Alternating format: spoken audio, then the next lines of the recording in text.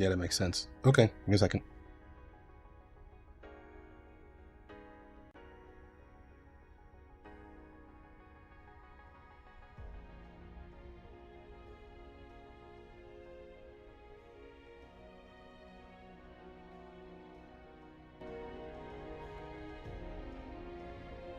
There, that should be fixed.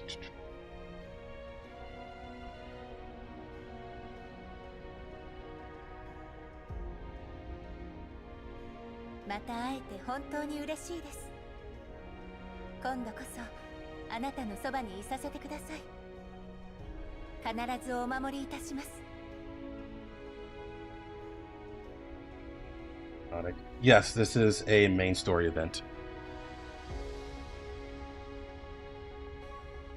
I've literally been at work all day, so I haven't had any spoilers. I can't even use my phone at work. Besides on breaks. Like, people like talking to me during breaks, so I couldn't even use my phone. I had a terrible morning, but a good afternoon.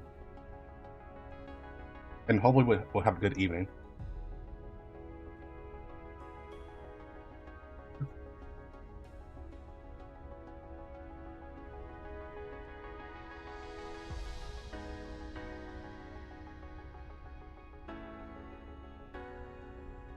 It looks like there's going to be an event involving the crew deck as well, so we'll look into that after this. No scam call? I am the scam call. What are you talking about?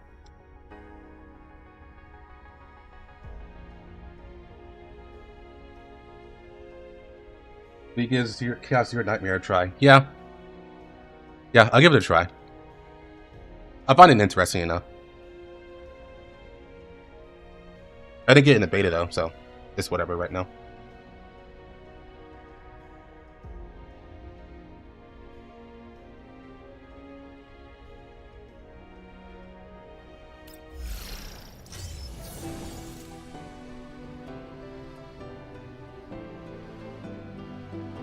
Hold on, I forgot to pull up my chat on my OBS.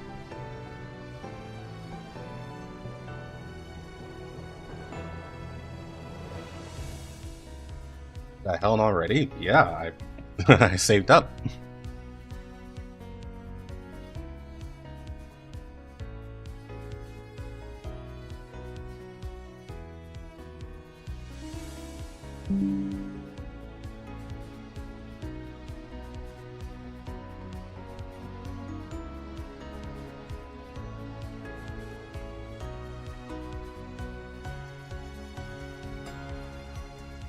I actually would have gotten on here quicker and had time to do some minor stuff, but I had to re-download my plugin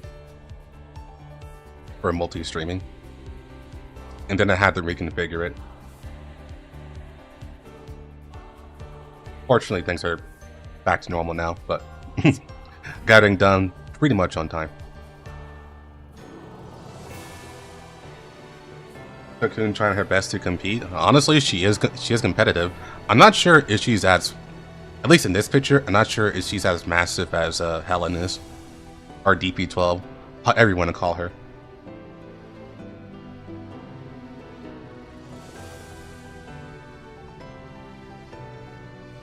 We'll give it 5 more minutes, and then we'll get into the story. Let everyone roll in first, because I know this is not a usual day anymore for me to start streaming.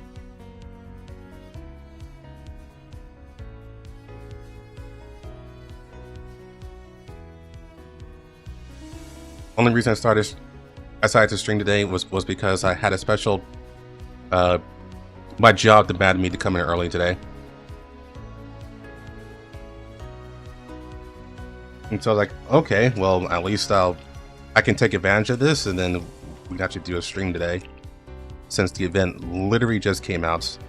And I know, myself included, a lot of us are excited about this new event due to the implications. So it'd be good to not wait until the weekend this time.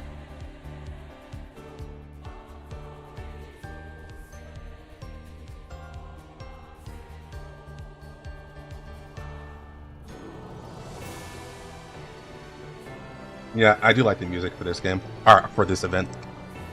It's very nice.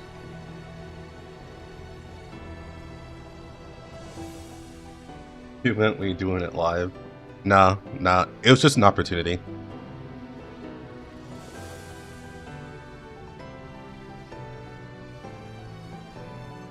Using one headphone. Don't get in trouble, Recon.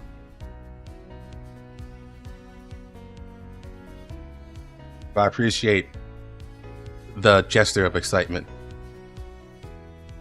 We'll get started in 5 minutes. So I want everyone to roll in here first.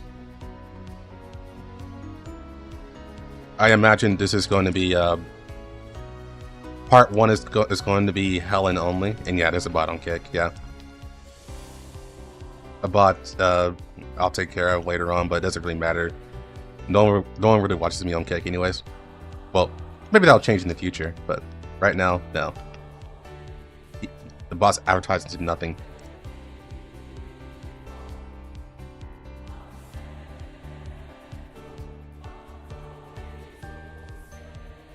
You know what's also massive on the Helen? Her gun. That's a really impressive looking gun.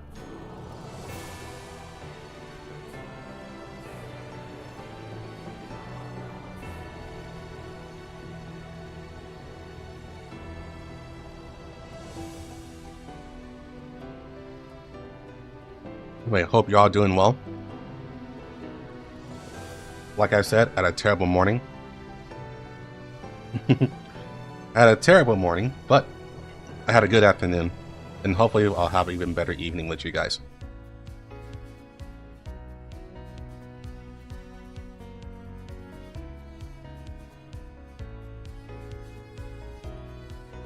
Yeah, it's a really impressive looking gun, I'm not gonna lie.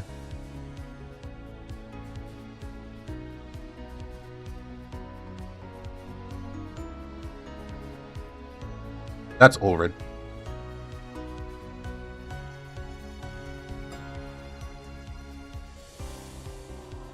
Yeah, Star wouldn't use a sword, so.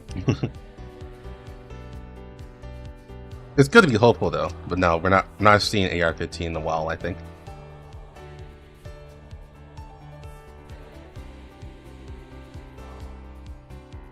Yeah, everything's bigger in America. Didn't you know that? Including our boobies.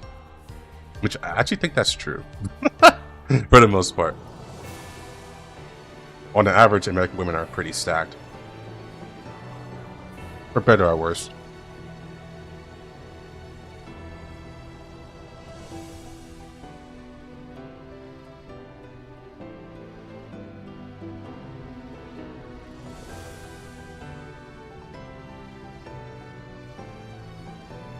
We're getting close to that starting point. Chinese firearm? No, DP-12 is an American firearm.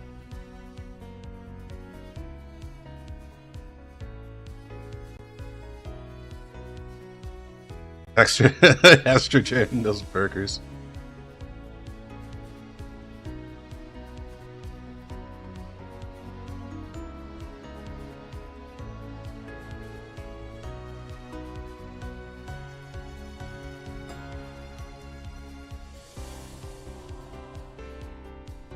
Yeah, it's all the burgers and the hot dogs and probably even the surgeries. You know what I mean?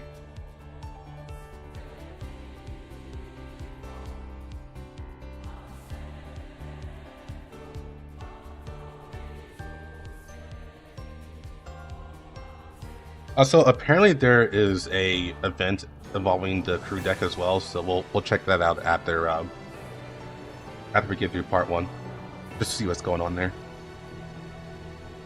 I don't think it is part of the story though, so we're okay.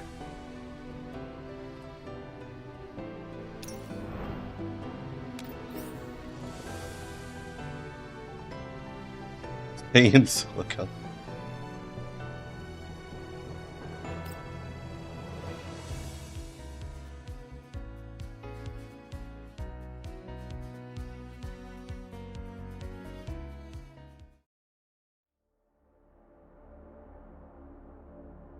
1 week after the Leviv explosion. In the desolate and empty wilderness, the Elmo raced on without rest. The price of breaking out of Leviv was steep. To shake off the UNNC forces, we were forced to abandon several resupply opportunities, shuttling back and forth between several satellite cities overnight before finally losing our pursuers. To this day, the maintenance work on all the dolls has just been completed. It's only thanks to support of the black market that we've been able to keep the combat squads operational. Even so, the Elmo only dares to operate in the harshest and most desolate areas of the Yellow Zone. Like wounded beasts, we cautiously lie low in the wilderness, hiding all of our tracks, afraid that any major movement will once again attract bounty hunters. Okay, so they are actually being chased by bounty hunters, literally everyone. To evade tracking and conserve energy, the Elmo has shut down most of its electrical facilities. Only the most critical equipment remains operational. For example, the infirmary. At this moment, faint sunlight streams through the porthole, casting pale spots of light in the infirmary floor. The slivers of light illuminate the room, but they fail to dispel the heavy, cold silence in the air. I sit on the edge of the sickbed as Colfine carefully changes her dressing on my abdominal wound. It's a parting gift from Leviv. Though not fatal, the searing pain still lingers. Commander, just a little longer. It'll be over soon. Wouldn't it be nice to rest a bit more? Hold up. Wasn't this voiced? Wasn't this supposed to be voiced? I didn't hear any voices just now. I looked down at the new white bandage on my waist and shook my head.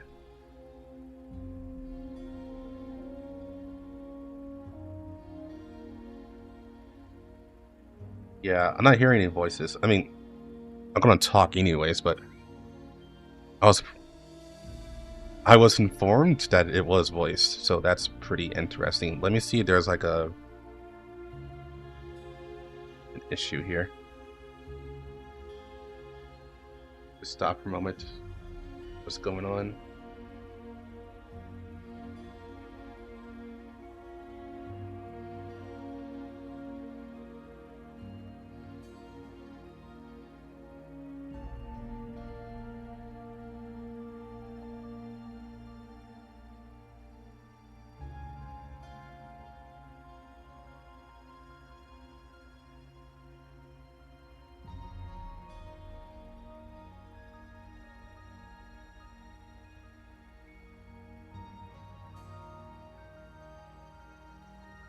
Oh, it's CN only. Okay. Yeah, we can go back. Or rather, I'll do this part without voices, and then once we take care of this, we'll go ahead and do we'll swap over to CN. I'm fine now, but what about her? How long has she been awake today? Colfine shook her head. Her gaze, along with mine, turned to the other small figure beside me. In the room, Helena lay quietly on the bed, her eyes closed, her face as pale as a fragile piece of paper. After rescuing Helena from the underground laboratory in Lviv, her condition continued to deteriorate.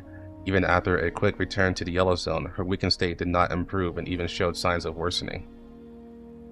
Except for being aware of for a while on the day she returned to the Elmo, Helena has been in a semi-conscious state ever since, and the amount of time she spends sleeping each day has been increasing. I gave Helena a nutrient injection this morning, but she still hasn't woken up.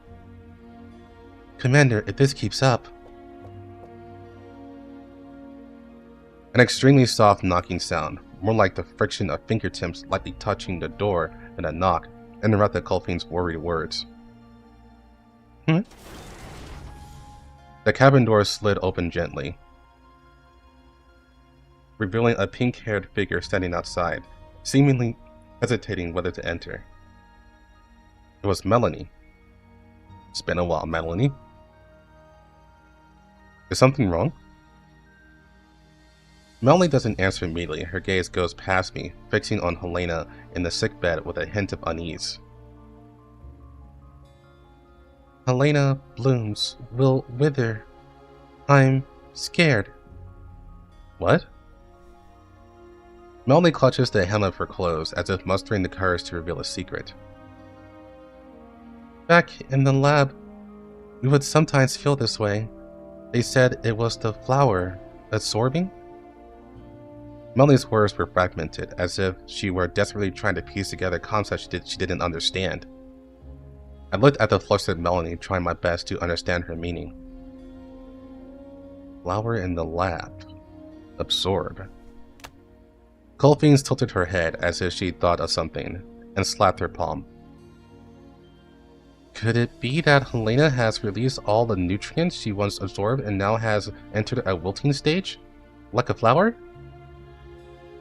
As if disturbed by our conversation, the sleeping Helena suddenly stirred and opened her eyes. Commander? Helena!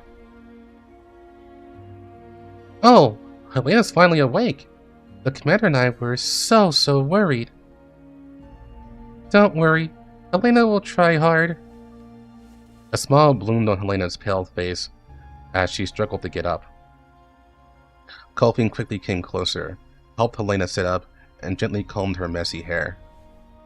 Helena sat obediently, tilting her head with curiosity as she looked at the new visitor. Who are you? Why are you the same as Helena? I am your sister. Like you, I was also created. Helena D68. That was my old name. But now my name is Melanie. Melanie, why are you here? Do you know me? Yes, I can vaguely sense the presence of sisters like me. And there's a special feeling about you.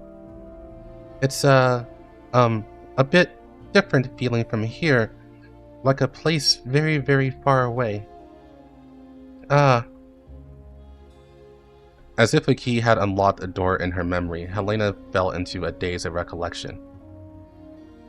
A place very far away, huh? Helena's gaze grew distant, as if she were trying to remember something. But soon she looked as weak as a wilting flower. Commander, I'm sorry. Helena is suddenly so tired. Before she could finish, Helena's body swayed warily. Colfin, standing by her side, immediately supported her. Almost as soon as Colfin helped her lie down, Helena closed her eyes and fell asleep again. On the hospital bed, the girl's face looked even more transparent. Her breathing was uneven and her face was contorted in pain, as if her earlier lucidity had been just a fleeting illusion. I turned my head to look at Melanie. What exactly were you talking about just now? Melanie took a nervous half step back and continued to formulate her answer. I also heard from those people that flowers need some special nutrients. Without those nutrients, the flowers will wither. I've already increased the amount of nutrient solution for Helena. Is that still not enough? Melanie shook her head vigorously. It's different. It's the green kind? In the lab, every Helena relies on that green stuff. Green. Colfin, did the data Rosa brought back before mention anything green? Green? Oh, I remember! In the data from Leviv's lab that Captain Groza collected, there was indeed mention of a high concentration special nutrient solution of unknown composition being used in a cultivation container similar to a child's. The report says that this special nutrient solution can effectively stabilize Helena's condition. That must be the nutrient solution Helena needs, right? Melanie nodded. I'm afraid time's a bit tight to look for a lab now. Can you figure out the composition of those nutrient fluids? Sorry, Commander. The research reports were we've obtained so far don't specify the exact composition of nutrient fluids. Besides, directly preparing the nutrient solution without knowing the manufacturing process is very risky. So the safest plan is to find the finished product directly from a Peridot stronghold. I see.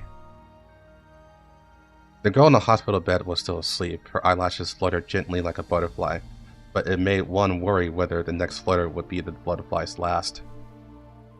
No. Now is not the time to think about these things.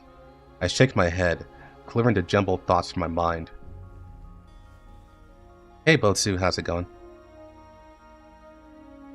Gently stroking the girl's hair, I spoke softly, like a promise. Helena, I'm taking people to find what you need right now. I promise. You'll be better soon. As if hearing my promise, Helena, half asleep, floated up from the hospital bed. In the azure light, 3 spherical objects gradually disassembled, then surrounded her, and finally converged into a blue glowing box. Helena also returned to the box. Colfine, Melanie, I'm leaving Helena to you for this period of time. Don't worry, Commander. Melanie and I will take good care of Helena. Yes, Melanie will help the Commander with his worries. Yeah, I downloaded the latest patch when I got home, and I got home around 30 minutes ago, so it's the latest one. Thanks for your hard work, by the way. I really appreciate it. It's a lot better than using an external translator. Thank you, Dylan, for becoming a member again. For 5 months. Appreciate it.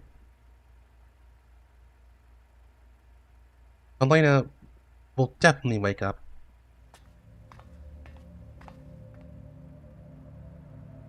Leaving the treatment room, I walked straight to the bridge. The anxiety in my heart was like a burning flame, incinerating all my composure. The real storm was clearly not over. Grozer had just downloaded the latest mission list from the Bounty Hunters Association encrypted network, and my name was prominently on it. Fortunately, the photo on the water poster was blurry, capturing only a hurried profile. Even so, we tightened all external communication channels.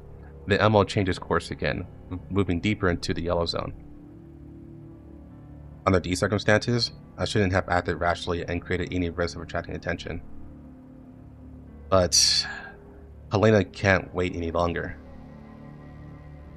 Rosa, bring up the Elmo's current route immediately and mark all known Peridot spaces in the yellow zone.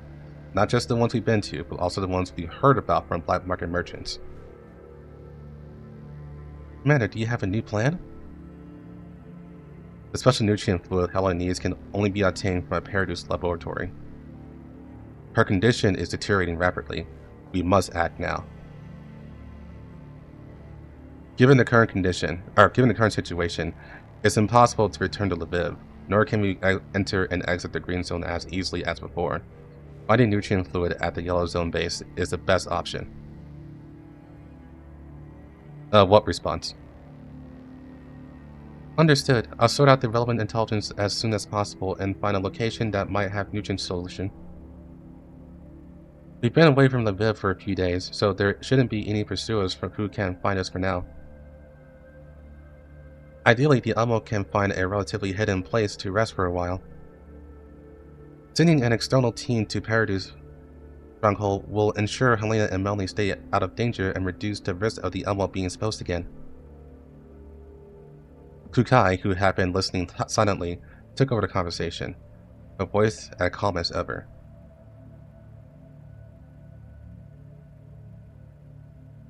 We need to keep up with supplies. The Elmo's inventory is limited, so we need to find a resupply point as soon as possible. Once we find a resupply point, we can finally get some rest. Staying on alert is not easy. Kukai skillfully ignored Mekti's complaints and turned to me. Commander, let Squad 404 handle the mission of finding a resupply point. However, the deeper we go into the yellow zone, the fewer black markets there will be. The continuously running Elmo also needs maintenance. We really do need to find a reliable temporary base. Are there really any places like that in the Yellow Zone? The better spots have probably all been taken by elids and parodies. Mekti's words plunged the command room into a momentary silence. I frowned as I looked at the vast and unfamiliar map of the Yellow Zone. A sudden notification sound broke the suffocating silence. Commander, the Elmo has received a new message. Huh? This familiar signal. It's Suomi. Suomi? Why at this hour? Let's take the call. The communication channel opens. After a burst of static, a familiar and anxious voice comes through. Commander, this is Suomi. I'm sorry to contact you so suddenly, Commander, but I really have no other choice. Commander, do you still remember the dock community I'm in? A few days ago, the area where the dock community is located was suddenly targeted by outsiders. Several groups of human squads launched attacks on our stronghold for no reason, and we... A sudden roar interrupted Suomi's voice. The subsequent images became intermittent amidst the spreading smoke of gunpowder. We've given it our all fighting, but everyone's firepower is limited, and supplies. Gunfire. More intense gunfire came from the other end of the communication. Even scattered and anxious shouts of Suomi, we need support, can be heard. Sorry, Commander, if you still... Please, help. Please. The coordinates are at... Suomi's voice came to an abrupt halt after another huge roar. The communication was cut off. The last signal transmitted was just a set of coordinates. Suomi! Mei-Ling grabbed my hand in a panic. Commander, what should we do? I hope Suomi's alright. We have to go help her, quickly! Commander, should we send a squad for support? The Elmo still has squad forces available for deployment. Suomi's situation is very worrying. But maybe I'm just being paranoid. It just feels like the timing of the attack is too much of a coincidence. Commander, are you worried that an enemy deliberately attacked the dock meeting to lure us out? But in the previous communication, no traces of other suspicious signals hijacking or forgery were detected. It could also be another situation. Given the secrecy of the dock community, the possibility of it being discovered and used by our enemies is low. But, in other words, for Suomi to be willing to risk exposing the community to ask for our help, the situation must be very critical. Rosa, can you mark the coordinates Suomi gave us on the map? Rosa quickly marks a flashing red dot on the map. I look at the coordinates marked on the map, weigh my options, and give the order. All units on high alert. Change the objective. Prioritize heading to the coordinates provided by Suomi. If they're allies, we'll help them resolve the crisis. Then we'll use that as a jumping off point to find the Paradise facility. If it's a trap, let's prioritize rescuing Suomi. Understood.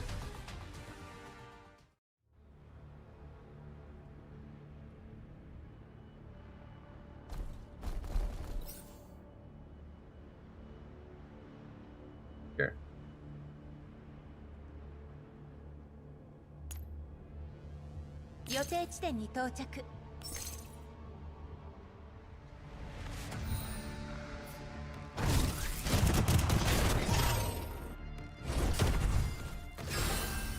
You done? No, okay.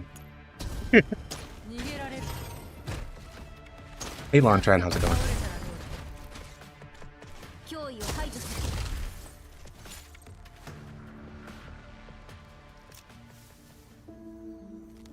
In a corner of the white zone, a meticulously kept garden, a capable-looking girl in a white uniform silently walks in, stopping behind Dandelion, who is leisurely trimming flowers. Oh, okay. Lady Dandelion, 4 days ago, a severe collapse radiation fluctuation was detected in Leviv. Analyzing the radiation concentration report, the values recorded this time are highly similar to an incident from many years ago. The Frankfurt incident. Yes. The strange thing is that the radiation intensity instantly peaked, and then everything returned to normal. The energy fluctuation was recorded by facilities in different regions simultaneously. It can't be a problem with the equipment in a single region. Those old geezers are curious about the truth about this incident, so they sent you to investigate? The full report on this incident has not yet been revealed. The reason for the fluctuation in the values, the attribution of the conflicting information, there are still many truths that need to be investigated. Yes, that is correct, Lord Samuel. The data I can currently access is extremely limited. Dandelion didn't turn around, remaining focused on the garden shears in her hand as she continued to snip away excess branches. Please grant me access to the database containing all historical data on the Frankfurt incident. I will personally handle the intelligence gathering for the Leviv incident and will be fully involved in the core investigation. The line between reality and illusion is often blurred. The methods humans use to conceal the truth may exceed your deductions. Dandelion snipped at the last forked branch, put down her gardening shears, and slowly turned around. Go, Helly. Go and see the truth those people have carefully prepared for you. But remember, the choice they give you isn't necessarily the only path you can take. I will heed your teachings, Lady Dandelion. I'm going to assume that means Helly. Helly gave a slight bow, then turned and left the garden. The moment she turned, a massive torrent of data flooded into her core. She stood silently in place as vast amounts of information were rapidly dismantled, categorized, and reassembled in her level 2. Only after Helly's figure had completely disappeared at the end of the garden did Dandelion slowly turn around, her gaze falling on the recently pruned branches. There, a small, pure white flower that had accidentally escaped the blade was quietly blooming. Dandelion elegantly plucked the small flower. She twirled the slender stem between her fingertips as if admiring some ridiculous work of art. A soft laugh rippled through the garden. How interesting. The ignorant always love to seek the unknown truth, just to quell their own inner anxieties. Dandelion releases her fingers, letting the small, pure white flower drift to the ground without a care. Even if this truth itself doesn't have much meaning.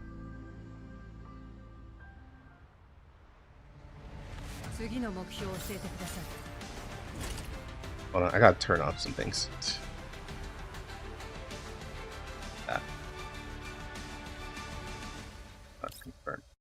Alright, let's get the Chinese voices up.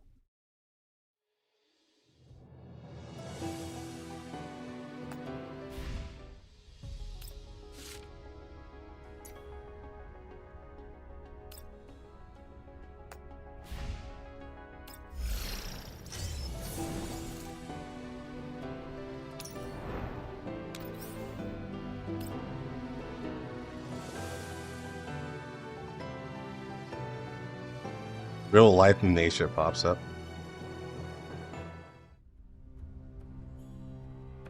In the temporary base, the acrid smell of gunpowder filled the air.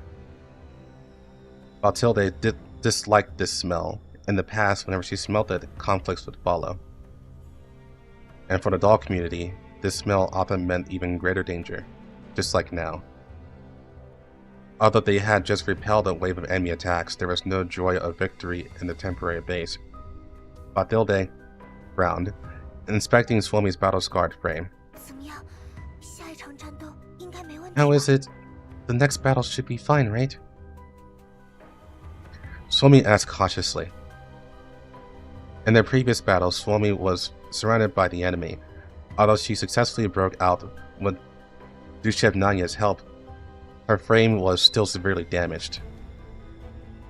Although they just stood up and shook her head. Emergency repairs are complete, but I still think we should retreat. Huh? Are we retreating now? Yeah, there's no JP voices at the moment. There's only CN.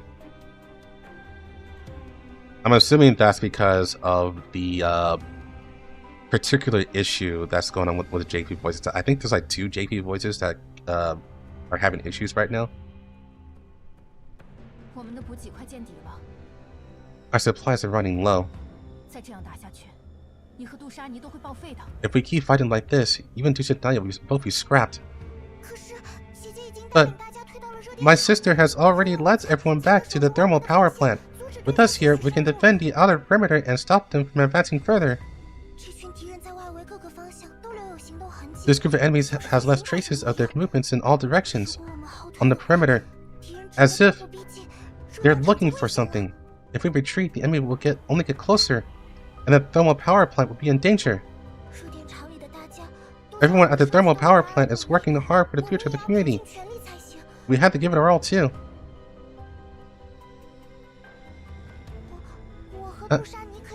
I and Dushevnanya can use flanking tactics, and with the temporary traps you made, we can make up for the lack of combat power.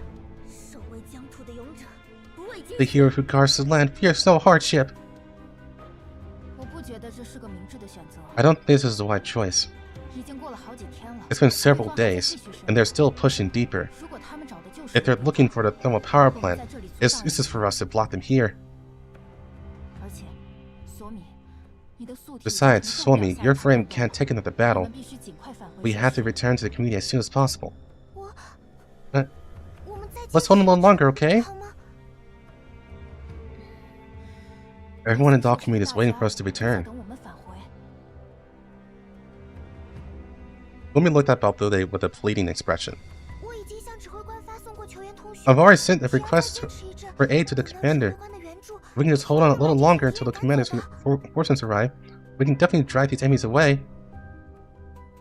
Hearing Suomi mentioned outside the hill, Balthude's frown deepened. Will that commander really come to our aid? Balthude didn't hide her suspicion. Helping the community now will bring no benefit, only trouble. I don't believe anyone would meddle just for a doll to stress call, especially not a profit-driven bounty hunter. No, the commander would never leave someone to die. Looking at Suomi's earnest rebuttal, Balthude was silent for a moment. Even if it's someone you trust, Suomi, I won't let my guard down. We've been betrayed by bounty hunter once before. We can't risk it again for the sake of the enemy in front of us. I understand your concerns, but as long as Balthude has spent time with the commander, she'll know the commander is absolutely trustworthy. Besides, everyone is at their limit. If you want to hold the stronghold, the commander is our only hope now.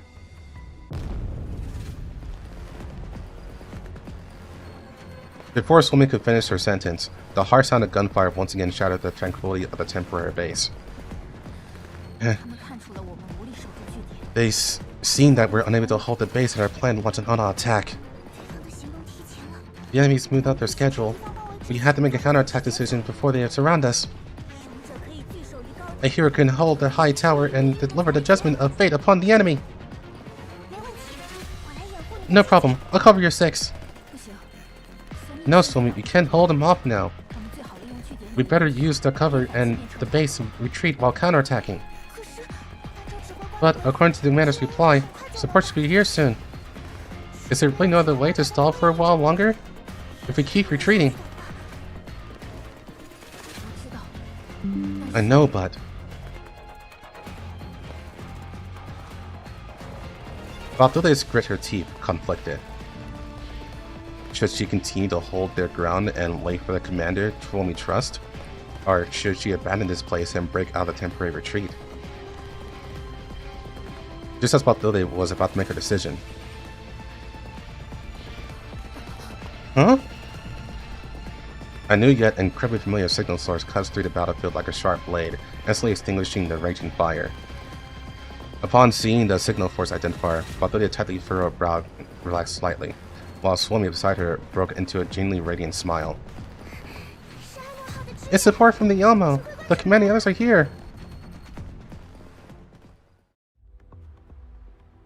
Big damn hero time.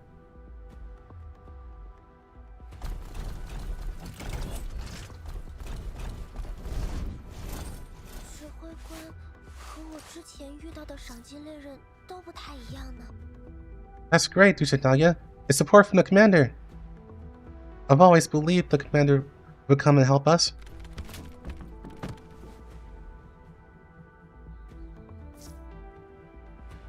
Regroup. Hold on a little longer.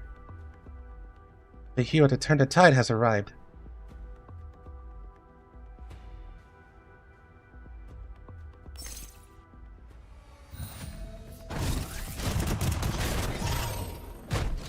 At least let that shady tank die? What shady tank? Oh, the BT 7270. Okay, yeah, I know what you mean now.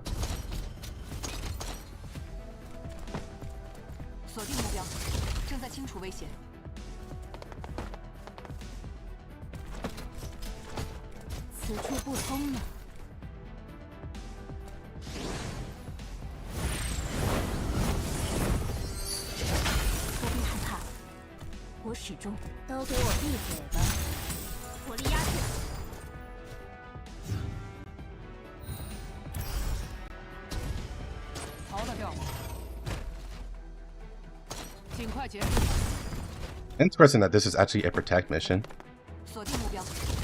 It might actually be decent in heroic mode.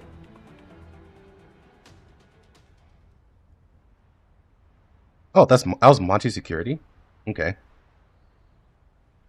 When the last Mangi security drone crashed to the ground as a burning wreck, Suomi almost immediately rushed out of the temporary base, waving her arms vigorously as she and her companions boarded the waiting Black Hawk helicopter. With a huge roar and gust of wind, the Black Hawk helicopter landed steadily on the Elmo's helipad. The moment the cabin door opened, Suomi saw the commander waiting in the airflow, and a nervous Mei Ling holding a toolbox. Thank you for your help, Commander. I knew you'd come help. No matter where Suomi's distress signal comes, the Elmo will always be there. As they speak, Mei Ling rushes over with her toolbox on her back. Suomi!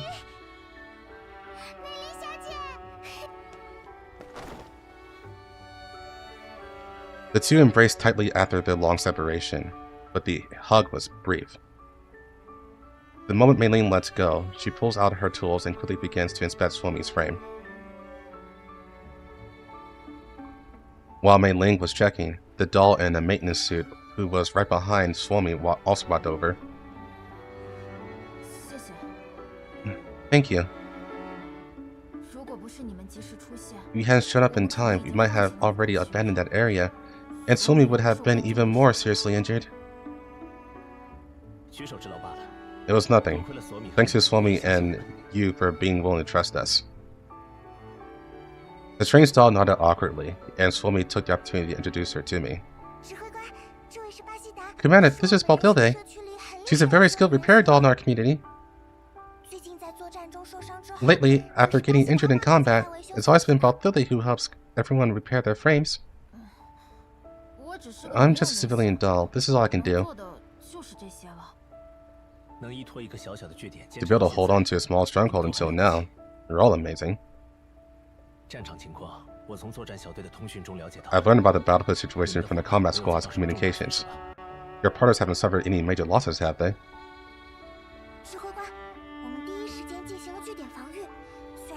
Commander, we defended the base immediately. Although everyone's frame was damaged, we didn't lose a single partner. I nodded. It seems that Elmo's support this time was quite timely. However, I'm a little curious. How did you get targeted by the Mangi security? Mangi security? Commander, are you talking about The teams that attacked us? Yes. They're a powerful mercenary group. I've fought them before. Their employer is unusual. I don't think they would be conducting a pointless cleanup operation in the Yellow Zone. Tell me about your encounter with this squad. We found them a few days ago at a reconnaissance point near the doll community. They seem to be searching for something, venturing deeper into the wilderness around the community and clearing out everything in the vicinity. Big Sis initially tried to send someone to make contact, but they not only completely refused to negotiate, they also attacked. We couldn't figure out their true objective. They're ruthless right from the start, as if they want to wipe us out this entire area. Big Sis was worried that if the enemy pushed deeper, the doll community would be exposed, so she led everyone in the community to retreat to the thermal power plant, leaving our squad to defend the perimeter. As far as I know, this area is harsh and has always been sparsely populated. If Suomi hadn't sent the coordinates, it would have been difficult to predict that they would be active in this area. In such a desolate area, what could they possibly be looking for? We don't know either. We just hope it's not for the thermal power plant. Thermal power plant? Is that the thermal power plant Suomi mentioned before? It's an abandoned thermal power plant. We're now... Although they stopped Suomi and shook her head, but Suomi smiled faintly. It's okay, relax a little. Mei and the commander are both trustworthy. We've only explored a small part of the perimeter of that thermal power plant.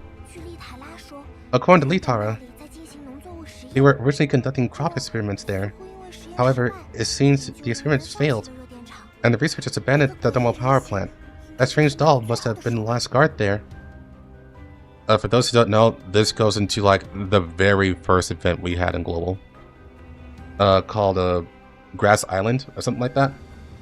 I think it was Glass Island. An experimental crop field. That does sound suspicious. Oh, and I think it's currently like chapter 8.3 or no, not 8.3, but 6.5. Like chapter 6.5 on the main story.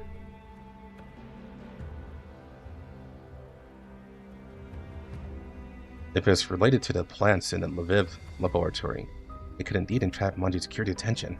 Suomi, do you remember if you found any clues related to Paradise when you were exploring the underground of the thermal power plant? Huh? What? Paradise still exists? I remember the commander destroyed Paradise 10 years ago. Yes, that's how it should have been.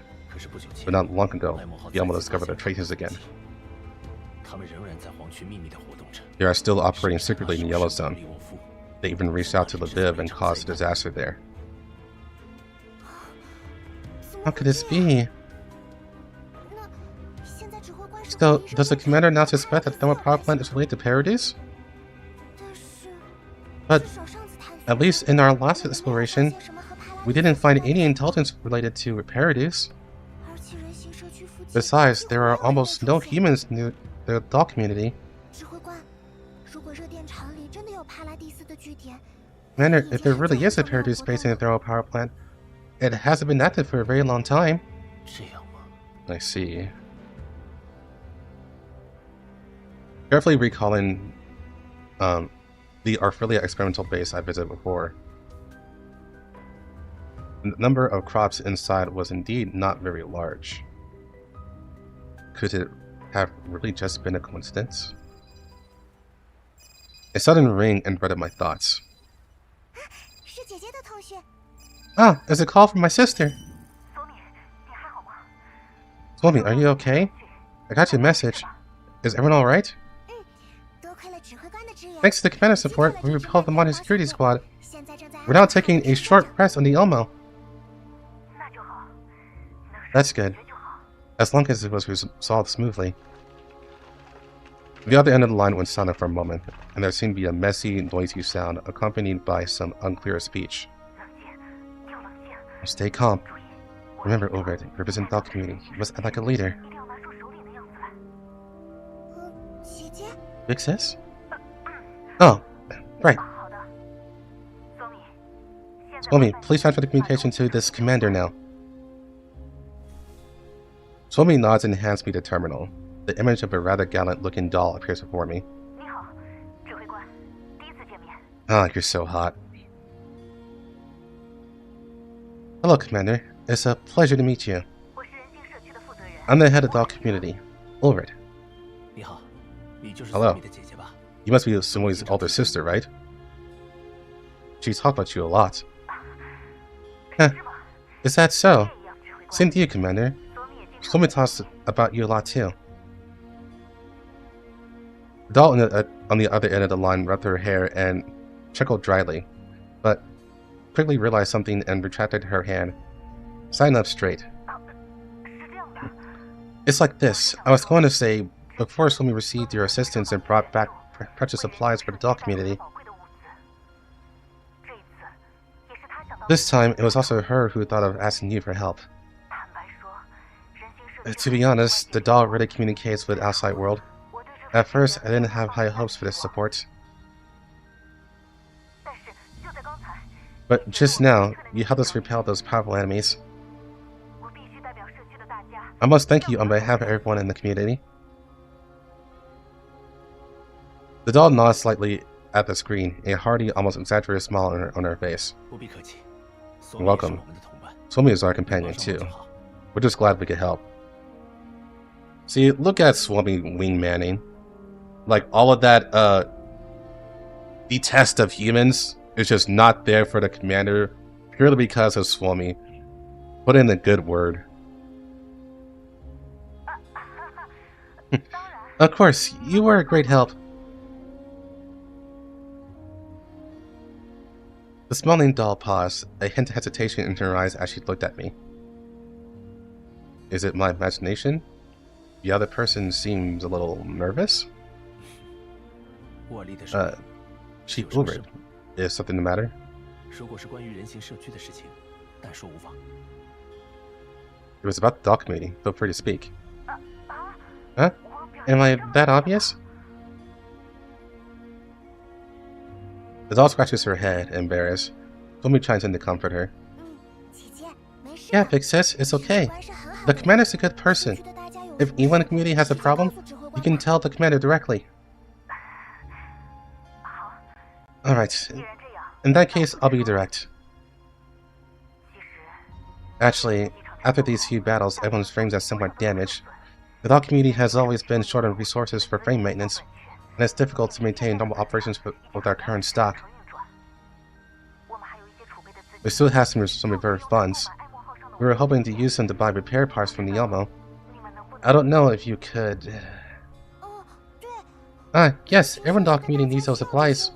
Please, Commander. Suomi, who was being inspected, looked up at me. Mei Ling was beside her, looked at Suomi's damaged frame, and shook her head sympathetically. No, you don't just need parts. Besides, Suomi, the frames of several of you are also heavily damaged and require deep repairs. I can... Your wife been burned once for rashly trusting a mine in Yellow Zone. A worried voice sounded, and Balthilde stood in front of Mei Ling. She blocked the doll behind her, as if she also wants to pull Suomi back to her side.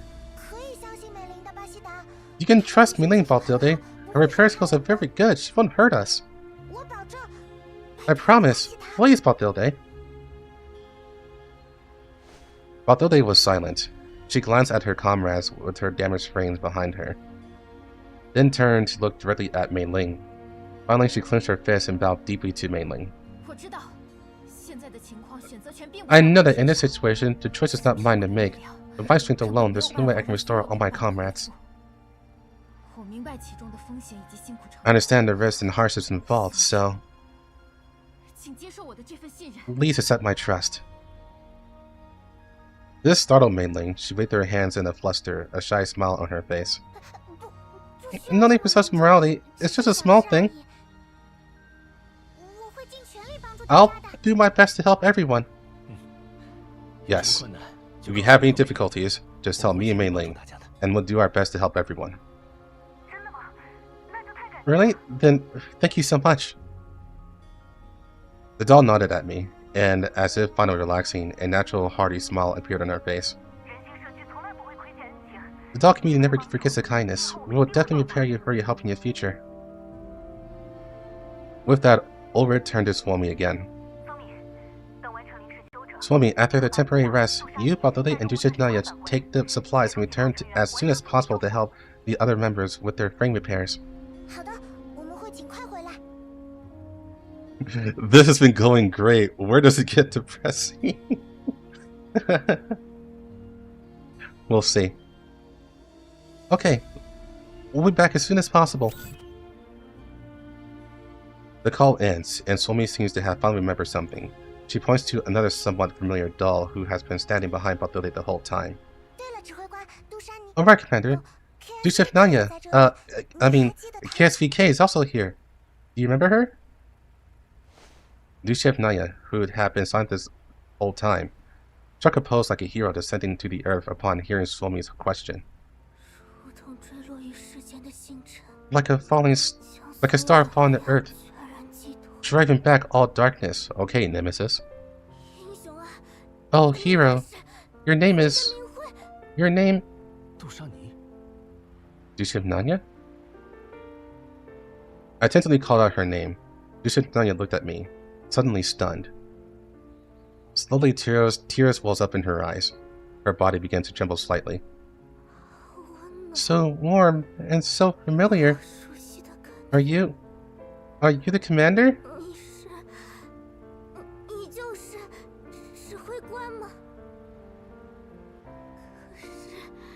But the memories of the past are like a fog. The hero can't find. Dushitnaya pounded her head in frustration, and Suomi quickly took her arm to comfort her. Sorry, Commander. Do you remember what I told you before? When Dushitnaya came to the community, her neural cloud was already damaged, and she lost some of her memories. But we don't have the materials or technology to repair her neural cloud, so we can't fix her. Yes, I remember. I've been meaning to find a chance to solve this. Since Dushitnaya is here, Mainling, can you try to prepare her neural cloud?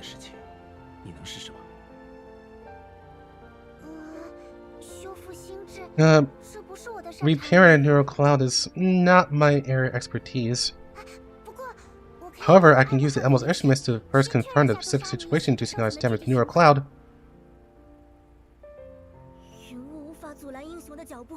The fog cannot stop the hero's steps. Please, great healer.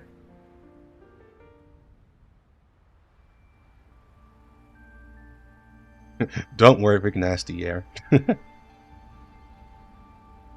Dushitnaya sat quietly opposite Mainling for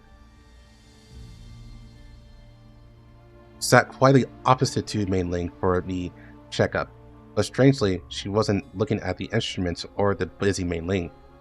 Her gaze was firmly fixed on me.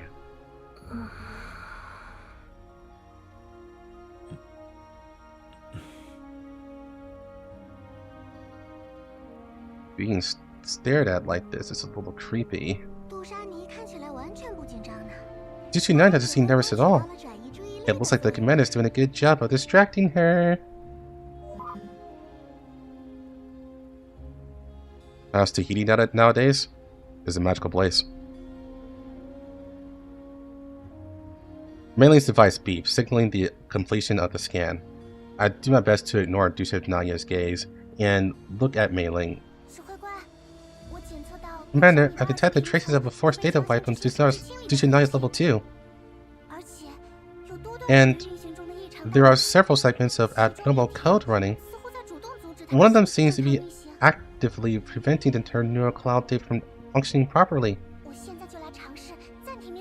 I'll try to pause that code right now. Just as Mei Ling was informing the operation, Naya suddenly started reporting in a completely emotionless tone. Data pipe initiated. Coordinates reported. Huh? Was that code that was affected to Naya the most actually useful? After pausing this code, another piece of code started running automatically. How could this be? I still need to confirm the specific logic of the code. When choosing doll community, it was difficult to back up Dushinai's neural cloud. If her neural cloud records are white, it'll be terrible. Force to stop, physically. Oh no, it's too late. In that instance, the code already ran. Someone has implanted a tracking code into Naya's level 2. As soon as she undergoes a deep neural cloud scan, her coordinates will be automatically uploaded. The reason Naya can't undergo a neural cloud scan is probably to prevent her coordinates from being accidentally uploaded. Commander, for safety's sake, we should move the Elmo's position immediately to prevent the enemy from fighting this area. What familiar code? The soldier ant beside them suddenly made a noise. Dandelion's voice came through as if she had remembered something interesting. Relax, Mei Ling. You handled it correctly. As long as this child sorts out her neural cloud, the coordinates will be automatically uploaded to the party with control authority. It seems her neural cloud data hasn't been synced with the cloud in a long time. And this is just the most basic coordinates retrieval code, generally used for dolls sent on external missions to facilitate retrieval by logistics personnel. This method is rather on the Griffin style. Griffin style? It's just a way of describing something as pedantic and outdated. But why would Dushinai's neural cloud have these codes? So many people left Griffin back then. Most of the dolls belonging to Griffin have been sent to different organizations, and some data and confidential information have been scattered along with them. At that time, in order to facilitate the recovery of Griffin dolls, such code was written into the neural clouds of some dolls. It seems Naya is one of them.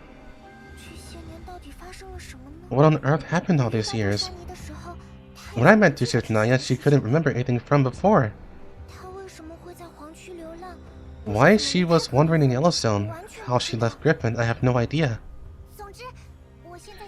Anyway, I'll back up Naya's neural cloud first. Then we'll figure out what to do next.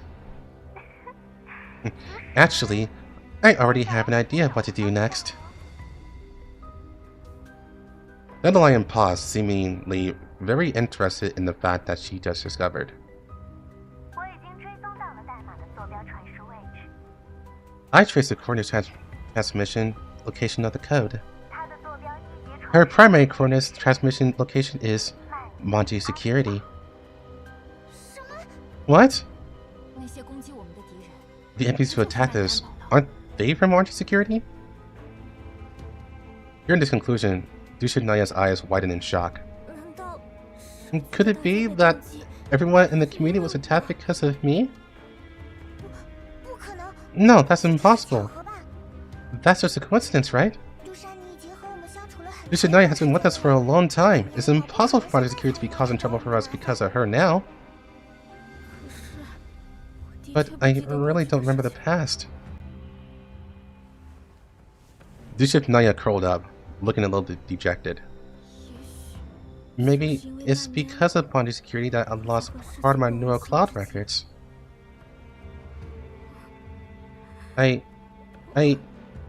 Maybe I was supposed to be destroyed by Mangi security, but I escaped. So Mangi security has been tracking my coordinates all the way here.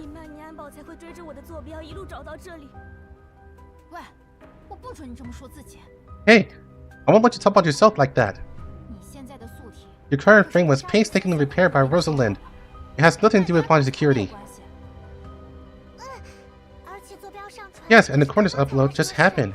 Mangi security just got the intelligence about you now, so they couldn't have come in a few days ago. Then, if it's not body security, then who's tracking my coordinates? That's where things get more interesting. Dandelion paused dramatically. After a further jump, the receiving end of the transmission location information became coordinates in the light zone. Guess who could it be? Consortium. That's right. If mod security needed her coordinates, there'd be no need for a secondary jump. Jumping to the white zone means it's highly likely that the faction behind mod security needs her coordinates. I never thought the conglomerate reach could extend behind Griffin's back. Times have changed after all. Griffin and Crooker's strength was once formidable, but after disbanding and reorganizing, they're now just a small PMC. And normally, just like other PMCs, they have to be supervised by Nampa. Regardless, now that we found out this lead, let's follow it. The truth that this Dushnaya carries will surely come to light. No problem. Let's go ask that old friend we haven't seen in a while for directions. You know, don't you, Commander? The current manager of New Griffin? Wait. Don't contact Hellion yet. In my current state, contacting her rashly will only cause more trouble. Oh, I see. It seems that to get this information, I can only contact the kind counselor. After all, Leviv left a special encrypted communication channel in advance. No. Judging from the content of the previous message, my communication with her has probably already gotten into her trouble.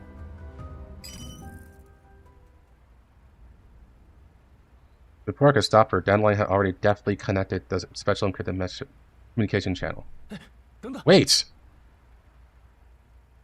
I subconsciously frowned, worried about Kalina's previous situation, and suppressed my dissatisfaction. Dandelion, you're being too reckless. Oh dear, I'm just sorry. I'll just... The next moment, Liva's calm voice came through the communicator, with a slight electrical crackle. Yo, you guys look like you're in good shape. I looked at the fading Dandelion, speechless, and rubbed my throbbing temples. Oh, let's just stop with the teasing for now. Kalina, how's she doing now? Obviously, because of her connection with a certain dangerous individual, our counselor, Kalina, is currently under internal investigation. All my communication records and materials in Nampa have been confiscated. But don't worry, this isn't the first time this has happened. In Nampa's records, you, Commander, are still that enthusiastic bounty hunter who practically reported the evidence of parodies and the conglomerate's cooperation. As for what the conclusion the URNC upper echelons will ultimately reach, it's all still unknown. I hope the URNC doesn't end up blaming me for everything. Sis Kalina will definitely insist that the commander is not what the URNC says and will do her best to clear the commander's name. Linda's lively voice joins the call. Letting the commander take the blame for others, I will never let that happen. The commander doesn't need to worry too much. Although Big Sis Kalina's movements are restricted now, our personal safety is still guaranteed. Big Sis Levi and I have also temporarily withdrawn, so the UNSC people won't be able to find us for a while. So feel free to ask. Is there anything you need help with? Contacting me so suddenly. I do have something to ask you. I met Dushev Nanya, that is KSVK, in the Yellow Zone. Originally, after I left, she should have been serving at Griffin. But she was abandoned for unknown reasons, and her neural cloud records are almost completely lost. Can you help me find her records? The commander knows, right? After the Frankfurt incident, you went missing, Commander, and Griffin was disbanded soon after. At the time, Kalina considered keeping some members and joining the Nampa. But the complex situation made it difficult for Kalina to stand on her own. Following arrangements or finding her own way out, those were the only two choices before her. That's right, I remember there were rumors back then that the commander had died on the battlefield. Well, that solves that problem. If Kalina, it says Kalina and says Leviv hadn't said be fine, Commander, I would have been sad for a long time. Sorry.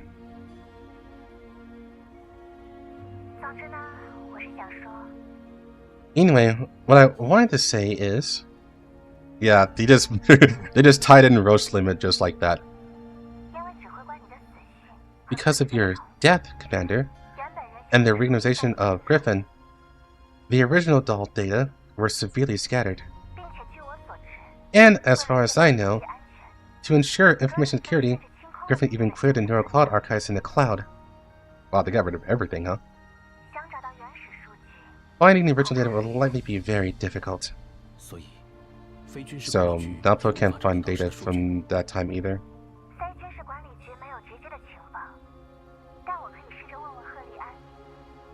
Nampa doesn't have direct intelligence, but I can try asking Hellion.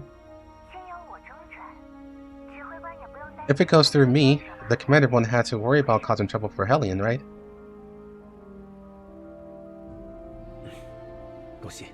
Thank you very much. If there's any intelligence related to Dushidnaya and Mangi security, please, let me know. Getting intel from the inside will get us a better grasp on the situation faster. Commander, Kalina told you, didn't she? Nikita is still employed at Mangi security. Yeah, we do know this. We literally just got this. In global, so you guys should know this already. Why not use her power? Oh, we're bringing her in? We're bringing in Nikita? Okay. Don't worry, I'll prepare a completely anonymous communication channel. Even if it's breached, it won't be traceable. Okay. I need Nikita to check if Mangi security had Tushina's neural cloud archived internally. Yusuf Naya, who had been listening quietly, joins the conversation. And DP-12, that name is branded deep in my soul. DP-12? The name Yusuf Naya blurted out caused a brief silence. If I remember correctly, DP-12 was also originally a Griffin doll. That's right, but now that you mention it, I haven't heard much about DP-12 these years. Where did she go after Griffin reorganized? Yusuf Naya just shook her head blankly. The Book of Fate cannot answer Traveler's question. It seems we have more mysteries to solve. By the way, the Chinese voice actor for the commander has a fucking deep voice. Like, holy fuck. It's so deep.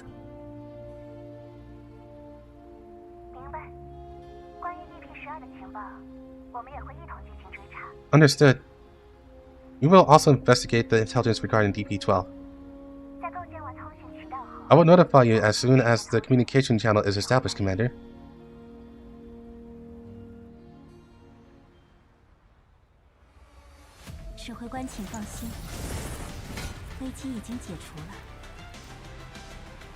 Don't we like it deep? Indeed we do.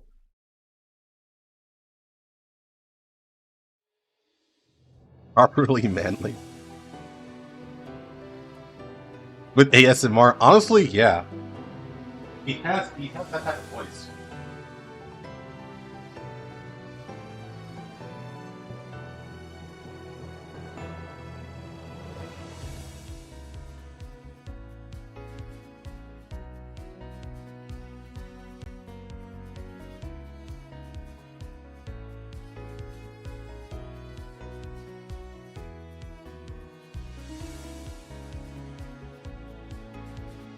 See, hero, you are perfect for Commander.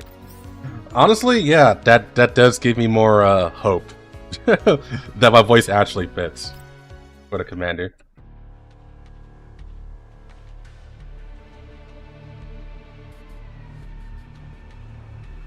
The aftershocks of the explosions in Leviv, like a stone thrown into a lake, are still causing ripples in the White Zone. Amidst a strange sense of discord, all major factions are trying to investigate the truth of Leviv. Intelligence related to radiation and personnel related to the consortium laboratories are being investigated one after another. The once bustling streets of the White Zone have taken on a subtle atmosphere. Equipment and vehicles from different organizations come and go on the streets, and radiation detection has become more frequent and strict. An invisible sense of panic is spreading among the bigwigs in the White Zone, and is more suffocating and helpless than radioactive dust.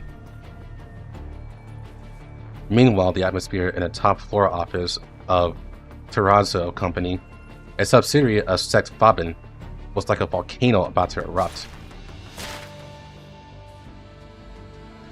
A large stack of files was roughly thrown on the table by Berryfield. She left her desk and paced irritably on the expensive carpet, her former elegance gone. In contrast, a smiling woman in front of Berryfield watched her accumulating anger unfazed. A pleasure to meet you, Miss Berryfield. Cocoon gave a slight bow, her voice as smooth as silk, but with no trace of respect.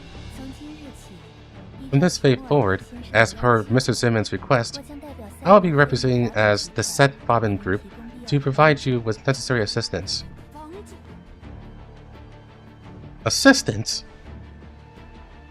Berryfield stopped abruptly. The erupting volcano had finally reached its tipping point, and her endless fury now had a target. Cocoon, wasn't she from Aphelion? Yes. You only had her voice in Aphelion.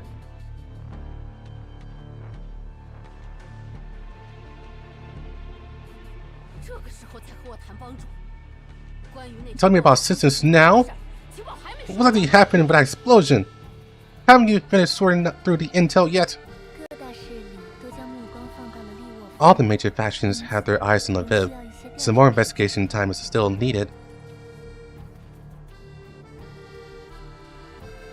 Cocoon's tone was completely calm, completely unfazed by the erupting volcano in front of her.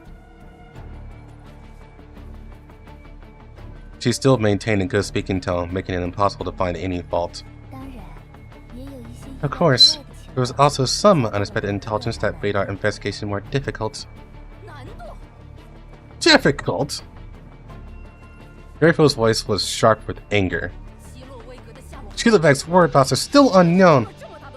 This huge problem at her lab has attracted the attention of the Readthrough government. This will definitely implicate my Terrazzo Corporation. You must find her for me. Judging from the state of the crime scene, she is most likely dead. Berryfield suddenly let out a cold laugh, a fierce glint in her eyes. Those people at the main conglomerate must be terrified that I'll implicate more of them. I wasn't the only one who profited. The intel was shared from the beginning. There's no reason for Terrazzo Company to bear the responsibility alone. There's some things for you to be so nervous. Cocoon comforted Berryfield, but there was still not a trace of warmth in her eyes. Yeah, they're a subsidiary. Let me double check that. It's up here. Yeah, a subsidiary of Set Fabin.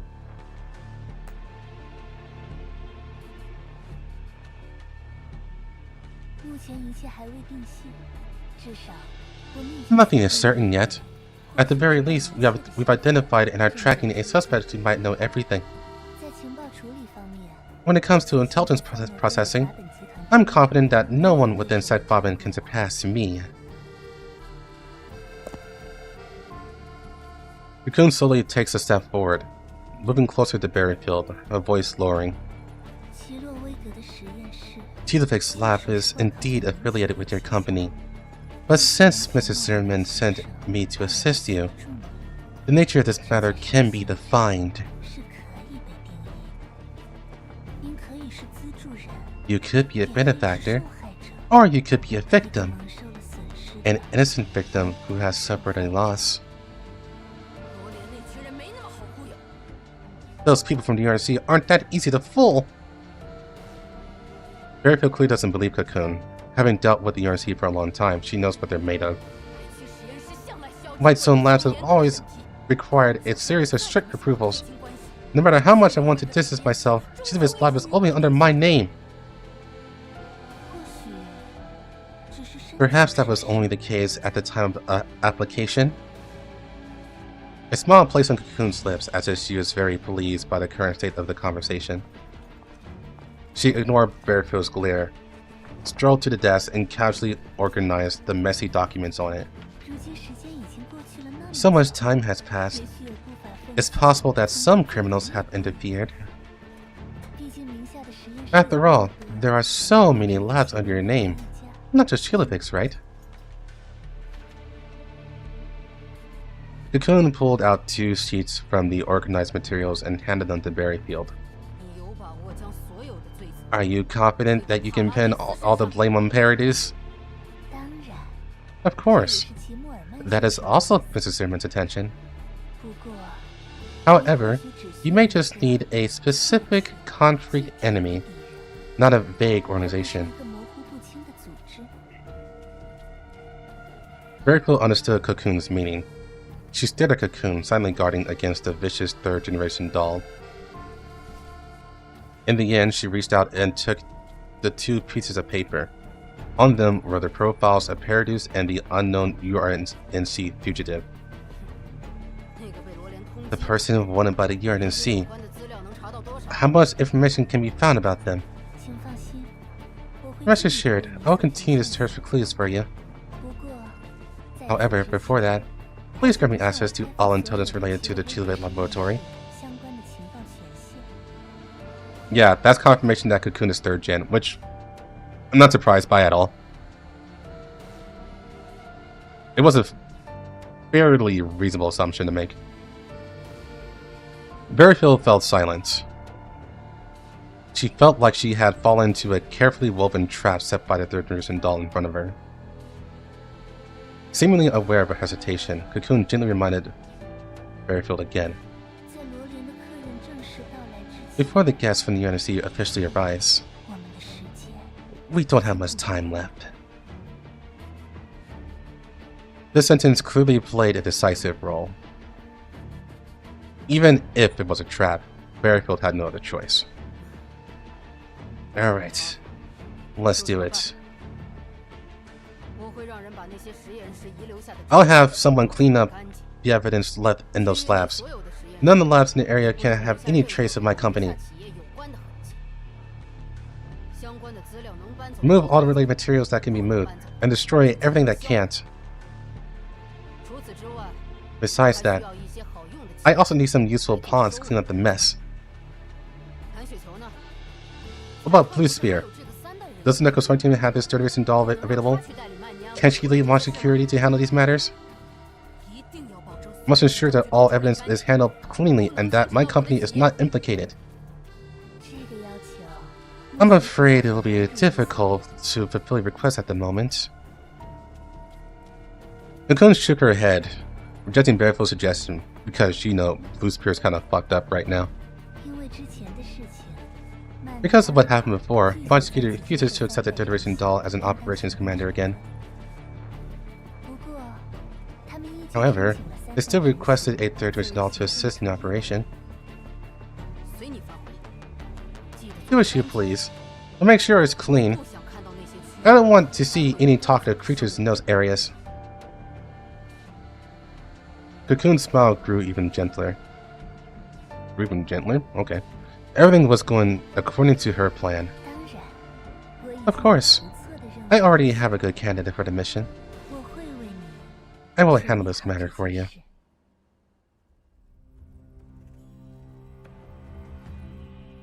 Late at night, most areas of modern security were locked down, but the core database room was still humming quietly.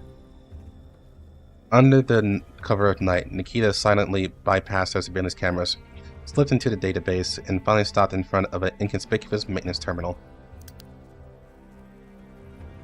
She plugged a micro device into the port and used the acquired permissions to pass the gateway audit. An ice blue light instantly lit up the screen, and Nikita focused on searching for the target file for this trip. Boss, I found the files for KSVK and DP12 in MonsterQ's database. Nikita's voice came through the encrypted channel, tinged with a slight static. Be careful, Nikita. Don't push yourself too hard. Prioritize searching the internal records of Modern Security.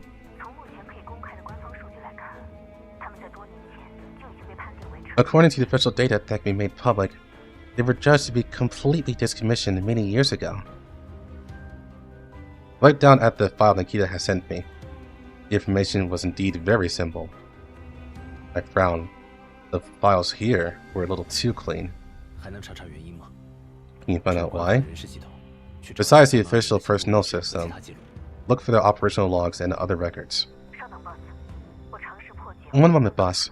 I'm trying to break through a higher level clearance. Found it. The record shows that DP-12 was devoured by a Bujin while on a mission in the Yellow Zone and was deemed unrecoverable. That's obviously a lie. A Bujin. Okay, what about KSVK? And KSVK was deemed unsuitable for human service during the mission, with her neural clock considered somewhat dangerous. She has since been decommissioned. What about the time of the neural clock backup? It's been too long, boss.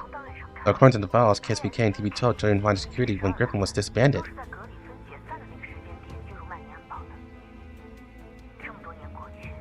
After so many years, it's almost impossible to find the neural cloud backups from back then. Besides, the intel clearly states that the neural cloud archives had all been decommissioned.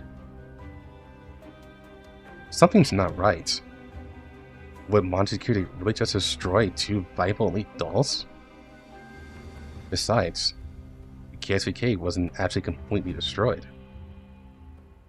The records must have been altered. But should I have Nikita continue investigating? As I was thinking, Nikita's tone suddenly changed. Wait, boss. Nikita displayed two files side by side on a terminal screen. One was an archival photo from Nikita's own neural cloud records, an ID photo of a very familiar blue-haired doll. The other was a repair record she dug up from the maintenance department deep database. The record number was also DP-12. But the girl in the photo had short white hair. It was clearly Duchev Nanya. I remember seeing DP-12's name in the file for a project called the Corona Project. Her frame photo at the time showed her with blue hair. But in this report, DP-12's frame is different from the photo I saw in the Corona Project. I'm sorry to interrupt your reunion, Commander. The Modern Security communication signal is trying to connect Duchev Nanya.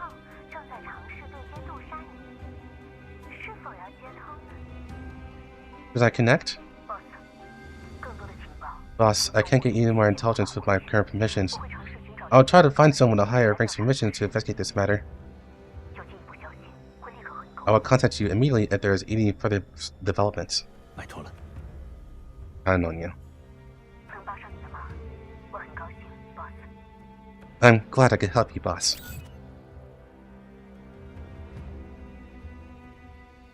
After finishing the communication with Nikita, I looked at Duchev Nanya. Duchev Nanya has been anxious ever since she learned her coordinates were being tracked. Noticing my gaze, Duchev Nanya lowered her head, avoiding eye contact with me. The call I initiated made Duchev Nanya uneasy. She was worried about what might happen if she answered, but she also hoped to get the information she craved from this call. I signaled to Dandelion to connect the call with Duchev Nanya to the Elmo's main screen. Instead of passively waiting and fearing the unknown, it's better to directly investigate the related matters.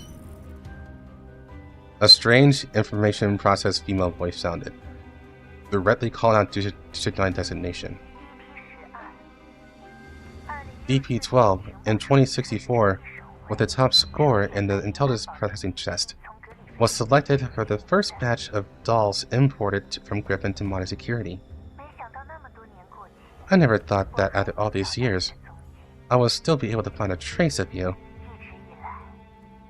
I've always been very curious about you. Who are you? Don't be in a hurry. When you get back to modern security, we'll have a chance to meet. I have no reason to go back. Interesting, but your answer doesn't seem to be as rational as I thought.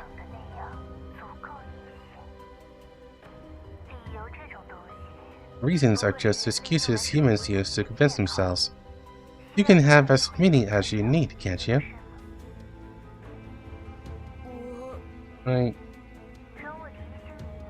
Allow me to remind you that your ownership rights are still with Mangi security.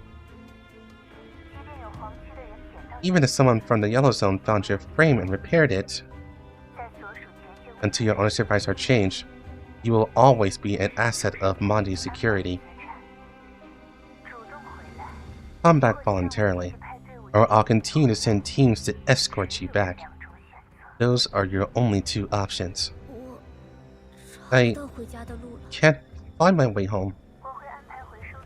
I will arrange a recovery team. You just need to arrive at the coordinates I gave you on time. I hope you won't disappoint me, DP-12. Why is she calling her DP-12?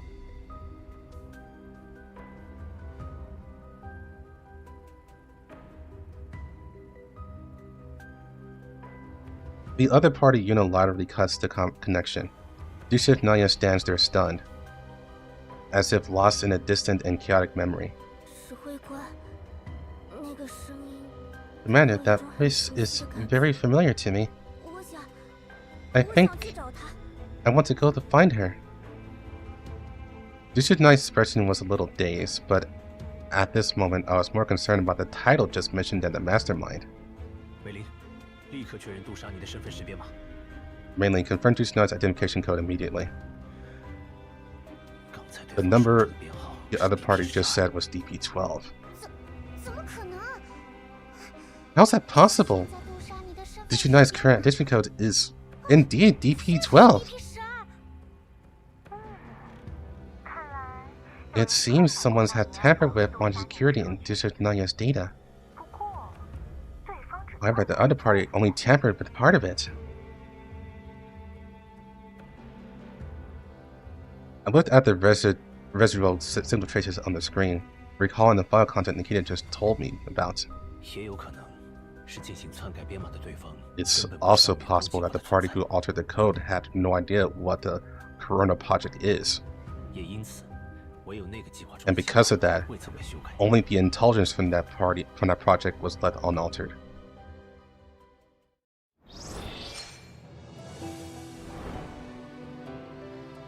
So the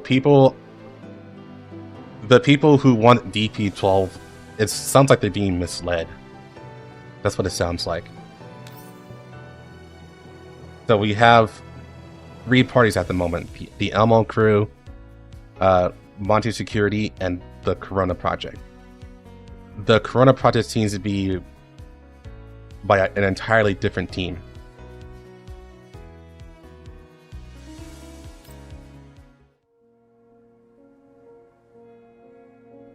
Oh, Project Corona Hole? Yeah, I remember that now.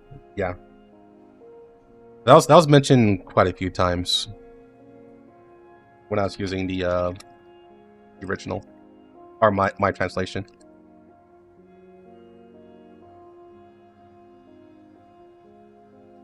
Well, the dog community is not really involved in this case, other than the fact that Duzhanaya is part of that community.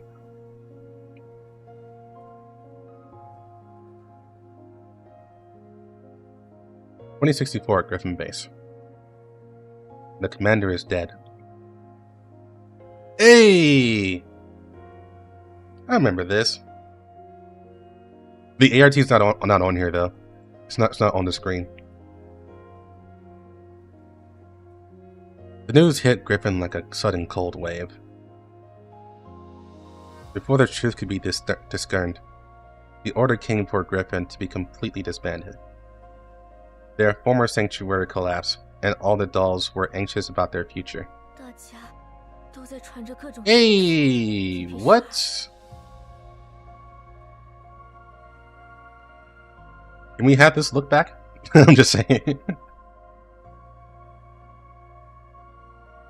Everyone is spreading all sorts of rumors, DP-12. Are we going to be abandoned again? Just like before? With nowhere to go? KSVK couldn't accept it. Couldn't accept Griffin's disbandment. And even more unacceptable was, how could the commander who had led them through countless crises, the invincible hero on the battlefield, meet such a cold and hasty end? Hey! Wait, I didn't expect him to do that. Wow. This is literally her Mod 3 look. He actually made the Mod 3 looks. Just for this flashback cutscene. That's actually insane. Calm down, KSVK. The blue-haired doll gently pulled the flustered KSVK into a tight embrace. She gently stroked KSVK's hair and patted her back, conveying a sense of comfort through her actions. I'm still by your side, KSVK. You're not alone. But the commander is already... Neither you nor I would believe such intelligence, would we? Let's wait a little longer. I believe that as long as the commander is alive, he will definitely come back.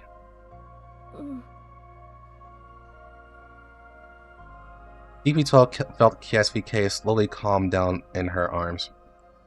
She paused, then changed the subject, but her tone was tinged with a hint of helplessness. The disbandment and reorganization of Griffin is a fact that we cannot change no matter how hard we try. From the intelligence we can gather, the disbandment order came from the military high command. Well, he did come back, but it was 10 years.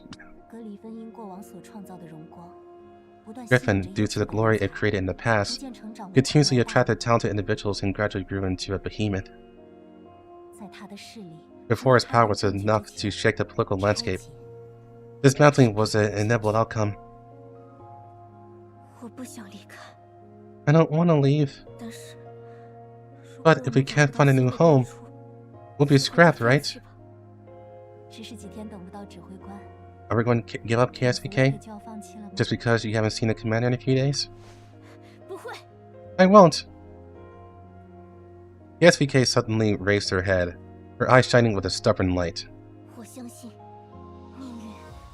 I believe that fate will guide us to reunite with the commander. Don't worry. DP-12 smiles, a hint of relief in her expression.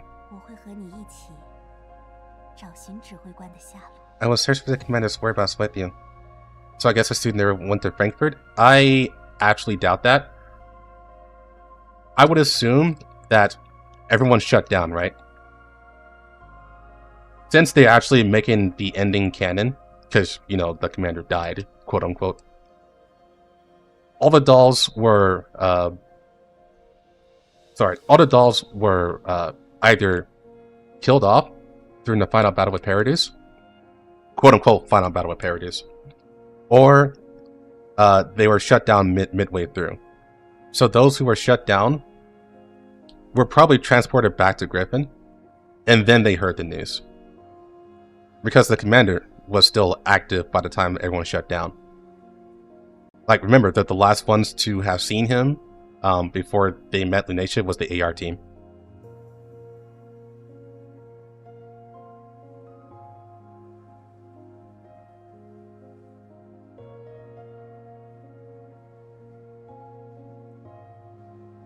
Simple promise, yet like a spark in the embers, it keeps the warmth of hope alive in the cold winter.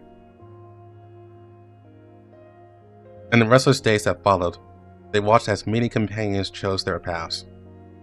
Some dolls chose to leave Griffin to follow their own ambitions, while others chose to wait for further orders from Griffin. DP12 and KSVK chose to follow Griffin's arrangements. Like those dolls who hadn't decided on their future paths, they participated in the tests held by Griffin, facing various instrument recordings time and time again, anxiously awaiting Griffin's subsequent arrangements for them.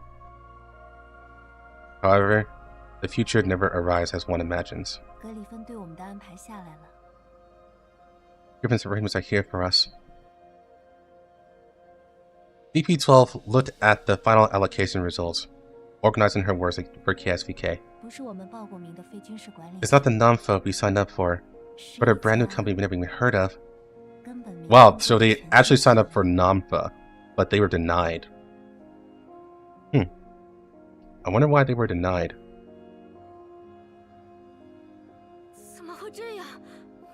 How could this be? We worked so hard.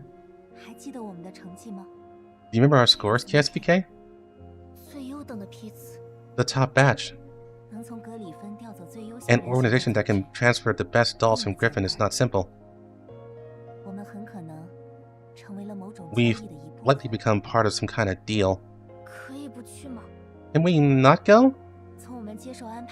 From the moment we accepted the arrangement, the option to refuse ceased to exist. These past few days, I've tried many ways to gather intel, but with our clearance level, there's no way to know what the commander really went through.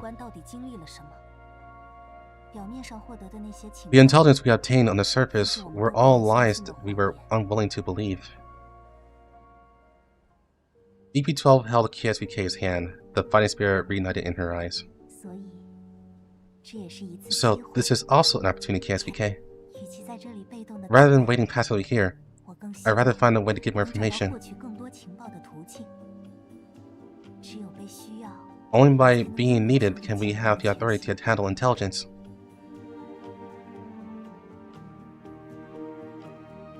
DP12 looked secretly into KSVK's eyes, confirming word by word. Shall we make a promise again? Until we find the commander's whereabouts, we'll encourage each other and never give up. DP12, we haven't been abandoned, have we? Correct. DP12's reply was gentle yet firm. She suddenly gave a playful wink, as if trying to lighten the mood. After we find a commander, we'll have to give him a little punishment.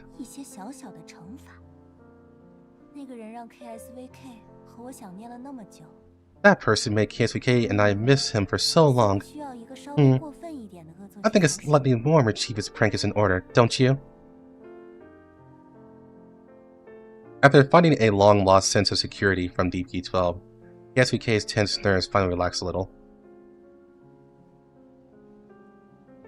She opened the locket on her chest and looked at the treasured photo inside. It was a picture that KSVK had specially invited the commander and DP12 to take together when the commander was still around. In the photo, DP12 and the commander stood on either side of her, smiling gently and reassuringly. We'll definitely meet again, Commander. When we meet the commander, let's take a new picture. I probably won't be wearing a Griffin uniform then. Should I prepare an outfit for the commander's size in advance?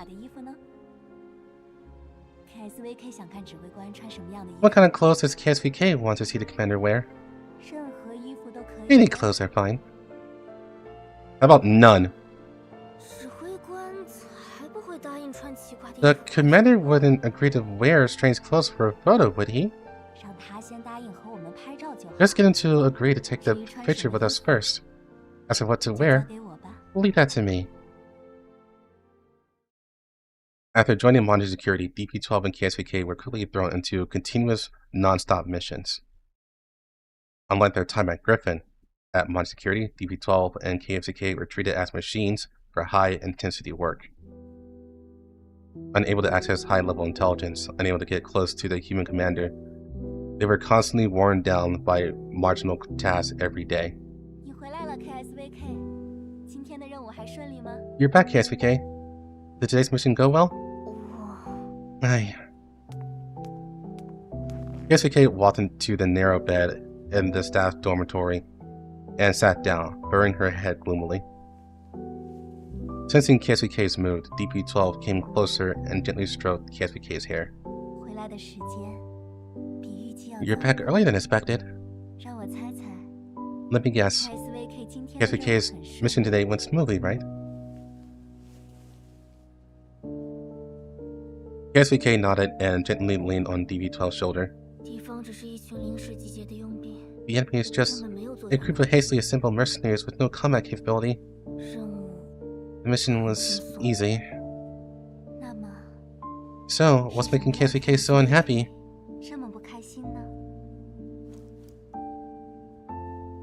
DP-12 gently patted KSVK's back, letting the dejected doll lean in closer. The weight of her frame seemed to be gradually shared by the dolls beside her. Leaning on DP-12's shoulder, KSVK seemed to be slowly regaining her strength. DP-12, how long do you think we had to go on missions like this? Every day, just following orders from our superiors. Fighting, and more fighting. You are not to inquire about information outside the scope of the mission, nor are you to query any data beyond your authorization without permission. At this rate, when will I ever find news on the commander? Just to make a note, this was basically the same rules in StateSec as well. If you read Gross's backstory, she also couldn't do anything outside of mission parameters. So it was like that everywhere, not just Mangi security. Just for clarification.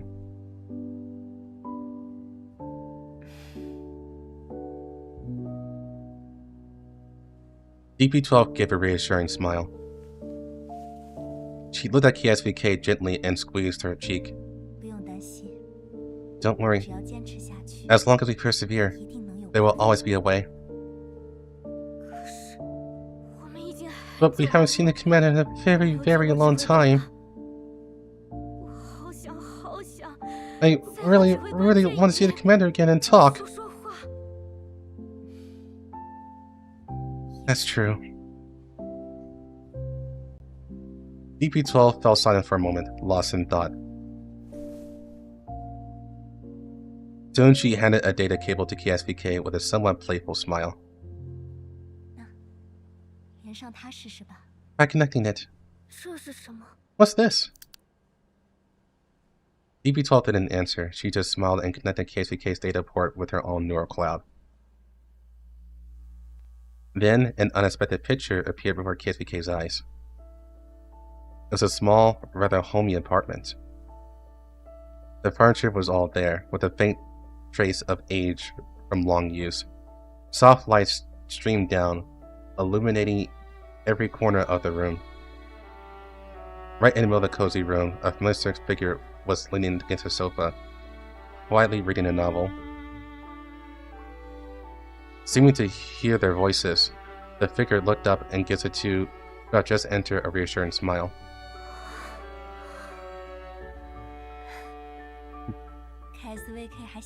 You like it, KSVK? This is a scene I just simulated in my neural cloud. KSVK walks over to the table in disbelief and picks up the photo frame. In the frame of the picture is a photo of the two of them with the commander from their time at Griffin. Gently stroking the photo, KSVK stared blankly at the somewhat ethereal figure on the sofa. Yes, I like it. Being able to gaze at the commander like this is a great happiness. Even if it's fake. DP-12 ruffled KSVK's hair and gently took her hand. From today on, let's make this place our secret home, okay? Even if it only exists in our neural clouds for now. But one day we'll make it a reality. Sorry. When DP-12 says that, I just think that she's literally going to marry the commander, make her her husband, and just have KSVK as a daughter in a playhouse.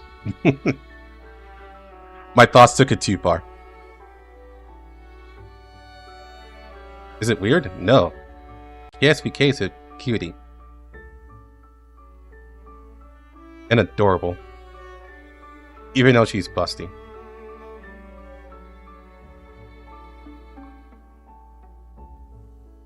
Yup, hero, that's literally it.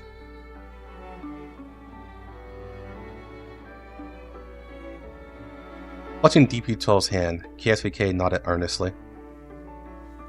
DP-12 rustled KSVK's hair, then looked towards the sofa again. The soft light shone on the figure on the sofa. DP-12's gaze gradually became determined. Commander, please wait for us.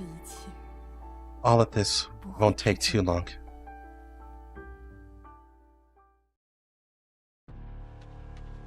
From that day on, in order to break their deadlock, DP-12 began to use her authority to sort through intelligence at work, actively searching for any clues related to the commander. Until one day, in the quarter of Mangi security headquarters, she brushed past a figure. I've seen you at Griffin before. DP-12 stopped and struck up a conversation with the woman in front of her. The young woman and the lead stopped at the sound. She motioned for her followers to leave first, then turned to look at the doll in front of her. Lentine! Hey! You finally returned!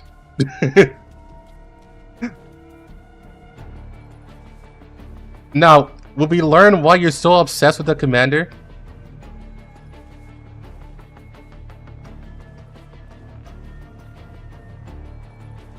Speak. What do you want from me? Hello, Lady Lentine. You don't have to call me Lady Lentine. Lentine's tone was tinged with impatience as she stared coldly at the strange doll. When did you see me at Griffin? I saw you at the memorial service for the heroes of the Frankfurt incident.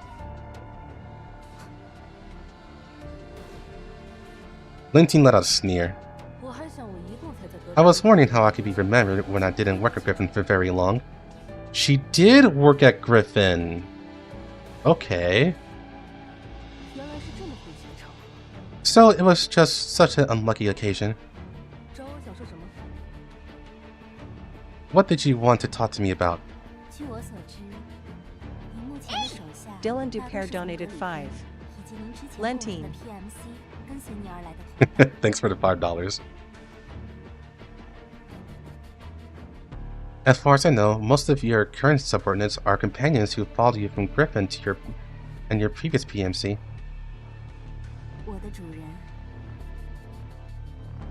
My master?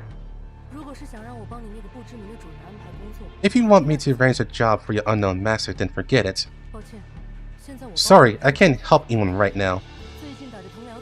Lately, too many people have been coming to me in the name of being colleagues. Since your master get into Mangi security, let him work hard himself. What's the point of sending a doll to deliver a message? Even for marginal justice personnel, there's a place within Mangi security. Finding your own place has never been something that others can help you with. That's not it. I just wanted to ask you if you ever see my master. DP-12 told Lentine the commander's name. Lentine's impatience instantly froze, replaced by an extremely complex expression.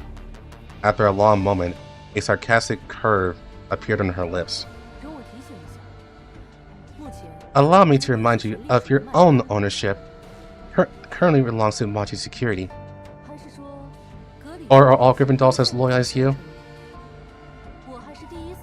This is the first time I've met a doll who is still so devotedly searching for her masters after he died. The commander's not dead. DP-12's tone was decisive. The official report has already said it. A heroic sacrifice. I won't believe the news of the commander's death until I see the body.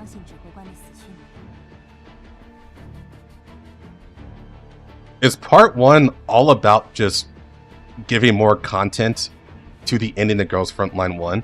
Because it really feels like that right now. Like, this is like an actual epilogue to the ending of Girls Frontline 1. DP-12 gave a slight bow, ending the conversation. I'm sorry to disturb you. Thank you very much for the information. Hmm? Is she angry? That could be my imagination. That man's subordinate doll. Interesting. 10 days later.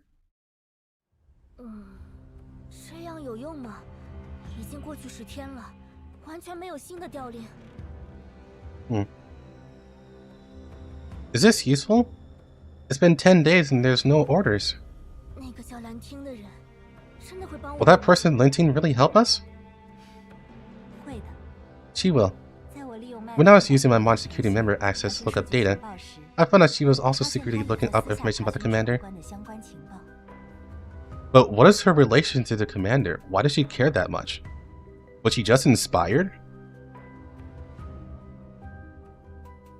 Like, did she hear about the commander's efforts and she just inspired to join Griffin? Interesting. Although she cleared her search history, she can't hide it from me.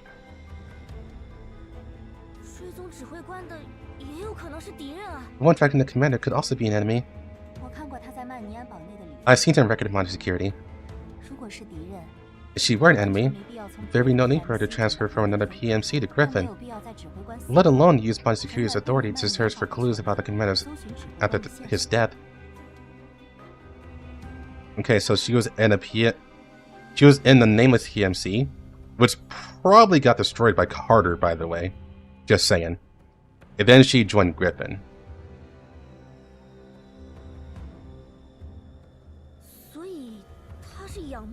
So, she's someone who admires the commander?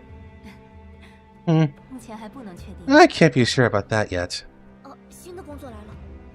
Ah, a new job has come up, and then Griffin disbanded. Well, she left Griffin before it actually disbanded.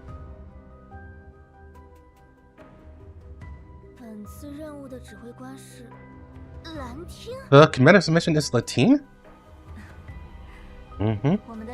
Our ownership authority has also changed.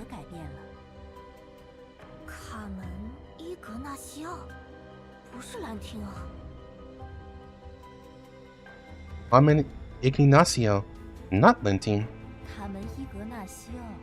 Carmen Ignacio is one of the founders of Mangi Security and a key figure in its management. If we can gain Carmen's trust and her permissions, we'll be able to get more intelligence. The commander's influence is more useful than I thought. It really makes me feel complicated.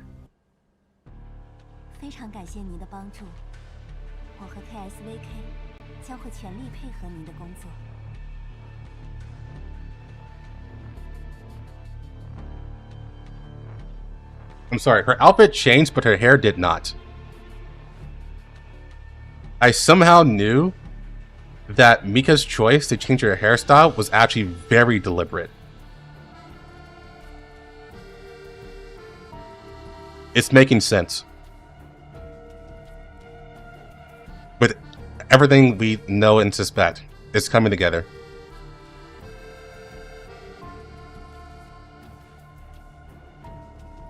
In Jimmy we trust.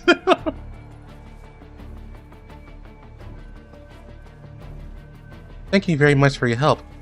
KSVK and I will fully cooperate with your work. But what I want is not just cooperation, but deep cooperation in the true sense. Lentine knew clearly that within the current body security, she had no faction she could rely on.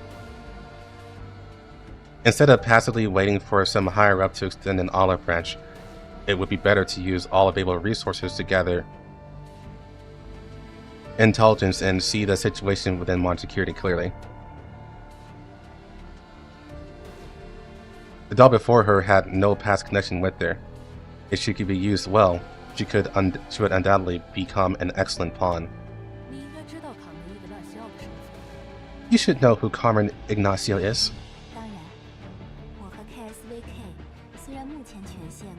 Of course. Although KSVK and I are currently under her authority, we never met her. She once served as a security consultant for Sec Bobbin and is said to have military connections. So you transferred me under her command to obtain intelligence on my security high-ups through me? Compared to humans, the higher-ups are more willing to use dolls machines like you. You only follow orders and can be discarded at any time if necessary. That's not a compliment. I will help you fulfill your wish and find clues about that person. But after you find that man's whereabouts, you must also tell me what you know about him. I want to meet him. Forgive my impertinence, but are you an admirer of the commander? After DB12 asked this, Lentine's brows furrowed instantly, and she showed a clear expression of disgust. Huh? Sorry, that was rude of me. It's just that you helped me so much. It makes me a little anxious, so I can't help but overthink things.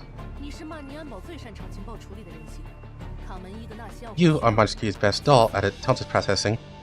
Carmen Ignacio will need you, that's all. As for the commander you speak of, before joining Griffin, I consider him a rival to surpass. I'm not willing to see someone like that die so casually. It would make me look like a third-rate weakling.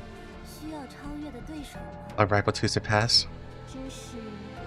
What an interesting relationship. She's an admirer. She's just being fucking tsundere.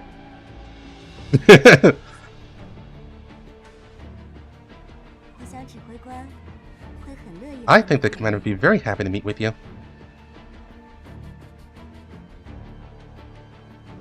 Lentine glared at DP-12, somewhat displeased.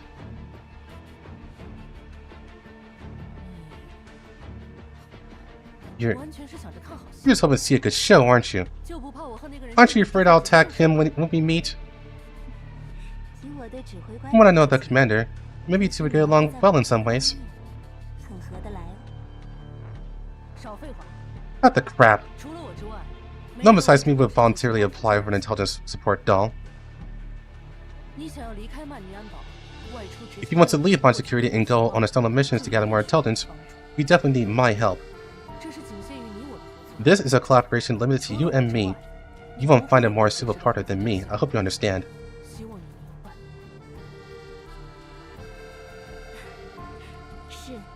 Yes, I'll keep that in mind. It did not go well, but she got hard as fuck when the commander adage prevailed. I'm not gonna lie, she got very hard and really horny. She's like, I'm gonna find you.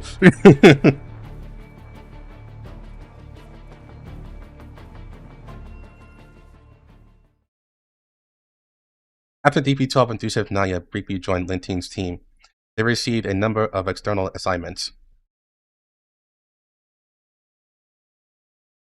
A large part of the work involved guarding high-level conglomerate personnel in the white and green zones. Quietly completing missions, gathering appropriate intelligence, everything seemed to be heading in a good direction. Until that day. KSVK 没做错任何事情，怎么会因为任务委托方的投诉就要被废弃？ KSVK didn't do anything wrong. How can she be decommissioned just because of a client complaint? They might have skipped this part. They probably did. They might not show it, but this is in Duship Naya's journal. She saw something that she shouldn't have seen, and so they decommissioned her immediately after seeing it.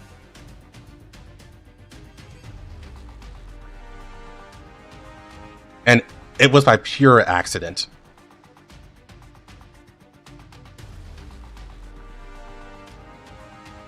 DP12's UC calm voice broke for the first time in front of Lentine. The approval process is almost complete. I'm just informing you of the current situation. Neither you nor I have the right to interfere in the process. Sorry, but please tell me the reason for application, no matter what. Brain model KSVK determined to be unsuitable for security missions through operation. To ensure the client's information security, requesting execution of the neural cloud wipe and frame decommissioning. She saw Krusty's crafts secret recipe. The client's request, that's all. I can't accept this. I told you, be careful, be cautious, and don't overstep your bounds. Your work is very close to the conglomerate. While you can get first-hand intelligence, you're also more likely to be found out for hearing things you shouldn't have. It seems she heard something she shouldn't have before you did.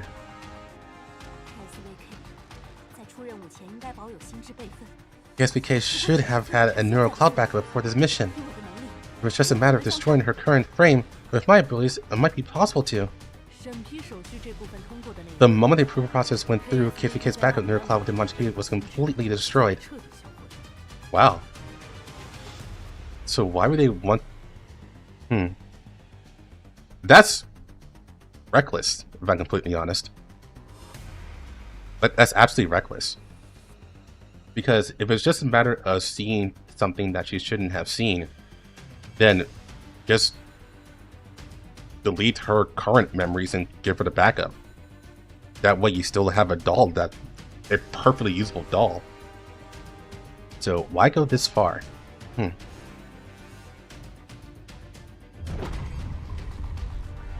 These words struck DP12's heart like a heavy hammer. Where's she now? DP12's voice was as cold as ice. Don't you get it? The only reason I know about this is because the Neural Cloud archive was erased. And the settlement between me and her has also been terminated. Give me KSVK's current location. I have no reason to give it to you. You still need me, don't you? DP12 walked up to Lentine and lowered her voice. She smiled gently, but the smile didn't reach her eyes. The close proximity had already made Lentine subconsciously place her hand on her weapon. Like that'll help. But in the end, Lentine pulled her hand back. Alright, calm down. I understand your concern for your companion. I'm also very curious of what KSVK heard that would lead to the conglomerate to wipe her neural cloud and decide to decommission the model. After I rescue her, I will share the intelligence with you. The right choice. I sent you the coordinates. A reminder, if you still want to find that commander you can't stop thinking about, you shouldn't rush in recklessly. You still need your job in Mangi security to count intelligence, don't you? Yes, but KSVK has been out of contact for over 20 hours during the mission. I'm going to retrieve her frame. Rest assured, I won't cause you any trouble. I haven't forgotten about our cooperation. Hurry up. This excuse is only valid until the approval process is fully done.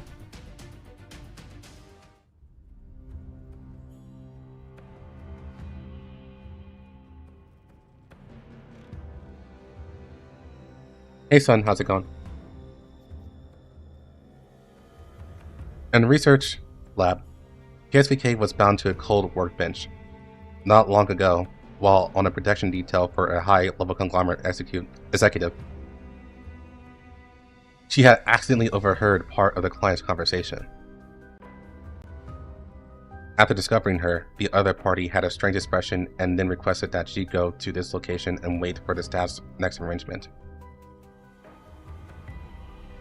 All permissions were disabled, and even external communication was denied. Oh no.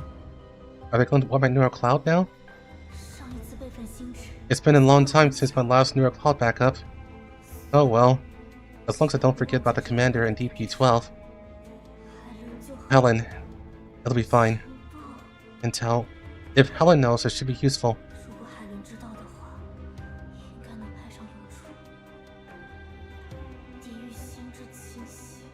Resisting a neural cloud wipe. If only Helen were by my side.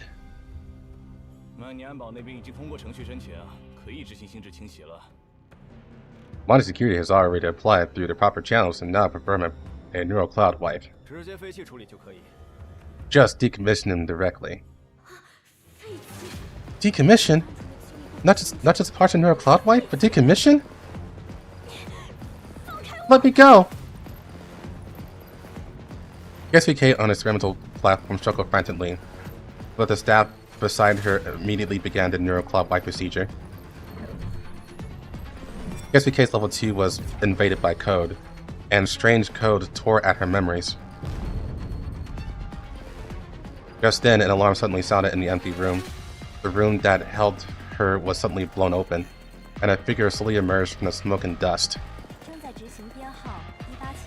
Executing mission number 8736. Retrieving the missing doll KSVK's frame. A doll from Mangi security? Don't you know KSVK was ordered to have her neural cloud completely wiped and then be scrapped? Sorry, I have not received any mission related to what you mentioned. Doll number KSVK has been out of contact for over 24 hours. Executing retrieval mission. Your asked resistance will be considered a provocation against Mangi security. We waited half a day for Mangi security's neural cloud wipe approval process. It's because your process is too slow. Ignore her. Prioritize executing the neural cloud wipe procedure.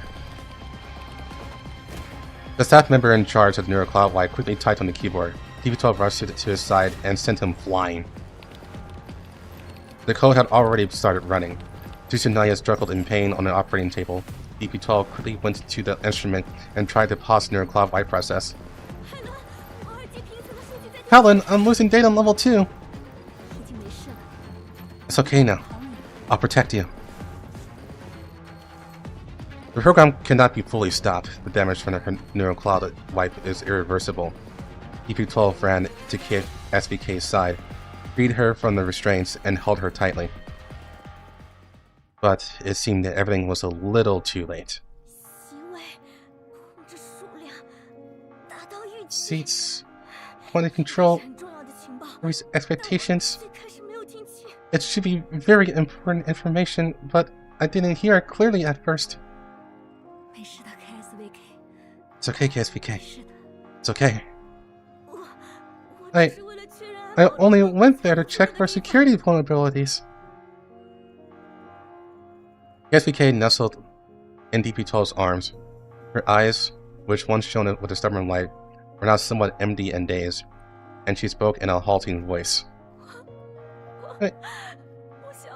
I don't want to forget the commander and DP-12. KSVK subconsciously raised her hand as if to touch DP-12, but her fingertips stopped in midair, as if she wasn't sure who was in front of her. Finally, the doll's hand fell limply, touching the locket that she always wore around her neck. The locket lid popped open, revealing the slightly faded group photo. The white-haired doll looked at the group photo in the locket, but her eyes no longer held the same emotion as before.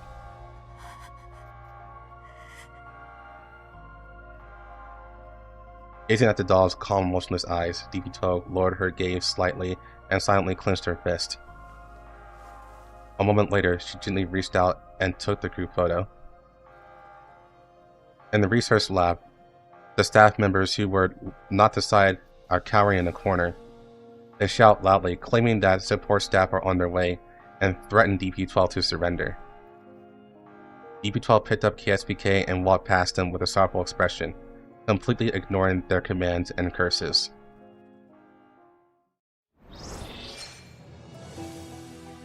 And I assume that goes with the rest of the KSVK's journal. We'll see if this continues. Might show the whole thing because it's actually kind of dramatic what was in that journal. Like, DP-12 did a lot to save KSVK. Okay, we're back to the present now. Alright, if you want to see the rest, read up on Duship Naya's Dusty journal. It'll tell you the rest of what happened.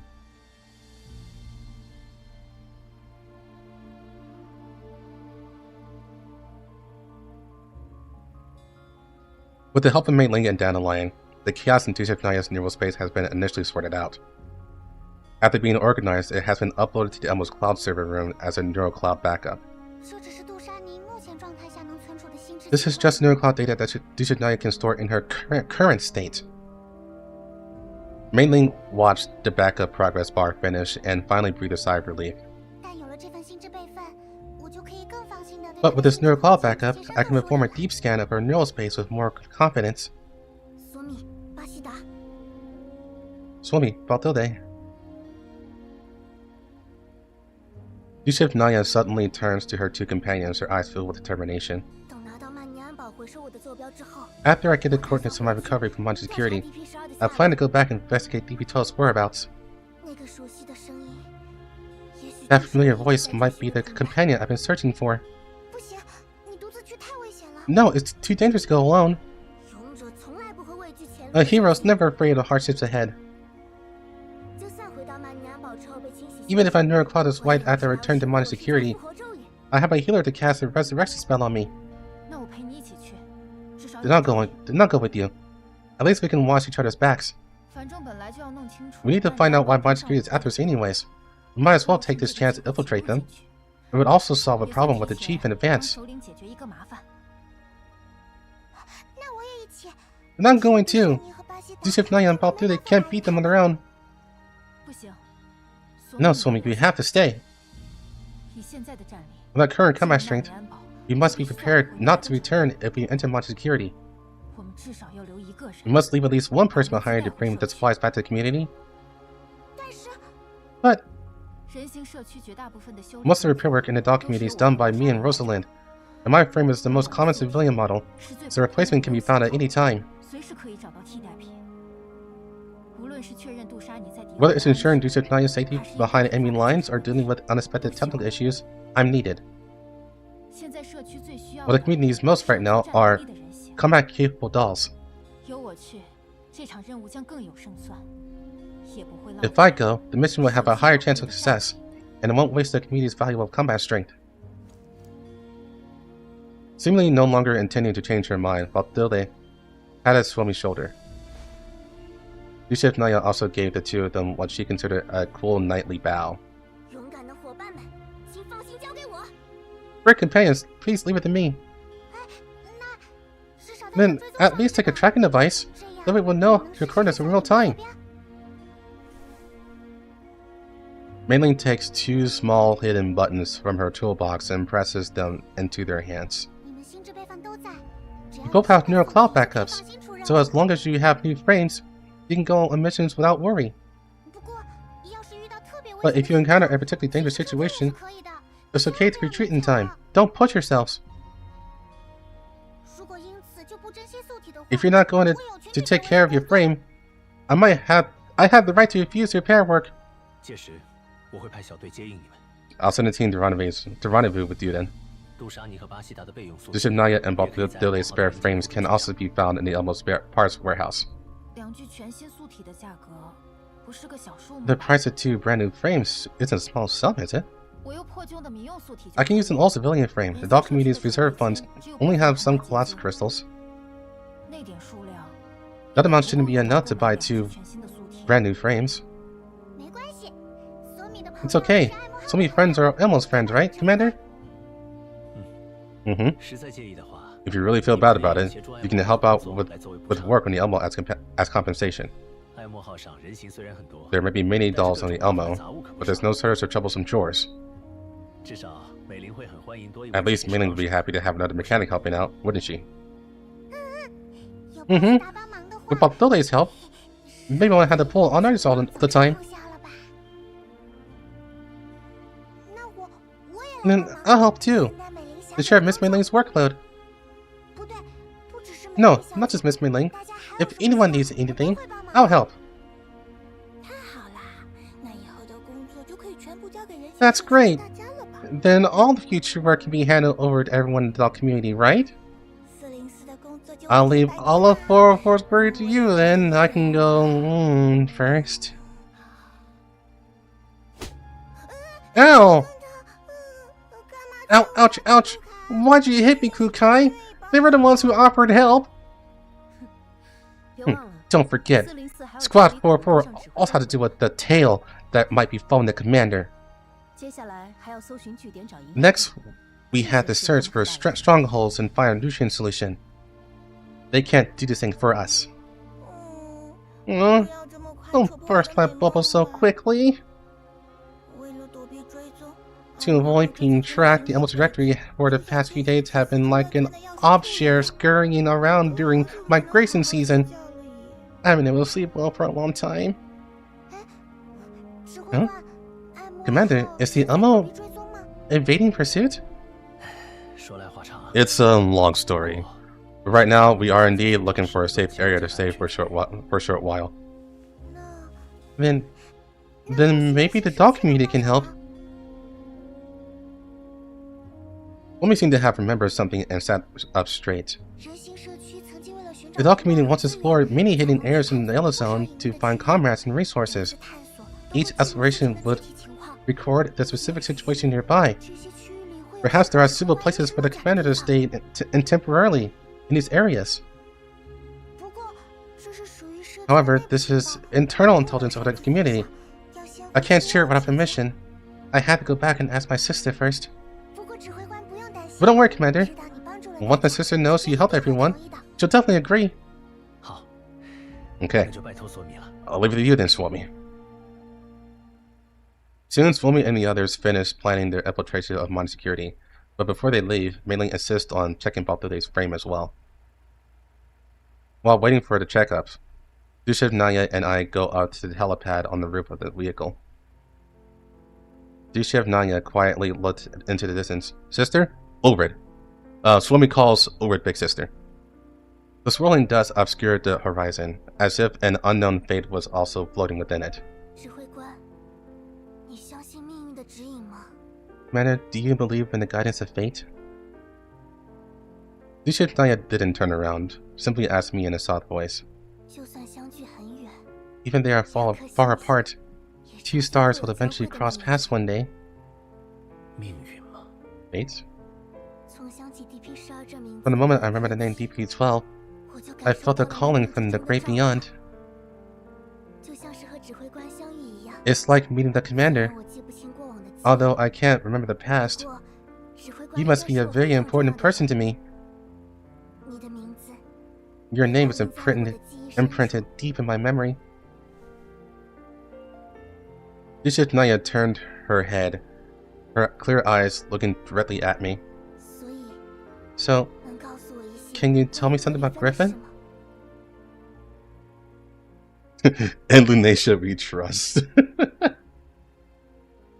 In an instant, memories of the past flood my mind, but the first thing I think of is the political infighting that I detest so much.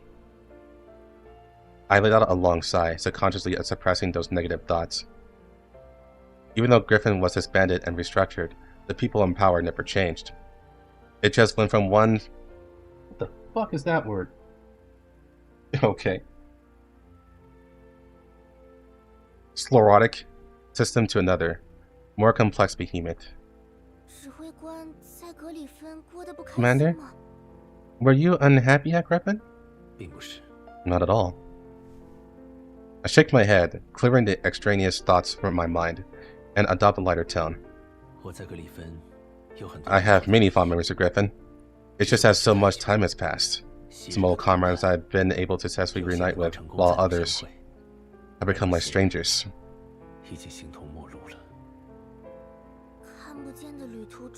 An unseen destination, or a former companion turning into an enemy.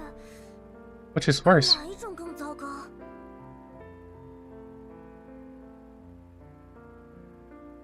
Dushiv Naya tilted her head and suddenly thought of something, her expression turning to panic. Oh no, I thought of the most desperate situation. Mangi Security is the enemy, right? Could it be that I and the commander are actually fated rivals? A derailed fate, a chaotic end. Don't overthink it. I chuckled and interrupted Dushinav's improvisation. We are comrades, of course. DP-12 is too. I looked at the distant sky and sat down next to Dushiv Nanya and watched the sunset on the horizon with her. The change in the situation was unexpected. No. Maybe I should have known all along. When we were at Griffin, we were just pawns. When you find DP-12, ask it for me. But what should I ask? Ask her what she's been through in the past, and now if she's still willing to come back to my side? The idea sounds extremely willful. Over the years, whether it was Springfield or other companions, they all tactically tried to forget the experiences of the past 10 years. If we could go back to the atmosphere of being with everyone at Griffin, that would probably be the best case scenario. Okay. You should nodded vigorously, pulling my thoughts back to reality. We'll definitely meet DP-12 again, because two stars are destined to meet again.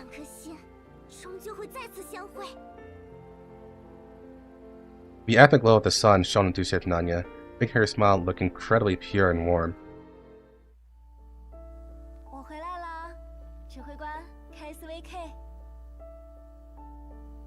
I'm back, Commander KSVK. Helen's voice echoed in the cozy room. She was carrying the dinner ingredients she had just bought, returning home after a day's work as usual. Under the soft light, the commander was quietly reading a novel on the sofa. Hearing a sound, the commander looked up and gave her a reassuring smile. KSVK was lying on the coffee table, giggling at the photo in her frame. Hearing her enter, KSVK jumped into her arms and acted cute. Everything was perfectly warm. Helen hummed a tune as she skillfully took the purchased vegetables out of the bag. Today she was making her specialty dish again, a dish perfected through countless trials. The ingredients she bought today were also top-notch. Yes. Everything was impeccably perfect. Helena picked up a tomato, but her fingertips felt a strange sensation. The tomato skin. Was it so smooth? So round? So cold? Just then, there was a knock on the room door. It wasn't a light knock of a friend visiting, but a heavy, irregular, and emotionless thud, each one seeming to strike at the very foundation of her neural cloud. In an instant, all the warmth in the room froze. The smile on the commander's face froze, becoming like a cheap mask. The giggling KSVK's movements also became stiff, like a mindless doll. They slowly, in unison, turned their heads, their empty, pupilless eyes staring intently at the constantly battered door.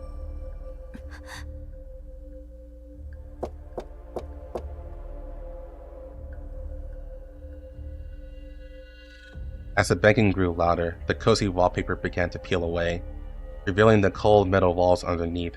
A black, vicious, oil-like substance seeped from the cracks in the wall. The chandelier above flickered a few times before finally going out, leaving the world illuminated only by the ominous red light seeping in from under the door. Helen squeezed her hand, and a tomato burst open. But instead of red juice, small metallic sheen soldier ants swarmed out, scrambling from the opening before instantly turning into unfamiliar code and disappearing into the space. The shopping bag slid off the table, its contents spilling onto the floor, turning into more soldier ants that scattered and invaded everything in the space. Commander and KSVK both dissolved into scatter static and disappeared, leaving only the photo frame that was not over during the soldier ant invasion. In the photo, Helen, KSVK, and the commander stood side by side, smiling. Helen picked up the shattered photo frame, watching as the smiling faces of the commander and KSVK in the photo were scorched as if by fire, fading, curling, and finally turning into a glaring, cold blank. Is it happening again? Helen looked at the continuous knocking on the door outside, her eyes turning cold and sharp. Altering the past data of level 2. Such a trick won't deceive me.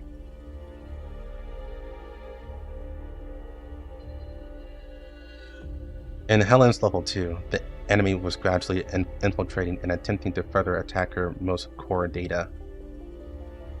She mobilized her processing power, completely blocking all attacks within level 2. Helen strolled towards the door, and the sound of knocking actually grew fainter as she approached. You will not take anything from me.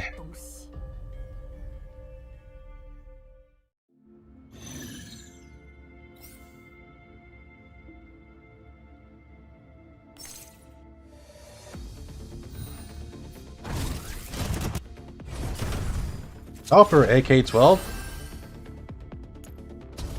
Oh, AK-15? I was going to say 12 for DP-12 AK-15, that's why.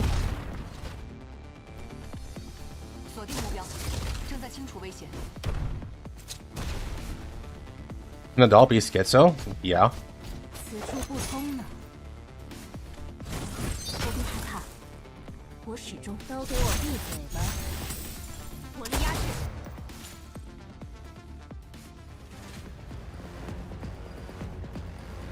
Inside the neural cloud, DP-12 was fighting endlessly with the invading code. A cold, emotionless mechanical voice cut through the chaos. Identity confirmed. Imprint model KSVK. User's approval confirmed. The next moment, a human voice sounded, clearly entering DP-12's auditory module.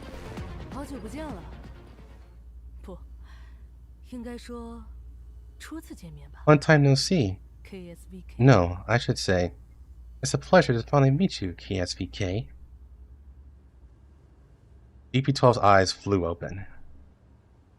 What she saw was not invading data nor a fake room, but a cold, dim, dull storage room. She was lying in an open hibernation pod, and Lentine was standing by the pod, looking down at her. That's not right. My name is DP-12. The memory module loaded instantly. DP-12 sat up straight and looked at Lentine calmly, as if the dangerous offensive and defensive battle in Neural Cloud just now never happened. For me, it's been a while since I've seen you. You don't see how to change much compared to the past. But have you been working too hard lately? Your dark circles are a bit heavy. Your neural cloud wasn't successfully wiped? Lentine ignored her teasing. I knew the conglomerate would make a move, so I was naturally prepared. A mocking smile played on DP-12's lips.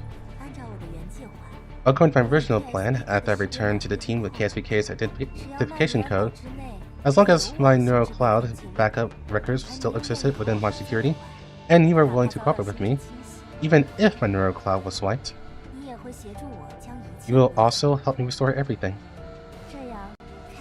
This way, KSVK can safely evade Mangi security tracking, and after I investigated what she's been through, I can use your authority to help retrieve her.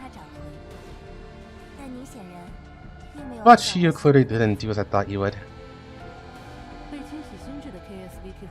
A neural cloud-wide KSVK and DP12 are no use to me. So we're just pawns to be discarded so easily? I have no reason to interfere before confirming whether the conglomerate will continue to pursue this matter. Then what's the reason for waking me now? Has enough time passed? The past is behind us. You need to use my power again? Lentine fell silent for a moment, seemingly choosing her words carefully. Lentine didn't trust the doll in front of her, but it was undeniable that she currently needed someone who could do their utmost to handle intelligence for her and could be used as a pawn if discovered. Among all available candidates, the doll before her was undoubtedly the best choice. They shared the same goal, and from a certain perspective, Lentine believed that as long as she held enough leverage, the doll in front of her could not betray her. Finally, she revealed a piece of information that changed DP12's expression. I saw him. Commander? That's a very important piece of intelligence. I originally thought that person had become a ghost lurking in the darkness, perhaps having received a secret mission that I couldn't learn about with my authority. But when we met again, he had become a third-rate bounty hunter in the Yellow Zone. And now he's been identified as by the RNC as a suspect in a bombing case and is currently wanted. Sorry. Please, forgive me for being blunt. Are you projecting too many of your own expectations onto the commander? Humans are the most complex creatures. Even if they have their own ideas, they often compromise under the circumstances. Whatever path the commander chooses, I will respect his choice.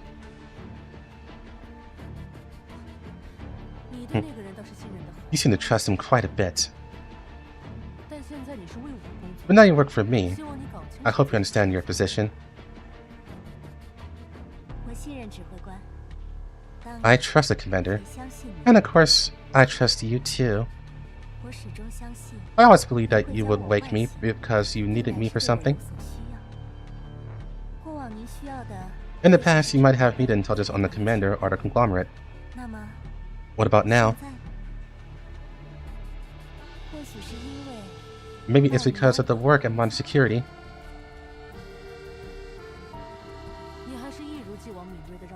You're as sharp as ever. It's disgusting.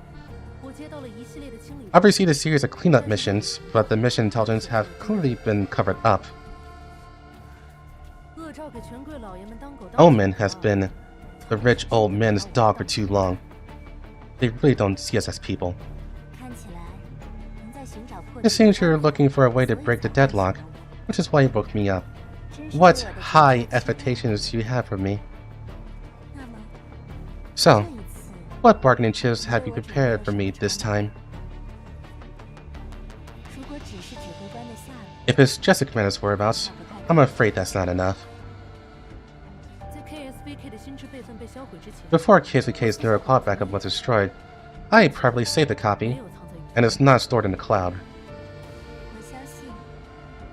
I believe this is more in line with your style. You want her neural cloud backup? Help me solve my problem. Of course.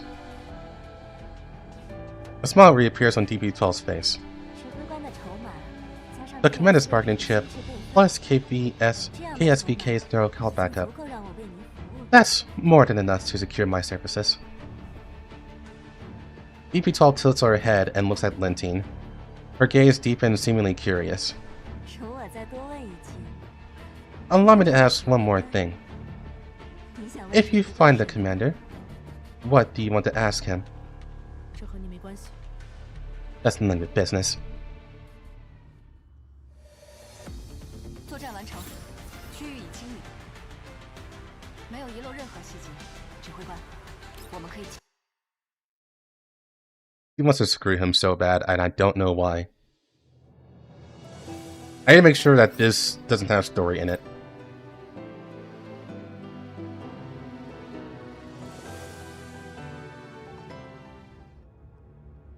No, it doesn't look like it. Okay.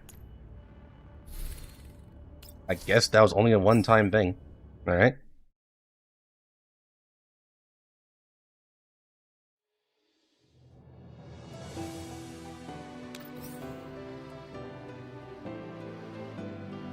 What's your theory right now? I think it hasn't happened yet.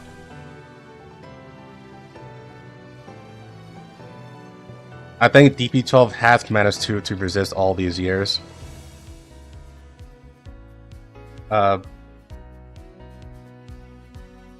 But I don't think she and Cocoon have met yet.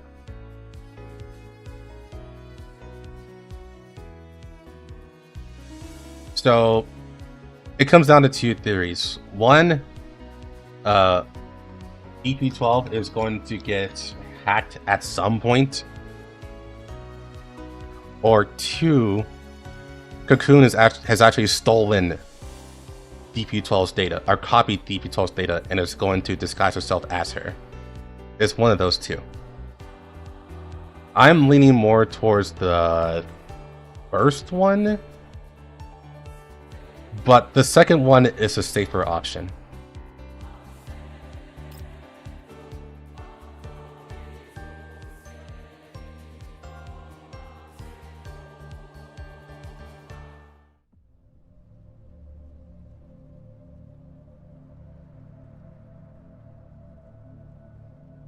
If it's the first option, I would say, yeah, it'd be like a sleeper agent.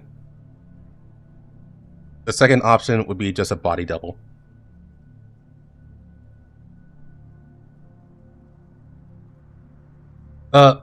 If DB12 becomes hit, disguise herself as Cocoon like the other way around, that'd be very cool. And honestly kind of awesome.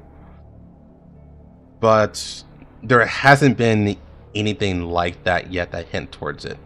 So I think that's like a distant third option right now. But it's very possible, considering that she hasn't changed her hairstyle yet.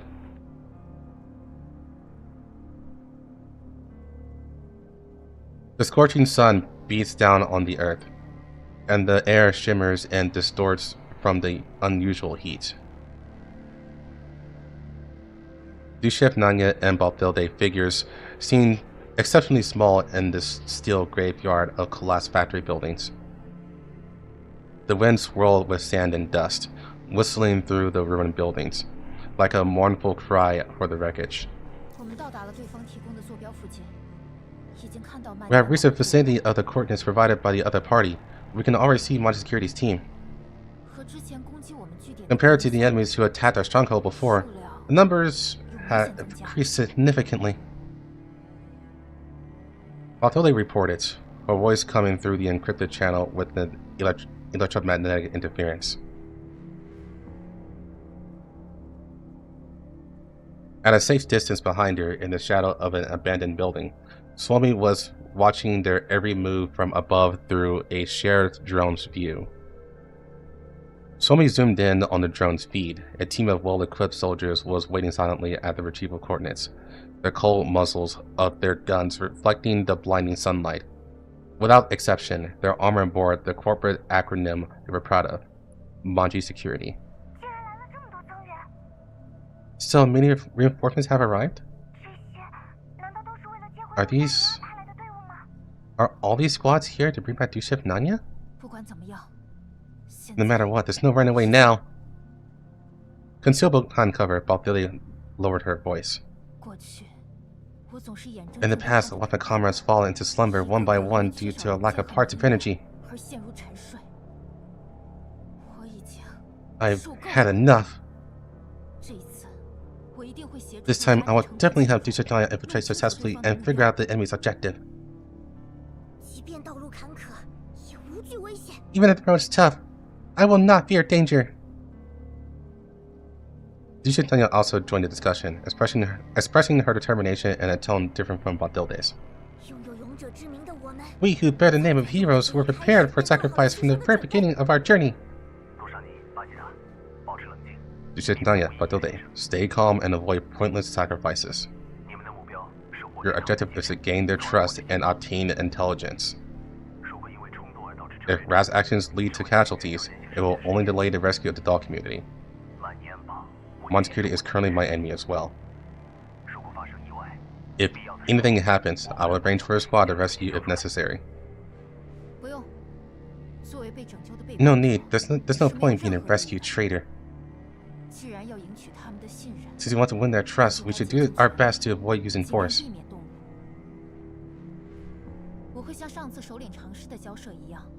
I will communicate with them properly, just like the leader tried to do last time. Even if I can't stay, as long as they can trust Tuchef Nanya, that's all that matters. Okay, then let's proceed with the plan as discussed. If the negotiations fail, we'll create our own opportunity. Inside Mangi Security's garrison, a fully armed squad leader hurried into the command room and saluted the person looking at the map in front of the sand table. Lieutenant Ronnie, we found 2 suspicious dolls inside the defense line. Hey! We got a new face. Ah, it's a man!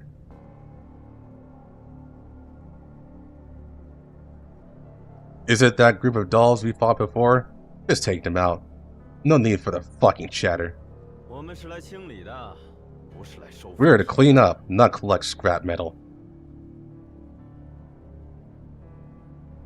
The young squad leader hesitated and glanced in the direction he came from. But, one of the dolls, the clean that originally belonged to Mangi Security, came here to rejoin the unit based on the coordinates provided by the unknown person.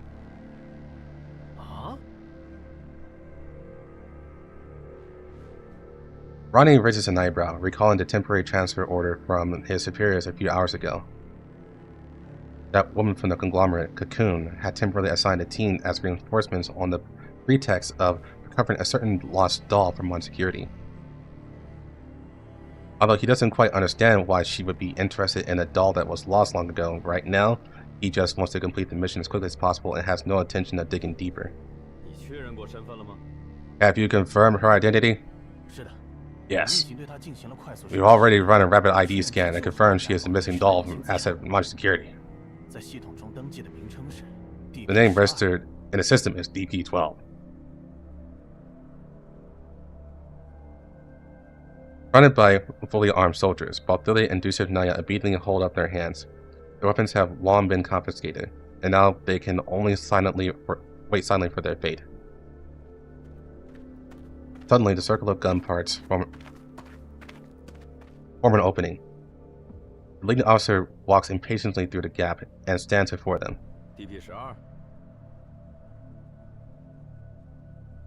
Ronnie frowned, sizing up Tuchef Nanya. Patch. Easy K. Go into the official Discord and look up English translation patch.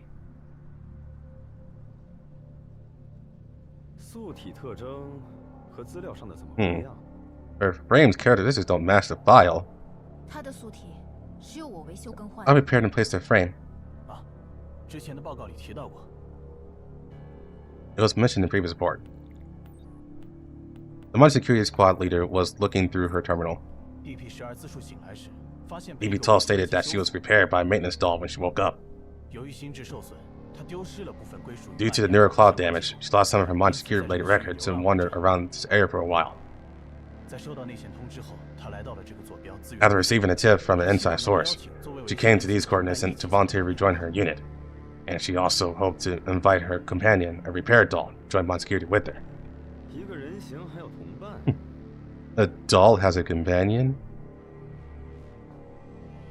Ronnie glances at Balthilde, his gaze tilting colder. You look a little familiar. You're the ones occupying this area before, obstructing a mission, weren't you?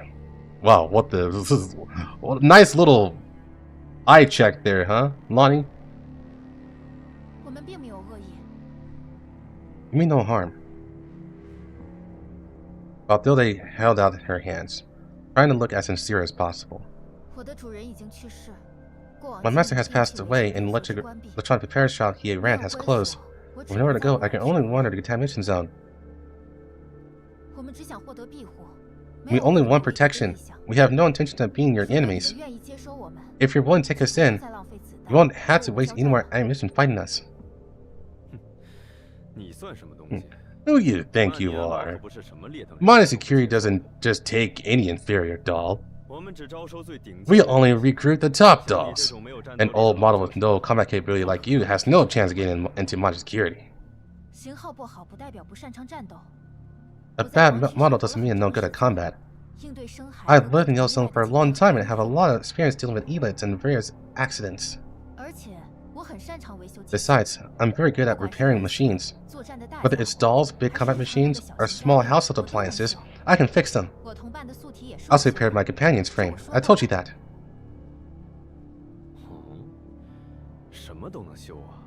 I wonder if Jay is still alive in this timeline. You must have not seen the previous event, because yes, he is alive.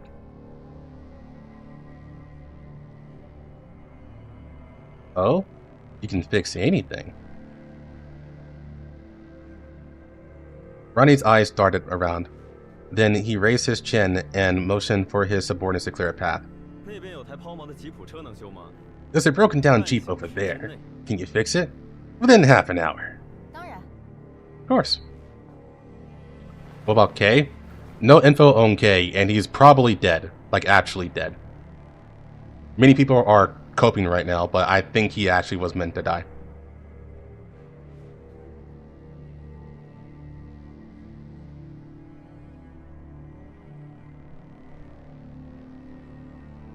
Remember, CK was a bad event. Just saying. So it's best not actually be hopeful. The only way that Kay will still be alive is if they retcon it.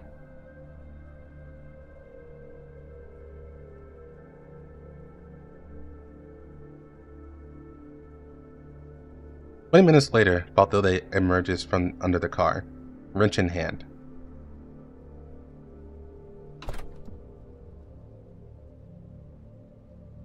Yeah, Carter got cornered and then took his own life. And Oberstein just died off screen. Literally just died off screen.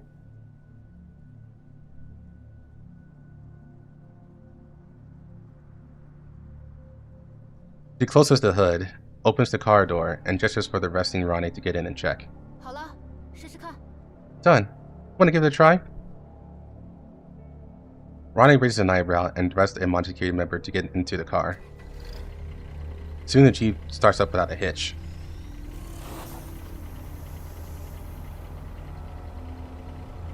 Ronnie turned his head, looked Bathilde up and down, and snorted.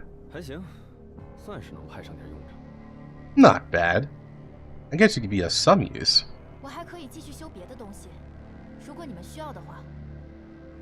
I can keep fixing other things if you need me to. No need. Ronnie turned to his subordinate and gave an order. Take this one and DP-12 back with you. And keep a close eye on them on the way. If anyone screws this up, you'll all be going down with me. Don't worry, we won't run. Ignoring Bathilde, Ronnie impatiently waves his hand. A few Mangi security members quickly surround them, escorting Bathilde and Dusevnaya away. Watching the two being led away, Ronnie turned his gaze back to the squad on standby. The hell are you dawdling for? Think you had too much time in the mission? Clear this area out as fast as you can. Our cleanup speed is already fast, but the number of dolls stubbornly resisting the area has exceeded expectations. Are you trying to say there might be black market dealers or other factions nearby controlling these dolls? That's a strong possibility. What kind of backing could there be in a place where bars don't even shit? I don't care what difficulties you have. This mission must be completed on time. Understood. Then we will continue to attack the next cleanup area. As a bunch of security squad moved out, the horns of battle sounded once more, and the sounds of gunfire, explosions, and clashing metal echoed across the wasteland. Gross's squad, scouting outside, emerged from the shadows of the ruins and reported back to the Elmo. Commander, much security seems to have successfully taken into Lentine and Baltilde, but they also launched an attack on another area. Should we interfere? Suomi, are any of the community companions in that area? No, my sister already led everywhere away earlier. But if they continue to go deeper, I'm worried they'll run into everyone. We still need to find a way to lure them away. Are there any active elites nearby? Elites? Let me think. Oh yes, I remember that elite nest in that area. Okay, Suomi. Mark the nest location on the map. Rosa, immediately lead your squad to the nest and drive the elite swarm into the cleanup area of Mangi security squad to induce a battle between them. During operation, try to keep their squad concealed. The main objective is to drag them away, forcing Mangi security to leave this area. Will do.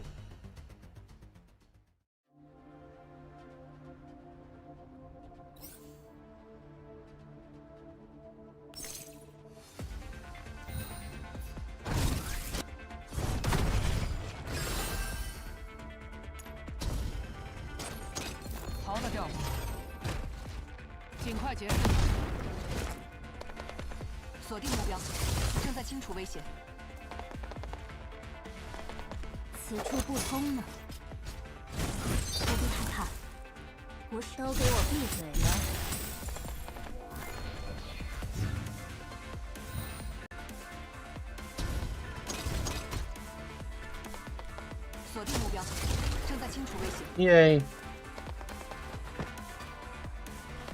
She didn't make it there. Stay in the yellow zone forever and we're good. Honestly, yeah. That was the commander's plan. But unfortunately, bounty hunters are now after him, so they basically don't have a time to rest whatsoever. The good part about the commander is that he's partially immune, so he doesn't have to worry about the radiation much. At least in the yellow zone. Soon the Elmo received good news from Groza. Commander, the bait and engage mission is complete.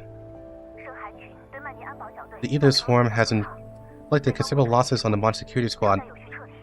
They appear to be in urgent need of a resupply and are retreating in an orderly fashion. What about the camp? Just now, Baltilde and Lentine secretly sent a message saying that Mangi security has locked them in a small room and they are waiting to return to headquarters. Great, our plan succeeded! Suomi jumped up excitedly and hugged Mei Ling, who was standing beside her. Thank you, Miss Mei Ling, and the commander, and Miss Groza. From here on, they'll have to rely on their own efforts. But I'm still a little worried. Baltilde's frame is still damaged, and Lentine has been missing for a long time. What if the people in Mangi security don't believe them?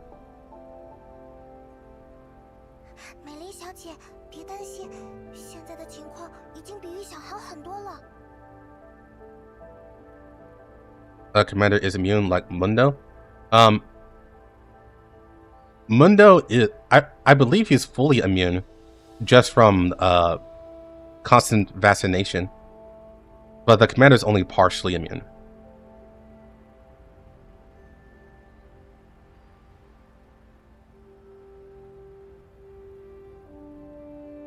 Oh wait, no, Mundo isn't fully immune.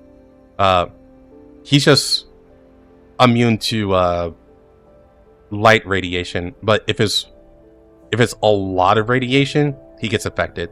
So I guess you can say he's also partially immune. But I think his immunity is classifiably better than the commander's because of constant vaccination.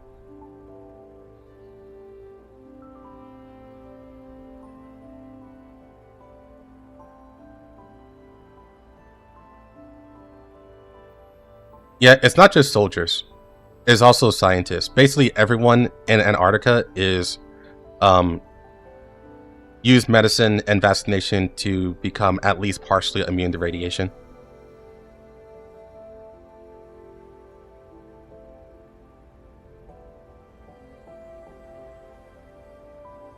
Miss Mei-Ling, don't worry. The situation is much better than we expected. Yeah. At least the other party didn't perform an immediate force wipe of the neural clouds. So, let's have faith in them. I pat Mei-Ling on the shoulder. This is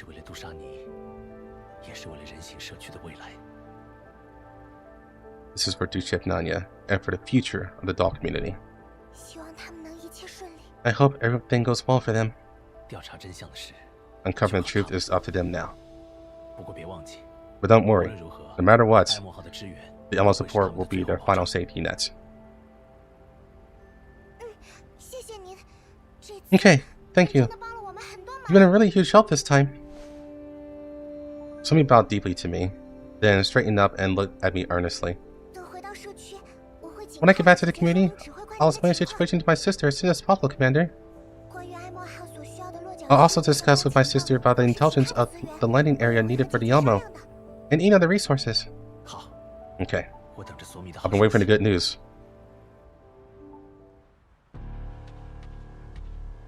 Returning to the Mighty Security Stronghold, Ronnie immediately reported the completion of the retrieval mission. His orders were, stand by and await notification from the conglomerate for the designated personnel to retrieve the doll. What's going on with the higher-ups lately? It's one thing not to equip us with third-generation dolls, but now they're even retrieving these old scrap models? It's a mission assigned by the Terezzo Corporation. Don't ask questions. Oh, subsidiary. Another job passed down from the conglomerates. Speaking of which, what is it that incident in Leviv has been causing quite a stir lately? There are many rumors, for example, that the White Stone has been conducting high-risk experiments related to the radiation energy all along. Who knows what those scientists are really up to? Ronnie shrugged, seemingly unwilling to say more on the topic. Finish the work you have as soon as possible. Don't delay the progress. There are more strongholds to confirm that I thought, and we've encountered strange resistant dolls. It's better to call for reinforcements at this time. The Omen Squad shouldn't have any other missions recently, so this troublesome job can be just given to her. That woman is as easy to use as you think. Be careful not to be outsmarted by her. However, she is indeed useful for handling troublesome tasks. I don't want to hear that kind of evaluation. Lentine, who had appeared at some point, leaned against the door frame with her arms crossed, her eyes cold. I've already made requests for assistance from the higher-ups. Although still being processed, I still hope you will cooperate with my work. The Mighty Security Squad leader looked at Ronnie a bit awkwardly, but Ronnie deliberately turned his head away, avoiding their gaze. I can't talk to you about this. Lentine walked in and stood in front of the squad leader, as if she didn't see Ronnie. My hands are full. I don't have time to provide support right now. It's just a cleanup job in the Yellow Zone. It won't take long. Clean up the Yellow Zone? It's not as simple as you say, is it? A sarcastic smile played on Lentine's lips as she slightly turned her head towards Ronnie. After the explosion in Leviv, are the Habs still going to suppress their experimental research? Yes. I can accept your request for support. Really? I'll send unconfirmed Yellow Zone addresses. Before the squad leader could finish, Lentine changed the subject. However, I need to handle the work I'm doing to someone else. How about we swap missions? That's probably not a good idea, is it? The squad leader pleading gaze switched to Ronnie again, but this time Ronnie simply closed his eyes, completely ignoring the plea for help. Not that hard. Just clear out some marked strongholds. I remember those coordinates. They're also in Yellow Zone, right? That means there's still unfinished work outside the area we searched. Right. So you can guess why I haven't left yet? The captain's face instantly turned pale. So, please speed up the mission progress. Of course, if you want, I'm also willing to swap jobs with you. No, it's not.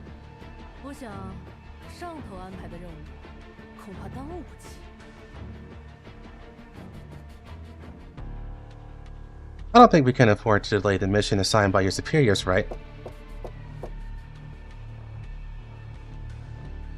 Just then, there was a knock on the office door. A woman with a gentle demeanor walked in.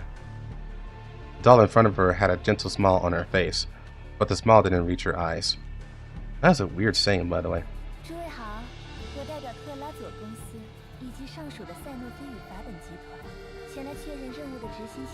Hello, everyone.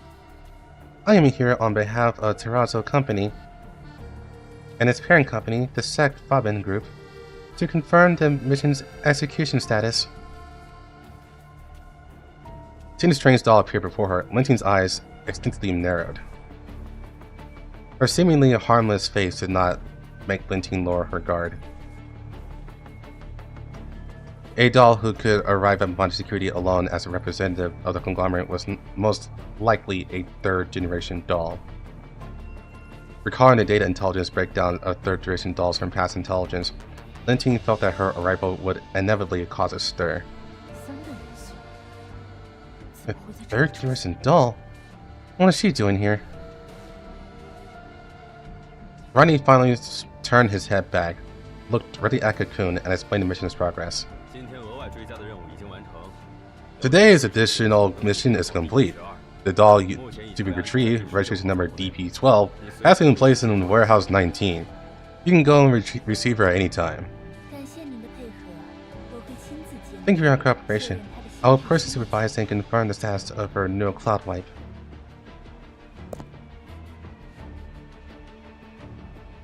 Lentine took a small step forward, walking ahead of Cocoon. Perfect timing. I'll take you there. You're Adjutant Lentine, right? Thank you for the help.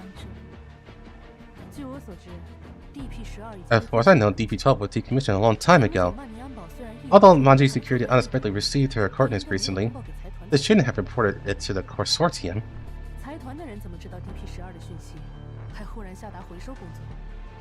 How did the Consortium know about DP-12 was suddenly issue a retrieval order?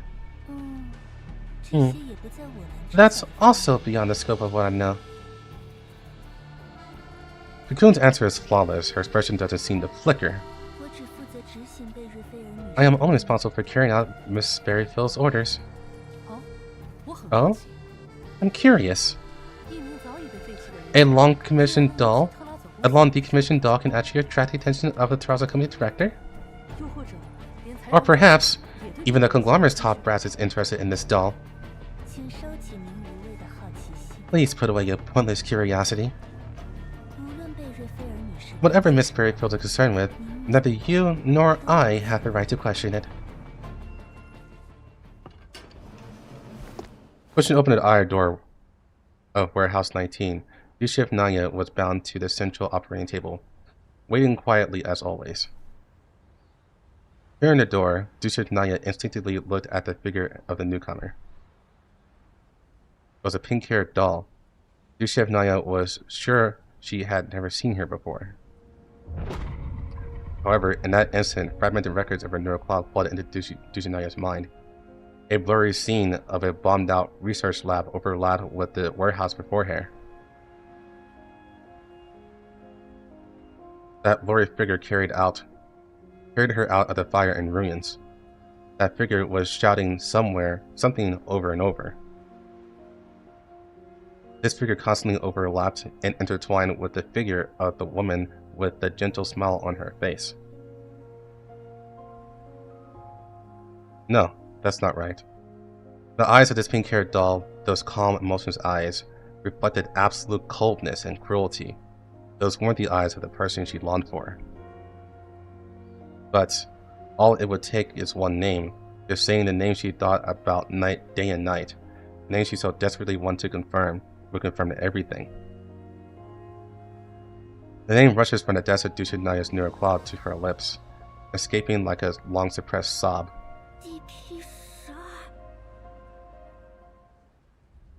Hearing the familiar code name, Lentine felt a slight sense of foreboding. To prevent the other party from obtaining unnecessary information, Lentine raises an eyebrow slightly, steps forward to block Cocoon's line of sight, and cuts Dushinnaya's off. What? Ever change your frame? It's completely different before. Indeed. I need to confirm the identification code.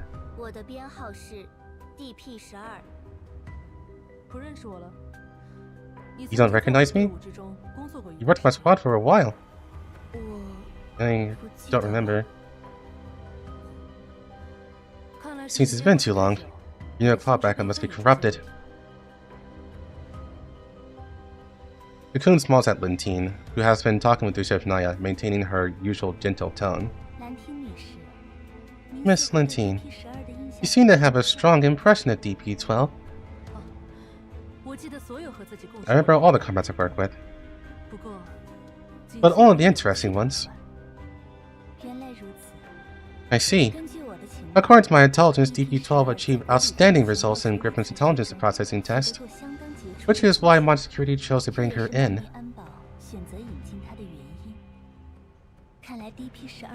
It seems DP-12's data is good enough to be remembered by you.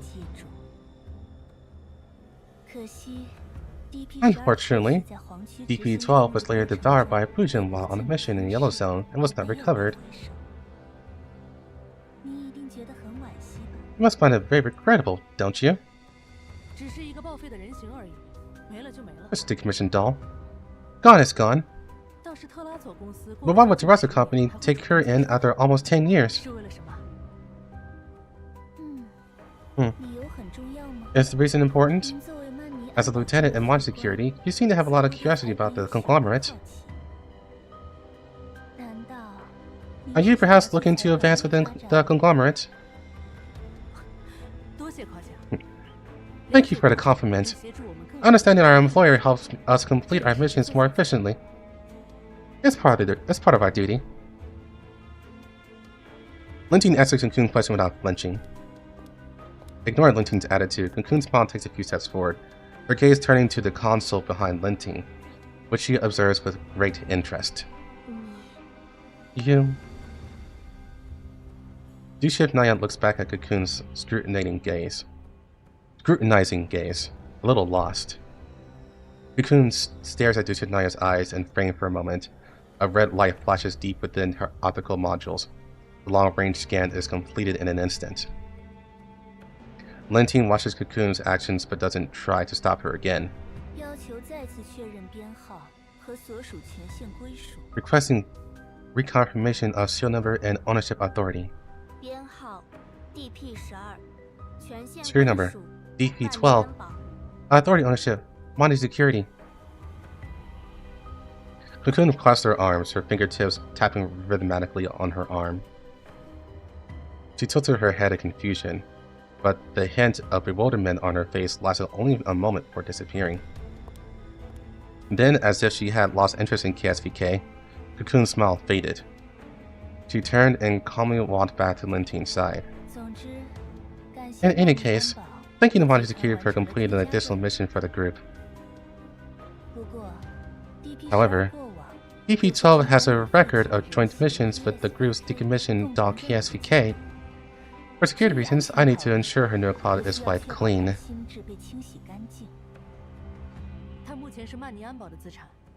He is currently an asset at Mangi Security. You want to perform Mangi's neural cloud wipe, you'll need a reason and a proper procedure.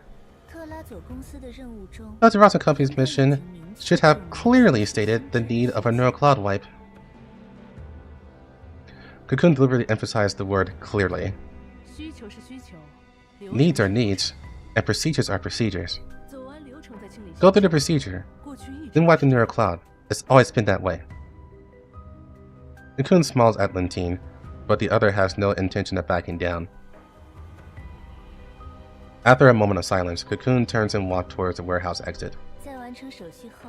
I'll be back after the paperwork is complete.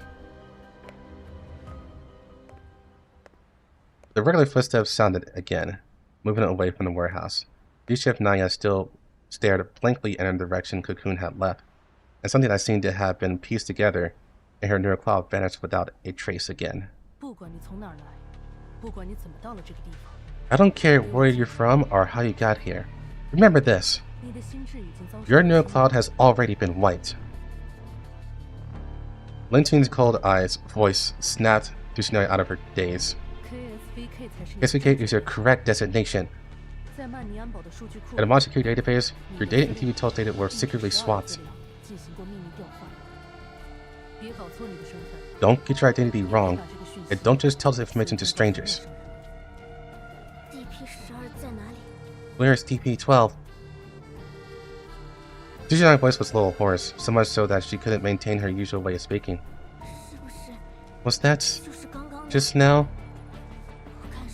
I felt a familiar feeling. Did her neural cloud wiped? Did she get her neural cloud wiped instead of me? And then turn to the dolphin just now?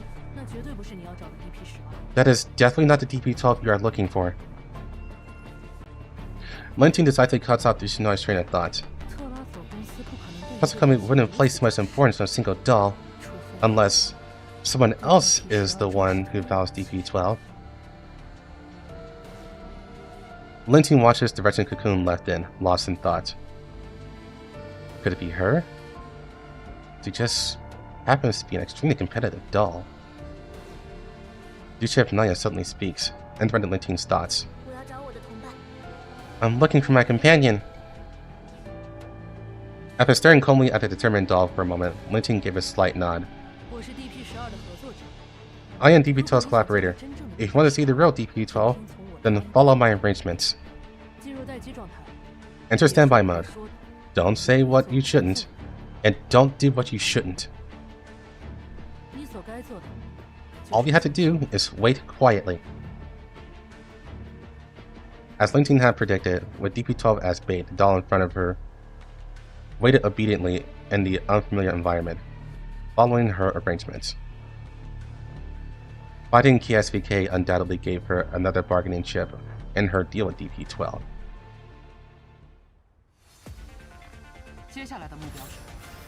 The plot thickens.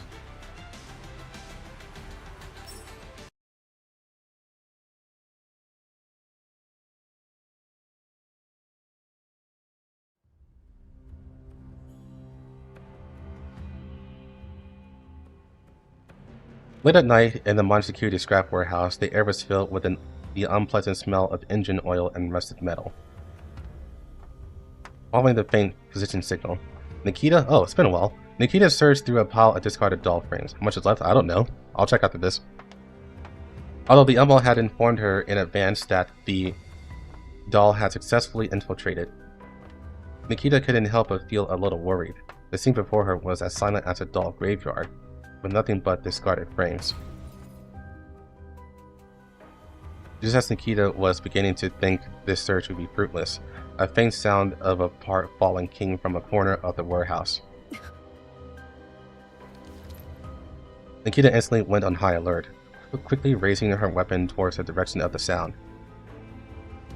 In the dim light, a doll cautiously peered out from behind the pile of abandoned frames where she was hiding. Her frame had a large gash on its waist, and her limbs were also damaged to varying degrees. Nikita held her gun in a standoff with the doll. After a moment, as if recognizing something, the doll relaxed her wary expression. I am a comrade to Septania. Are you the other member Senpai boss? Once both parties confirm each other's identities and serial numbers, the tense atmosphere slowly dissipates. Nikita frowns, looking at Bob Dilly's battered frame. I came looking for you as soon as I got the notification from the boss. But the intel I got from the boss was that you both successfully joined the mod security team. Why are you in this warehouse alone? Where's Nanya? Although they recalls what happened and scoffs. After returning by security, their leaders seem to have received some orders and took Nanya away separately. I offered to go with Nanya, but the squad in charge of receiving us completely ignored me. They even shot at me and then threw me in here. They probably think it's vendor like me in London's scrap warehouse. However, this makes it convenient for us to act. Although you've already infiltrated my security, your firm is still badly damaged. It's best to get repaired before you make a move. Although they stretches her neck and showed the tool in her hand next to Nikita. There are a lot of useful parts here. I've already completed the most basic repairs. Batude's voice is hoarse and distorted due to the damaged vocal unit. Seeing Nikita's still worried expression, Batude shakes her head. Don't worry, it won't affect the mission. This frame doesn't have much combat capability to begin with. I can assure it maintains basic functionality. From the moment I arrived, I was prepared to abandon this frame. If something unexpected happens, even Nanya can abandon this frame directly. Faced with Batude's calm expression, Nikita didn't press the issue and changed the subject to their actions. Did you see where they took Nanya? Batude shakes her head, her voice filled with helplessness. Hans was dead after she was taken. I couldn't track her. Now I'm worried that her neural cloud will be completely wiped before we can even find DP-12. It won't be that fast. If Mangi security is retrieving the frame for the consortium, then KSVK's neural cloud might still contain information vital to them. As long as we find her before the big quiz from the conglomerate do, there's still time. You have a way to find her then? Nanya was recovered as DP-12. If we follow that clue, we can find out who she's looking for. Or who's looking for her. I'm trying to start with the fact that DP-12 and KSVK has flawed their identification codes. If this is confirmed, then DP-12 should have been officially put into use. Because KSVK's identification code in the archives have been changed from decommissioned to officially in use, and current ownership belongs to Lentine. So, as long as we contact the other party, we can confirm Nanya's situation? I don't recommend making contact rashly until we confirm the other party's situation. I know your concerns, but either way, I want to confront Nanya's safety first. I've encountered many decommissioned dolls in the Yellow Zone. I don't think it'd be a good thing for Nanya to be retrieved.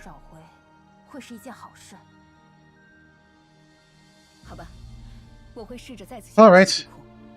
I'll try to infiltrate the database again. However, Mangi's security information security is very good. My informations are limited, and the higher level data can only be obtained through decryption permissions. Is there a risk? The risk is manageable. Besides, the boss has also arranged for Leviv to provide remote support for our information warfare. Nikita accessed the Mangi security database again, skillfully hacking and bypassing the defense system. Man, they really need to update security. Nikita had him like 5 times already. Browsing through the file data in the database, she quickly made a discovery. Retrieving KSVK seems to be a commission from the Terraza company, but the mission process is very simple, with very few personnel involved. It makes it seem like they didn't want this to be known by too many people from the start. The possibility of a forged mission cannot be ruled out.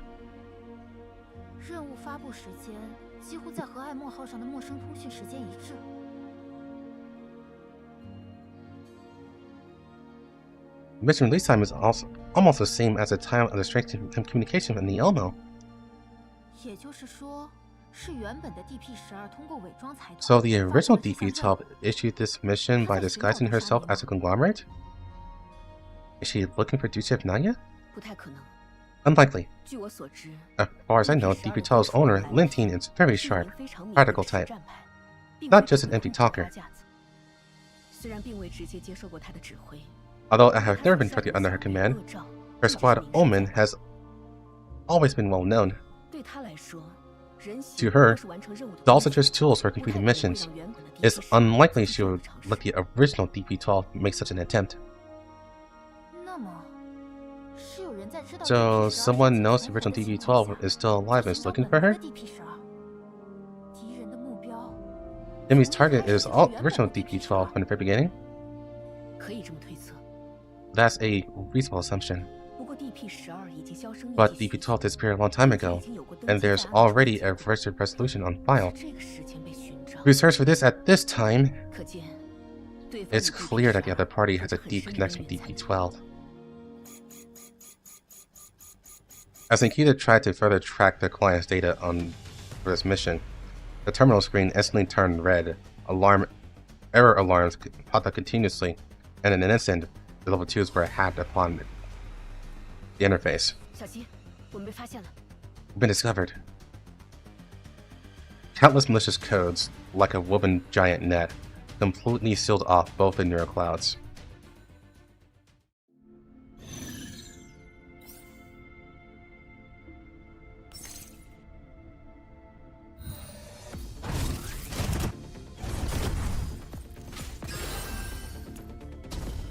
Don't worry, our neural cloud has AK-15. 锁定目标，正在清除危险。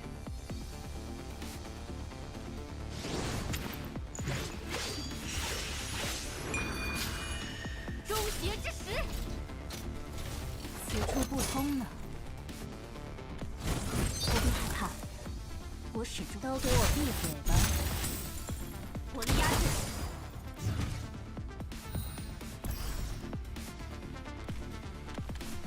火力压制。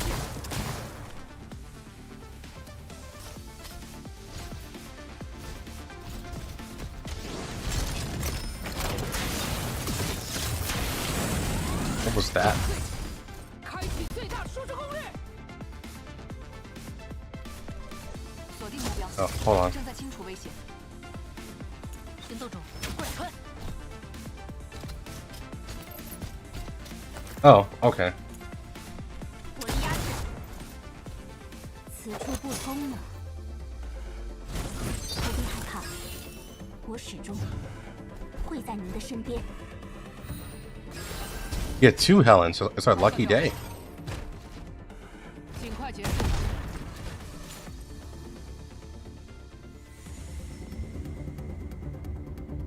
Just as Nikita and Batilde were about to be completely consumed by the malicious data, another completely different data stream appeared in level 2.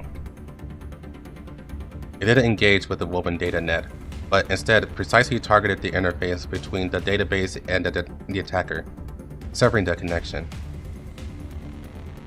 The alarm suddenly stops immediately after a clear location is sent directly to Nikita and Batilde. 多亏了增援，才让我们成功抵御住了攻击。 Thanks to reinforcements, we successfully repelled the attack. 到的莱亚 Was the other party the Leviv you mentioned, Commander? 不像是莱亚的手笔。 Why Commander? Oh. I think that meant to say Nikita? This doesn't seem like Leva's handiwork. 对方不仅帮我们击退了外部的情报攻击， They not only helped us fend off the external intel attack, 位置透露 but 给 also revealed Dushindaya's current location to us. 是敌是友。 It's impossible to tell if they are friend or foe at the moment, but 想要获得杜莎尼的线索， to get a clue about Dushinaya, I had to go there. Meanwhile, in a regular Mangi security workshop, Cocoon was looking at the crumbling attack data commands on the screen, her brow slightly furrowed. Cocoon had long anticipated that someone would use the additional missions she posted to pinpoint her true identity. But she never expected a third party to interfere, and one who was an expert in electronic warfare at that. 这样的电子战手法和过往遇到的 This style of electronic warfare is different from the enemies I've encountered in the past. Cocoon mutters to herself in confusion. 会是之前 Could it be the one from before? 但是才刚回首， But she was just recovered. 这种程度吗？ Can she already do this much? She recalls the clean, efficient, yet somehow familiar attack style, a flash of disgust in her eyes. Disassembling my attack patterns and then counterattacking with a similar method. How unpleasant. Cocoon accesses Mangi's Cure's internal network again, changes her target, and easily bypasses all their access controls. However, this is where it ends. A bug caught in the web can't escape so easily, can it? Leaving a trap in the Mangi security database to lure the enemy into attacking again, Cocoon feels an indescribable sense of anticipation for this unknown opponent. Shortly after the Mangi security database was attacked, Lentine immediately led her team to seal off the area where Ronnie was located. Ronnie's office door was violently pushed open. Lentine's figure appeared in the doorway, and behind her were the members of her direct subordinate unit, the Omen Squad.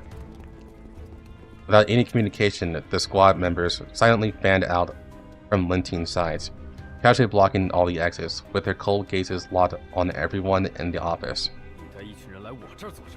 What are you bringing a group of people in my office? Ronnie questioned Lentine irritably. One security has a complex staff. It's perfectly normal for a few rats to pop up. Lentine walked up to Ronnie and tossed a data slate onto the table. A few minutes ago, your account illegally accessed the database and was immediately discovered by my people. For security reasons, I naturally had to report this intelligence up to the chain of command and come to enforce the lockdown order. You're saying I locked the You're saying I hacked the database? Ronnie's eyes widened as if he had heard something ridiculous. Huh, with my clearance level, why would I need to hack the database? I'm simply stating the facts. A few minutes ago, my security database was attacked. The enemy looked through my data and attempted to alter some of my intelligence. The traces left behind were from your account credentials. I haven't even opened my security data system in the last few minutes. You shouldn't be telling me this. For information security reasons, you need to investigate it. But, as you said, if you didn't do it, you have nothing to worry about, right? After all, you don't want someone using your authority to do whatever they want in the company, right? Take him up for questioning. Under the silent pressure of the Omen Squad, Ronnie's excuses seemed feeble. He was ultimately escorted out by the office from both sides. Just you wait.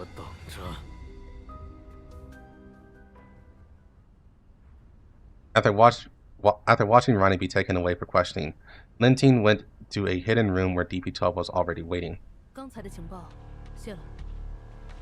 Thanks for the intel just now, but who was the real intruder? The enemy who hacked into my security database should be from the Frozen Company. The third generation doll, Cocoon. Her current identity is an intelligent agent for the Frozen Company, responsible for liaisoning with Mangi security. If she discovers that you and KSVK have SWAT identification codes, it'll be very disadvantageous for us.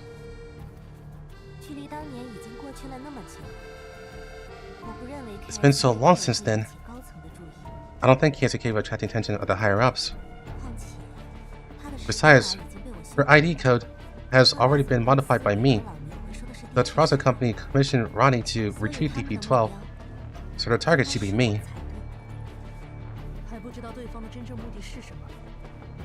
I still don't know what the true purpose of the other party is. I temporarily stopped her from wiping that doll's neural cloud. Thank you for your help. Don't let your guard down. This is only temporary. The URNC has already sent an investigator. You don't have much time to waste. The higher-ups have been pushing me to deal with those coordinates. Pushing so hard, and at a time like this. You don't have to be a genius to know it's not going to be a pleasant job. Lentine sneered. Perhaps just like the cleanup mission assigned to Omen last time, the entered a Paradise stronghold and never returned. Are you worried that this mission is also related to Paradise? I hope not. I'm prepared to the worst case scenario for that mission. After all, in the eyes of those people above, Omen exists for this very reason. Omen. It's not a glorious name, but a terrible label given to you by your colleagues. No matter how much dirty work you do, you can't avoid a future where you might be seen as a pawn at any time. I'm not as self-pitying as you think. I won't experience such a future, and I will never allow it to happen to me. Only by having enough leverage can you get bargaining chips. You and I both know the importance of intelligence. Whether this mission is related to Paradise and what important intelligence can be used, I think you can find the accurate information for me. Of course. As I return for your cover for KSVK, I will investigate further. The sooner we clear this up, the better. After all, I don't want to end up like that commander of yours. Lentine's tone shifted, now tense with a hint of sarcasm. After 10 years, he has really gone downhill. The cause an explosion in Leviv of all places. That's a white zone. The RNC is bound to take it seriously. You and I both believe the commander wouldn't do such a thing. Based on available evidence, he is most suitable scapegoat for the conglomerate. Nikita's smile doesn't change, but her eyes turn cold. Are you threatening me by breaking out this now? I'm just pitying a hero about to meet her end. For people like that, dying on battlefields are the best ending, not becoming a pawn to be played by the higher-ups.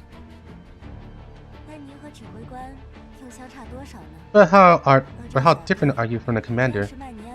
The Omen squad is also a pawn in the hands of the Mangi Security's top brass. Don't compare me to him. I already have an idea. I'm just missing a few handy tools.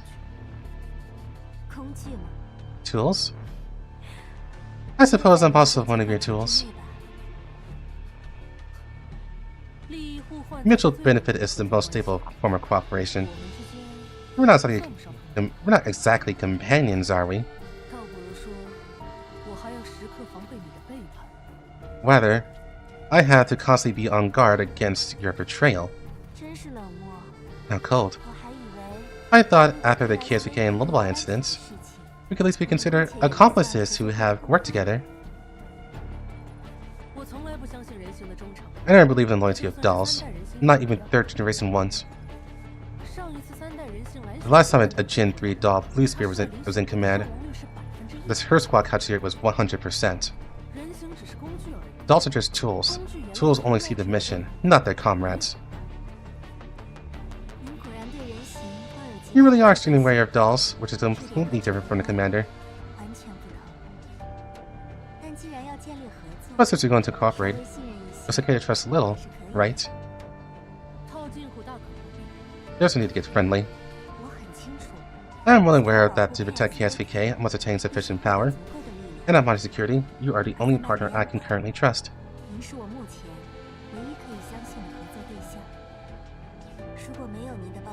Without your help, I would not have been able to rescue KSVK in time back then, let alone help her escape from Mangi Security. Although you did not wake me as promised, I hold no resentment. Boring. I'm not like those cowards. If you want to see me to my death, you better be prepared to go down with me.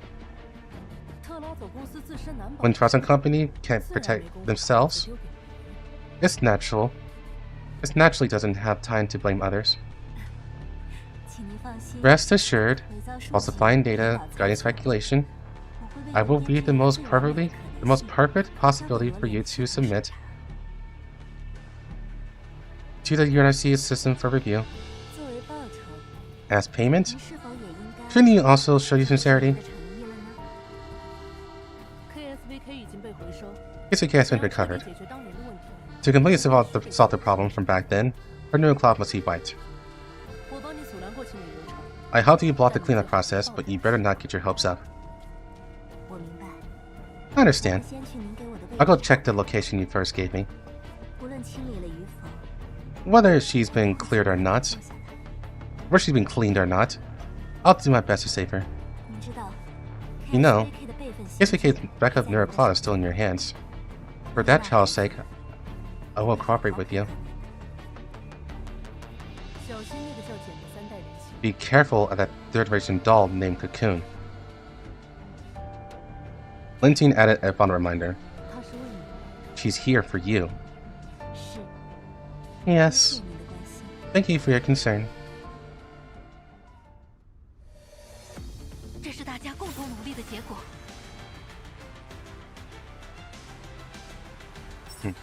Over sounds way better in Japanese, not gonna lie.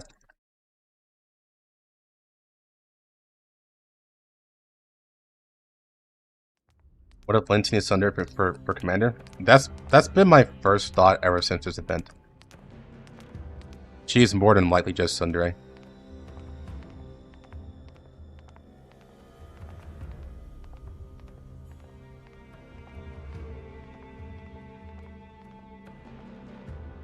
The sound of Balthilde and Nikita's footsteps echoed in the corridor.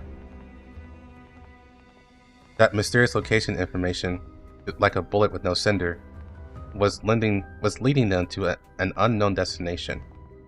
But in order to find Dusif Nanya, even without knowing who provided the coordinates, Balthilde and Nikita still decided to take the risk. 我自己过去就够了，就算被发现，至少不 It's not for me to go alone. Even undiscovered. At least I won't drag you into it. 曼尼安堡的设施我比你更熟悉。 I'm more familiar with national security facilities than you are. 幅度降低你被发现的 With me here, I can greatly reduce the chances of you being discovered. 谢谢。 Thank you. 你想过，如果被发现， Have you thought about what you do if you're discovered? 这是一条行走在黑暗之中的道路， This is a path that walks in 能有 darkness. 同行者， To have a companion is already a blessing. 所以，我从没有害怕过报复。 I just remembered, this is the same city where most of Nagat is in as well. So they should be nearby. We should be seeing them soon. Maybe next major event? She just genuinely hates me. Well, she sees him as a rival to defeat. That sounds very tsundere to me. Because as far as we know, the commander and her have never met. But she apparently joined Griffin because of the commander.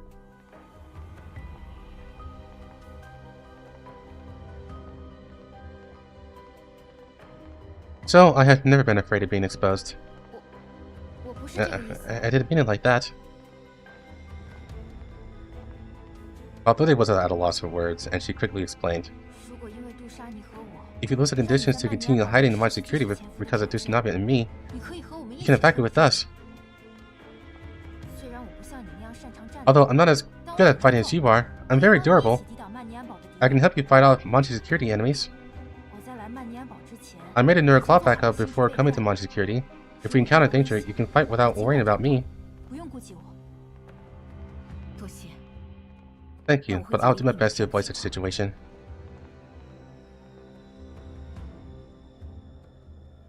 The conversation stopped abruptly as they reached the destination. The coordinates pointed to a spacious room. The air in the room was still and silent. Balthilde and Nikita exchanged a look, then split up and tacit understanding, meticulously searching every corner for any trace of Dusef Nanya. 这里没有， Nothing here. 我去那边寻找。 I'll go search over there. A faint metallic sound from the outside the door broke the dead silence in the room. With her nerves on edge, Balthilde reacted instantly, lowering her center of gravity and preparing to rush the door. A hand grabbed her wrist even faster. Nikita shook her head at her, then motioned with her eyes towards the half-open metal container nearby that they just searched. Engaging the enemy rashly would only lead to a complete failure of the infiltration, although they understood Nikita's meaning, and her fighting spirit was forced to be suppressed by reason. The two of them quickly ducked into a narrow container, gently closing the door behind them.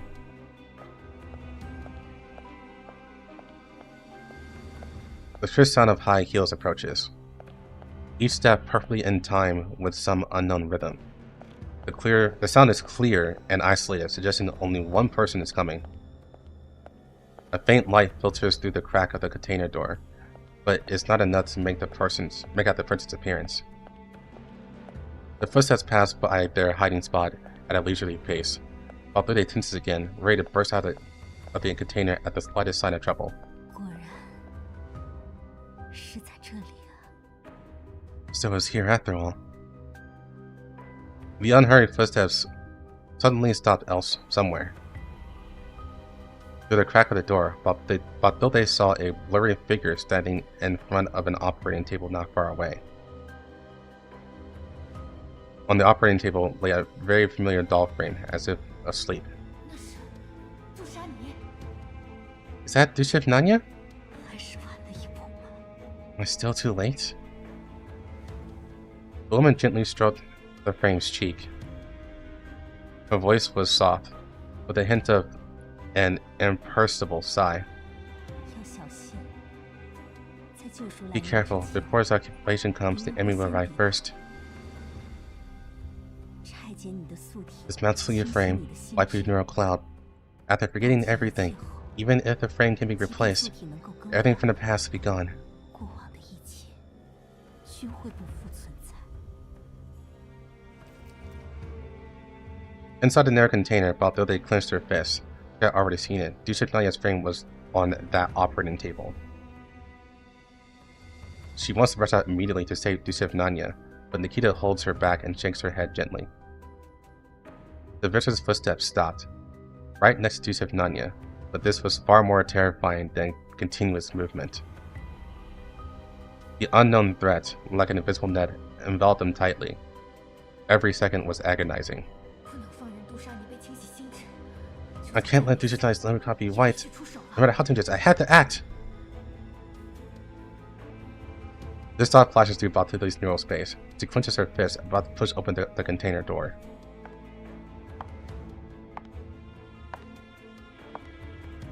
The sound of footsteps, which had stopped, started again, but this time they were approaching the container where they were hiding. 以前，当云彩遮住星星的 A 时候， long time ago, when the clouds covered the stars, you asked me if we would ever find our way home again. The woman's voice had a cheerful tone, as if she were recalling some interesting past event. 我说， I said, the path is always there, 就像 just like the stars. It just plays hide and seek with us sometimes. 和我们玩捉迷藏 We need to catch it with our own hands. 需要由我们亲手抓住才行。 I think I remember this. Her voice grew closer, almost just outside the cabinet door.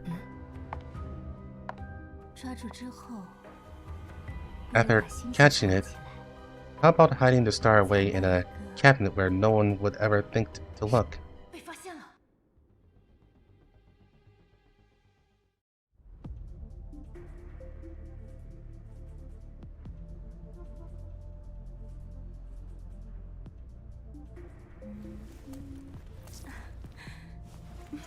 Little mice hiding in the corner, I found you.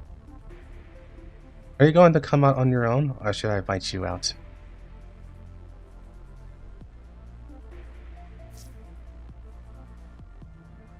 Act first gained upper hand.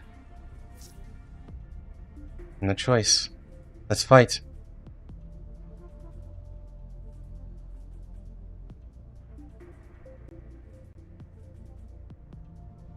Yeah, find me, please.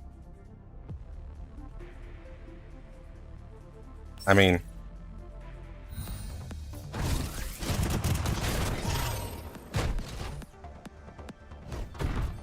Later.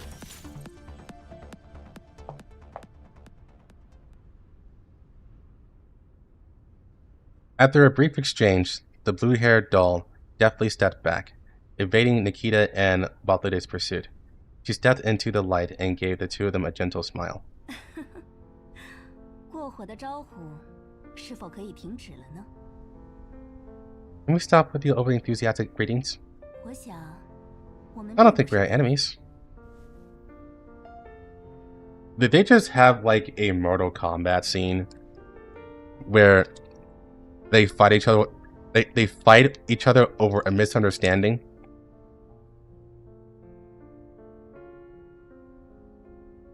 And then once they're done fighting, like, hey, wait! Let me explain. And then they explain, and like, oh, okay. And then they're friends again.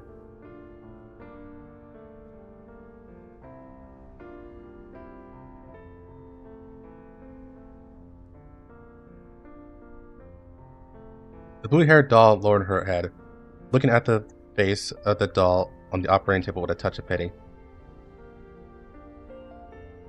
That calm and gentle demeanor made Nikita react quickly. 你是真正的 DP12。 Are you the real DP12? 真高兴你还没有。 I'm so glad you haven't gotten me, VSK94. By the way, that little poem, classic Asian encounter.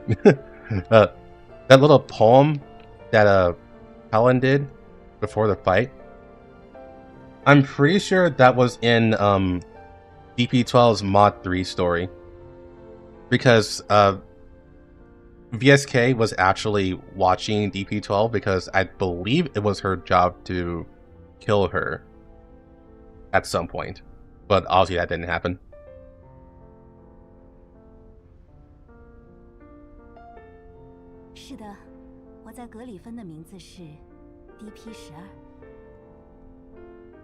Yes, my name at Griffin is DP12. But you can call me by my real name, Helen. It was Helena, but we had too many Helenas.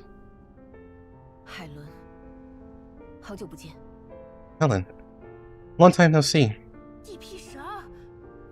DP12? You're the person Dusna's looking for? Oh? Dusevnanya? This child, is she using that name again?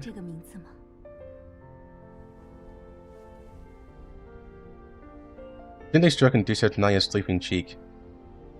Helen's smile softened.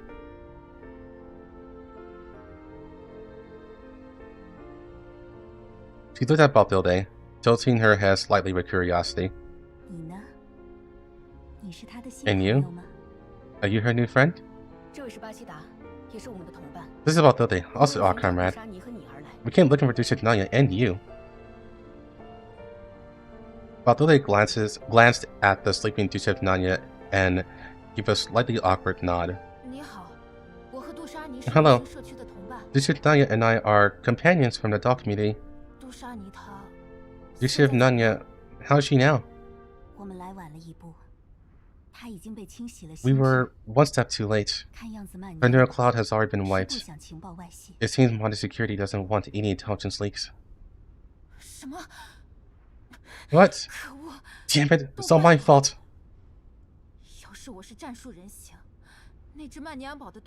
If it were a tactical doll, maybe that modern security team would have taken me with them. And then Dusevnanya wouldn't have. Out of curiosity, what do you think of her new hairstyle? I'm going to be brutally honest. I don't care. She is hot either way.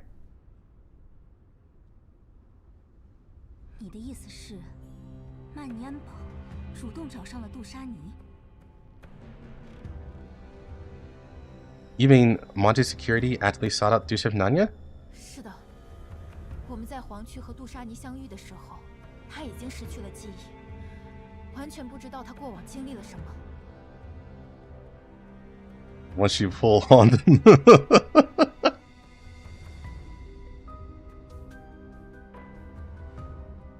Yes, when we met Dusevnanya in the Yellow Zone, she had just already lost her memory and had no idea what she had been through. 但在梳理心智的时候，他忽然想起了 DP12 这个名字。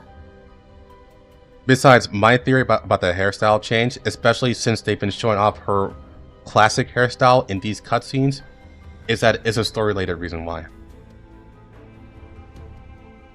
But other than that theory, I actually just don't care.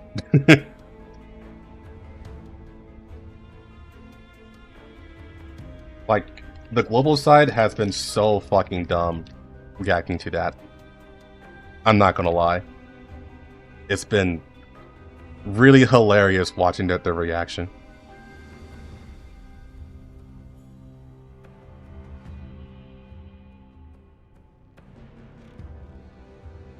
It's her Clark Kent disguise.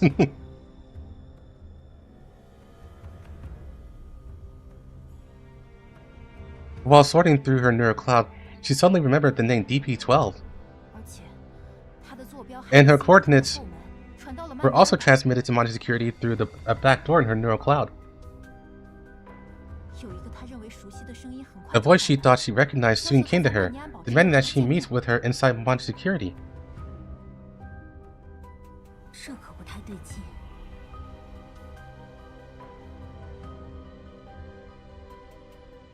This isn't right.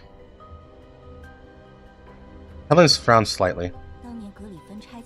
Back when Griffin was dismantled and reorganized, Dusha and I were both taken in by Mangi security and assigned to the simplest guard missions. That child worked very hard, always wanted to do her best on missions.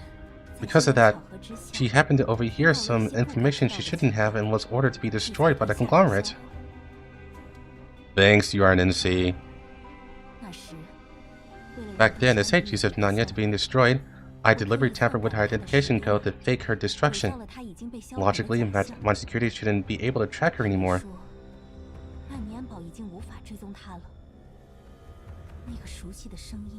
Who could that familiar voice be? Within Mangi security, I should be the only one who could be considered an old friend of Tusif Nanya.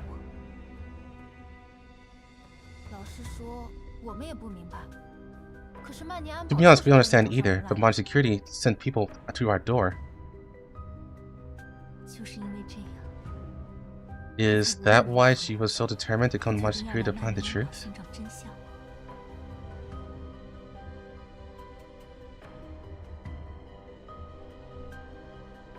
As if sighing, Helen lowered her eyelids slightly. This child. We've been separated for so long. She finally escaped a dangerous place and now she's come crashing back in.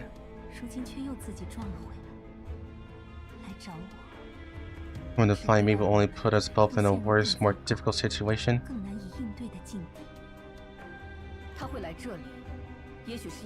She might have come here because you're the one being targeted, not her. It seems the people from Tarasa Company are planning to wipe your neural cloud. That's the real reason Dusha was brought back to Mangi security. I never had access to any classified information from Mangi security or the conglomerate. Maybe neural cloud has some value that even you don't know about? I've seen your file in the coronal hole project before. It's different from the current data within Mangi security. You now look the same as the photo in the coronal hole project participant file. The coronal hole project? What is that? My permission is not high enough to look up the details of this project, so I can't tell you more about it. But it's the fact that you're on the project's list. I understand. Later, I will find a way to get the intelligence on this plan. So what do we do now? Can Nanya's neural cloud still be restored? Although they pointed with concern at the frame on the operating table, which seemed to be peacefully sleeping, there should still be a backup of her past data within Mangi security, but there are no records at all after she left Mangi security. You know, also is to bring her frame back to the Elmo. Before you set out, all of our data was backed up by the commanders, on that commando's Elmo. You met the commander? The word commander, like a small stone dropped into water, sent ripples through Helen's calm neural cloud. She had been searching for this name for too long. From the moment she agreed to cooperate with Lentine, she had used Lentine's authority within Mangi to search through a large amount of intelligence, but she could never find a clear message. And now, the intelligence of that person she had been searching for years was suddenly within reach. Looking at the strange doll in front of her, Helen's heart was suddenly filled with mixed emotions. The sheer amount of information left her speechless for a moment, and countless questions and worries about him instantly filled her thoughts. What does the commander think of now? What was the commander's purpose? Too many questions appeared in the depths of her neural cloud. Looking at the pensive Helen, Nikita pointed to her own communication device. Do you want to contact the commander? Is it really okay? If I contact the commander directly now, will it affect him? The commander is probably wanted right now. If I make contact so rashly and the enemy finds out, I'm afraid it will cause him even more trouble. What's he thinking? William! Helen suddenly became more talkative. She kept expressing her worries, but the light shining in her eyes grew stronger and stronger. We set up a special anonymous encrypted communication channel, and all messages will be destroyed immediately. It shouldn't cause any trouble, as long as it's not a particularly skilled intelligence expert, like the one we met before.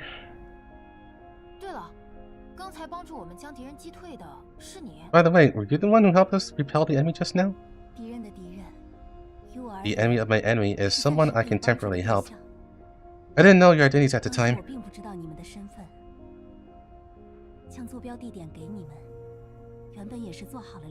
I gave you the coordinates with 2 plans in mind. If you were enemies, you wouldn't have been able to leave Mangi security. Judging from the tracking data, the other party is a doll sent by the Traversal Company, probably named Cocooned. As long as we can identify the enemy, we at least won't be at a loss when dealing with them. Now, I'll adjust the equipment and help you contact the boss.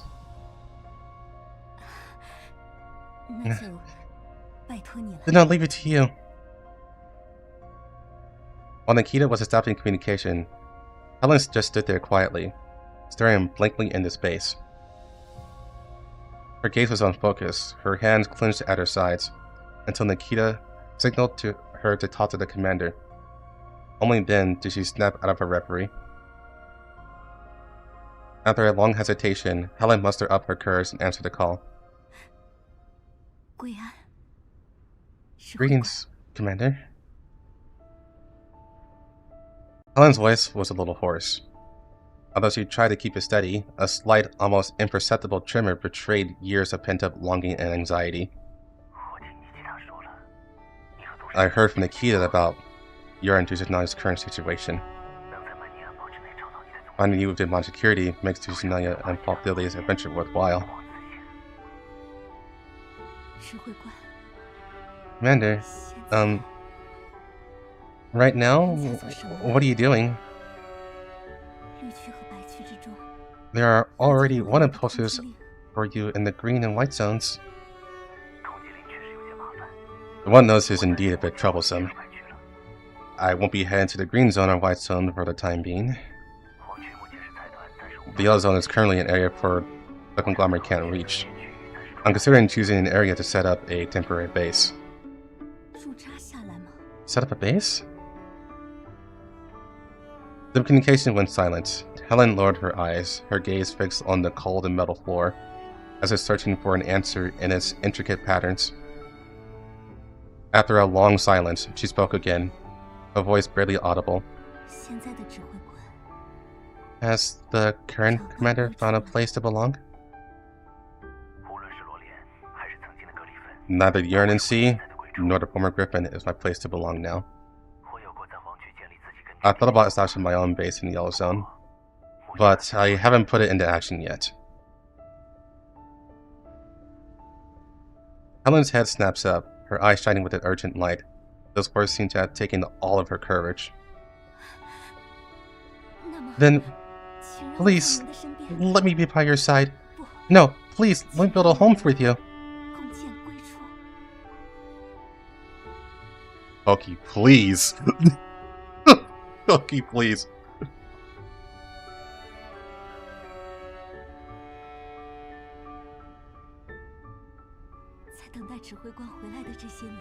In all the years I waited for your return, Commander, I've regretted countless times. Regret that I only knew how to wait like a tool.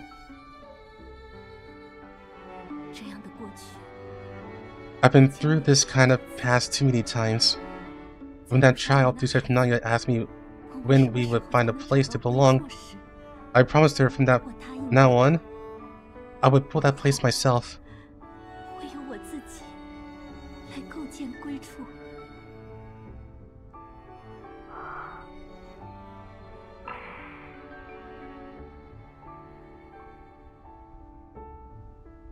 The other end of the line fell in an even longer silence. It wasn't rejection, but rather a wordlessness mixed with surprise, emotion, and being touched. Does this request put you in a difficult position, Commander?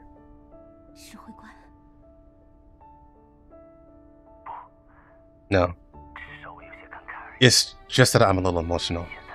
I don't have right now.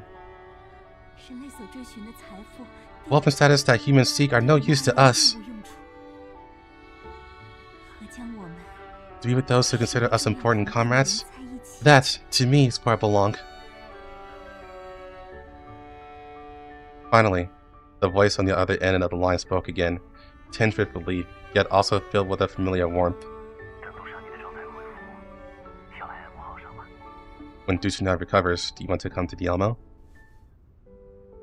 In that instant, just like this, like the instant smile, she's like, "Fuck yeah!" Helen's tense shoulders finally relaxed, as if a heavy burden had been lifted.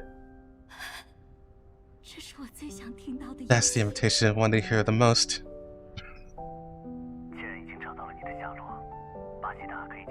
Now that we found you, Baltode can retreat as soon as possible. They were originally on an infiltration mission to find you and figure out why Mangi security was targeting the dog community. Please rest assured, I will do my best to help. Of course, if you want intelligence and Mangi security, I can also help you with that now.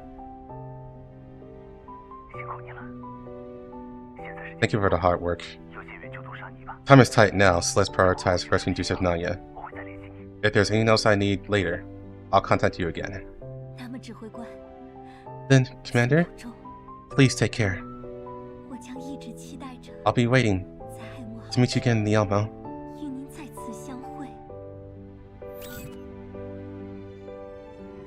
After disconnecting, Helen presses her hand to her chest, as if trying to suppress the strong emotions churning in her neural cloud. Okay, before we continue, yeah, I know some people were saying, "Hey, hero, you are right." Yeah, I think this is leaving big enough hints that I think we're getting the GRF timeline. But let's continue. We got a whole lot to go through still.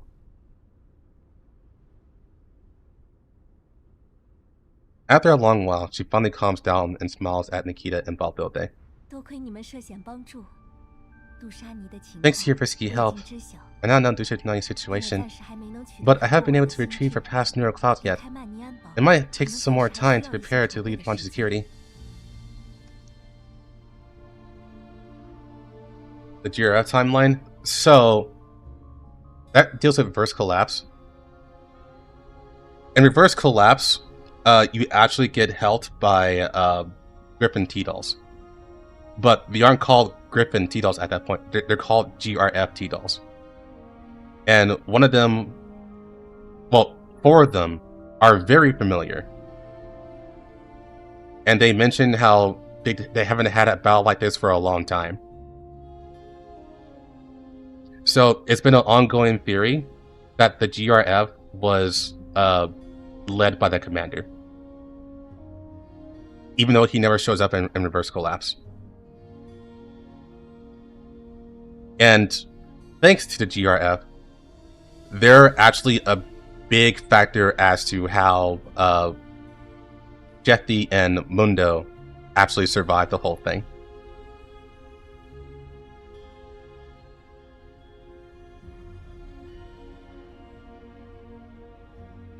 I won't be surprised if Commander says we're all diamonds.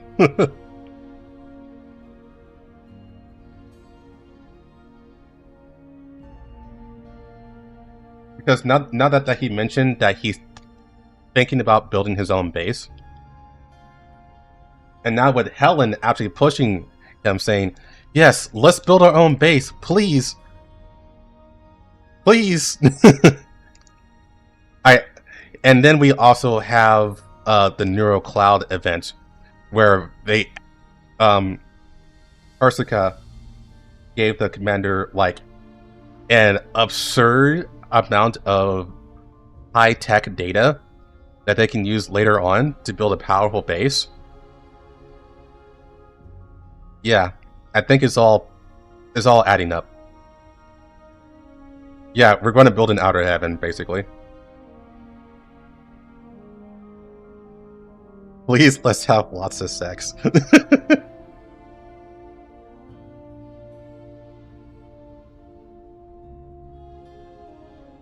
Thanks to your risky help, I now... Okay, I just read that. Helen lowered her hand and gently tidied the messy strands of hair on the sleeping Tushif Nanya. During this time, I'll take good care of Tushif Nanya's frame. As for the reason Mangi security attacked your community, you can use this time to investigate. Understood. I'll do my best to stay hidden. Right now, your brain doesn't seem suitable for combat. I'll use some of my authority to arrange for a replacement. Huh? Is that okay? Then I'll have to trouble you. You're welcome. These are all Mangi security assets. I hope you don't mind using them. After replacing your frame, I was simultaneously tampering with your serial number to allow you to infiltrate the mission execution queue. Recently, a batch of dolls have been officially put into use to improve Mangi security's combat capabilities. I will keep in touch with you all at times. I'll keep in touch with you at all times. And you can ask for my help with any problem. However, don't randomly hack into my security database again anytime soon. The enemy we encounter is quite skilled in intelligence processing.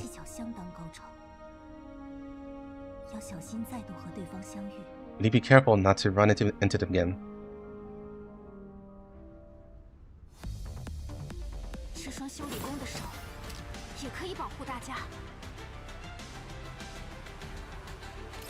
Yeah, once we have left.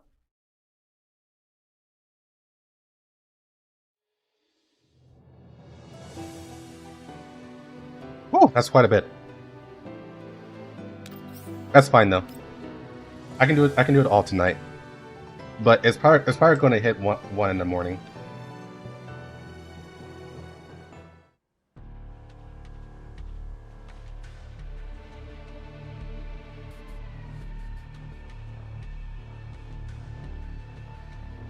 After arranging the infiltration plan for Nikita and Balbilde, DP-12 composed herself and returned to Lentine's office.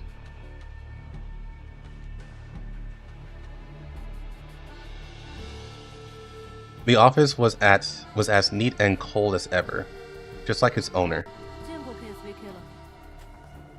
Have you seen KSVK?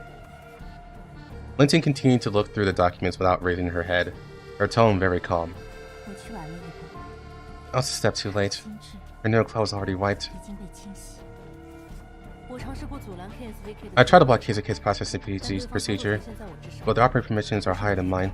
It's not your fault. You mean that Shinpidal Ninkakun altered the mission orders without authorization?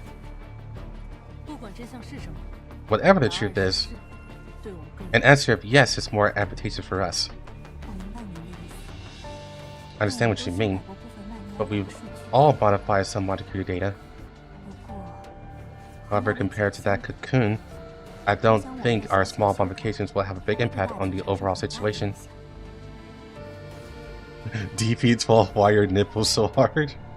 That's so hard it pokes through her armor. Lentine pushed down the file, leaned back in her chair, and crossed her hands in front of her.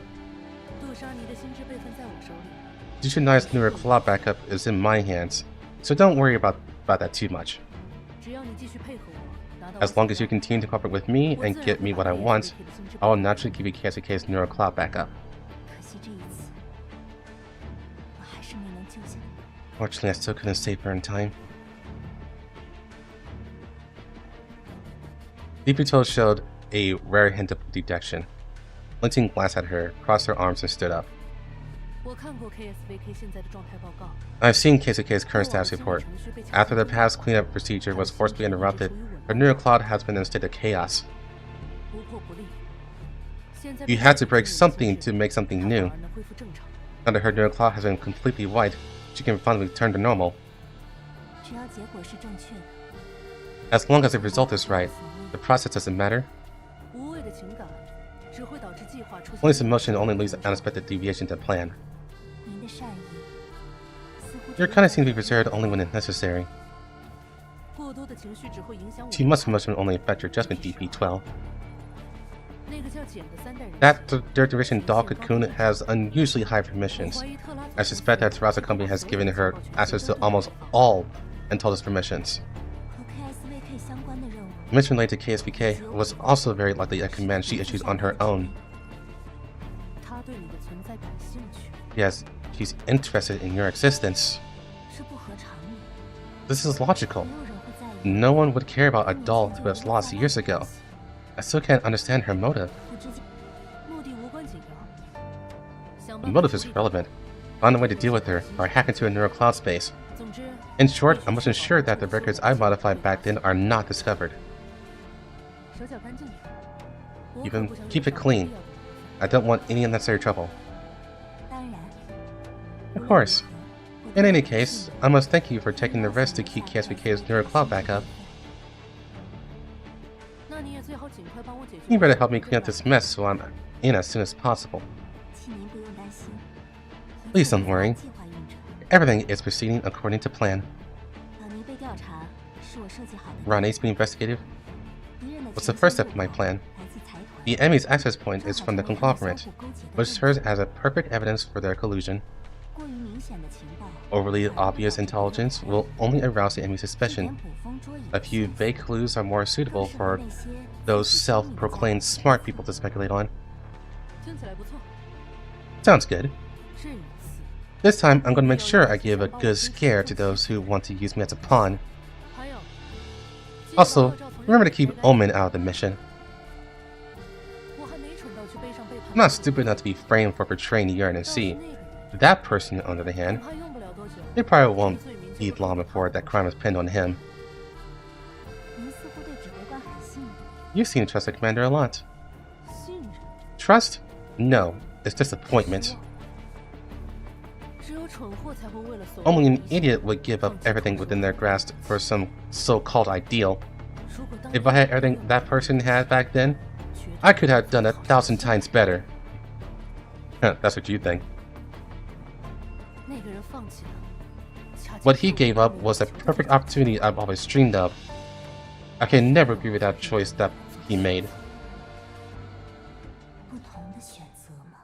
Different choice? DP12 looks at the one before her, his eyes burn with an undisguised climbing ambition. It's an absolute confidence in her own abilities, a sense of control born from the belief that she can change the world. Occasionally, DP12 sees a trace of the commander's former self in Lentine. She understood long ago that Lentine's initial cooperation with her and KSVK was merely out of curiosity for the legendary commander. She hoped to pry some intel about the commander out of them. This partnership is incredibly fragile. The moment Lentine loses interest in the commander, or if the risk of cooperating with her outweighs the benefits, the relationship will end in an instant.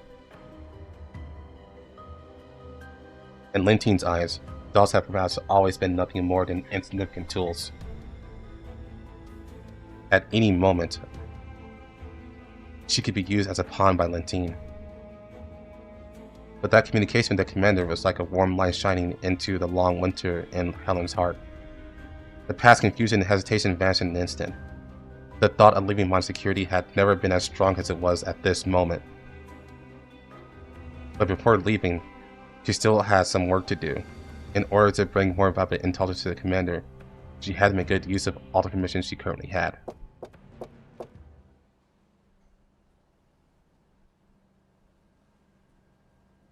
There was a knock on the door in Lentine's office. Her loyal subordinate interrupted her conversation with DP-12. 蓝厅副官，所有准备已经完成。 Oh, it's Kenny. Oh, he has a face now. Okay. Lieutenant Lentine, all preparations are complete. 好了，准备出发，去给那些废物收拾。 All right, let's get moving and clean up this mess by those incompetents. Why does Kenny look like Leon? Lentine leaves the office, leading her squad to the mission location. In the empty hallway, she runs to Ronnie. His face is etched with displeasure, his eyes practically overflowing with malice.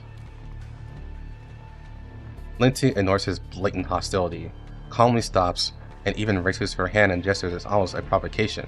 哟，不愧是你， Yo, 关系够硬， just as I expected from 这 you. 么快就出来。 Must have some serious connections to get out so quickly. 蓝厅， Lentine, don't think that Omen can become the top tier of my security. Know your place. 别妄想踩着我上位。 Don't even think about stepping on me to climb up. 是你下面的人要请我协助， It was your subordinate who invited me to assist. I'm willing to withdraw at any time. 也任凭安 If you need to switch jobs, I'm at your disposal. 你还真申请让他帮忙了。 You really asked her for help. 这敌人 Well, 难缠，下面 The enemy's a bit tough, and the higher-ups are being pushed hard. 翻倍。 They said they're willing to pay any price, and they can even double the fee.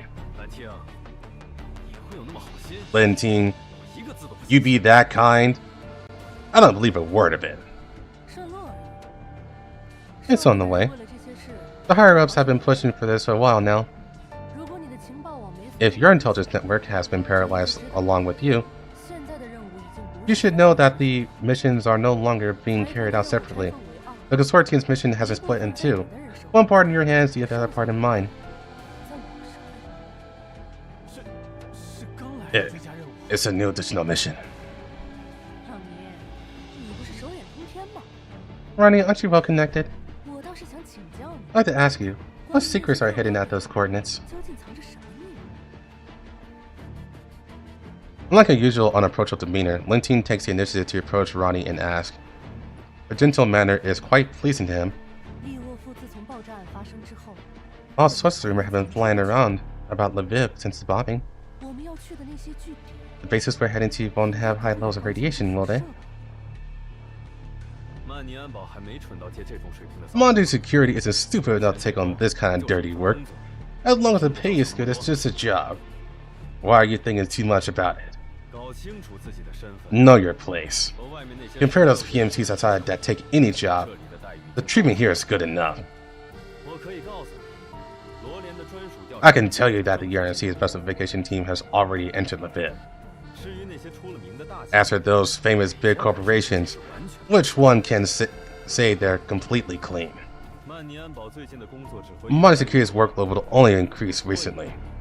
指不定 If we drag it out a bit, 还能再 may even raise the fees again. Huh. 某种程度 In a 上 way, I quite like working with you. 什么意思？ What do you mean? 至少 At least working with you won't be a losing proposition for me. 出发吧， Let's go. 是付了双倍费用， Look, it's going to pay double, right? 稍微丰 Giving me a little commission shouldn't be a problem, right?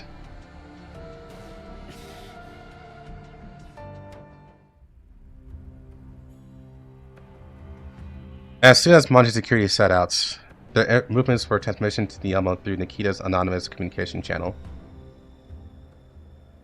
Upon hearing the news of the enemy's renewed attack, a sense of unease gradually spread throughout the Dolls community.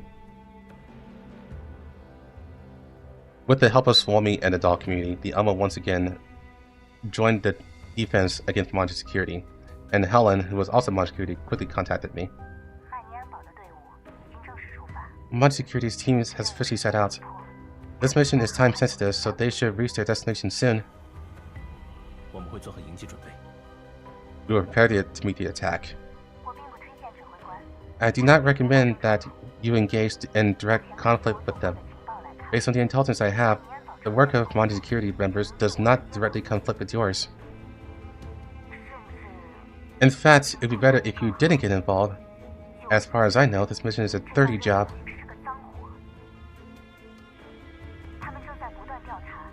They are continuously investigating and clearing the situation at a designated coordinates. You are already a wanted person, so it's not convenient for you to get involved again.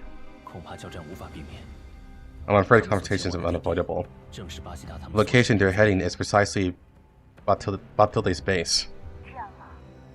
Is that so? Then I'm afraid this area can't disappear so easily. Will it be difficult to execute? Don't worry. I will use my authority to plan the operational route for you. Now that Mangi security's main forces have been sent to the perimeter, it's much more convenient for me and Nikita to move around. It's a new look! So that explains the new frame. Or her new look. It's literally a new frame. As to why she decided to take her shirt off, I still don't know.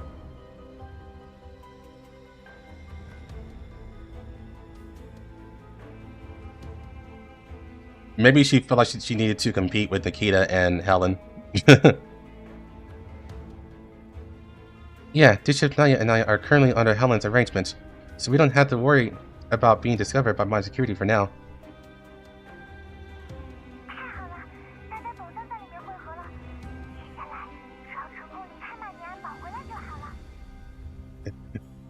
Maybe the clothes there didn't fit.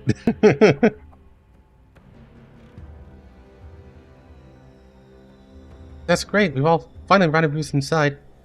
Now we just need to successfully leave Mangi security and come back. Yeah, but we still need to find 269's near cloud backup at Mangi security. It contains important intelligence. Only by finding it can we confirm that the community would be safe afterward. Don't worry, Batilde. With the commander's help now, the community's crisis has eased a lot. On the contrary, you're the ones operating inside enemy territory, so you must be careful. If you can't win, find a way to escape. Don't force yourself. Please don't worry. I've already used my security surplus assets to install a fire control core on Batilde. With the fire control core, I'll be able to help more in future battles. It's just that I can't go back and help everyone right away. Please be careful. If necessary, we'll abandon our temporary base. Batilde cares a lot about everyone. Okay, I promise you. We'll decide based on the actual combat situation. If the enemy's target doesn't affect the community, we'll retreat after putting up a reasonable resistance. I've already synchronized the information about my security team that set out this time to the Elmo. Thank you for your hard work. I wish you all a successful mission. Runners, enemy spotted. Prepare to engage.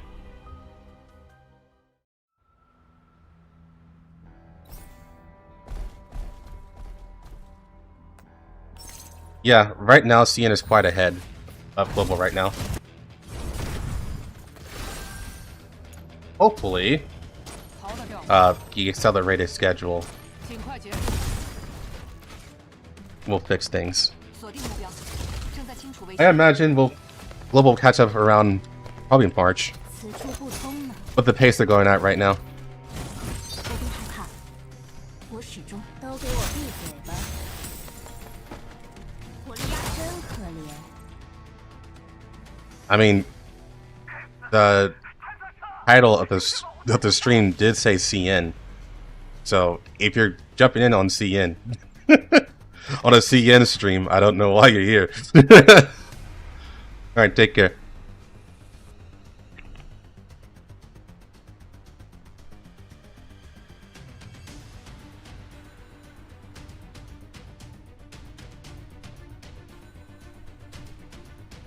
This dude started being slow as shit and then not being slow. Yeah, basically that.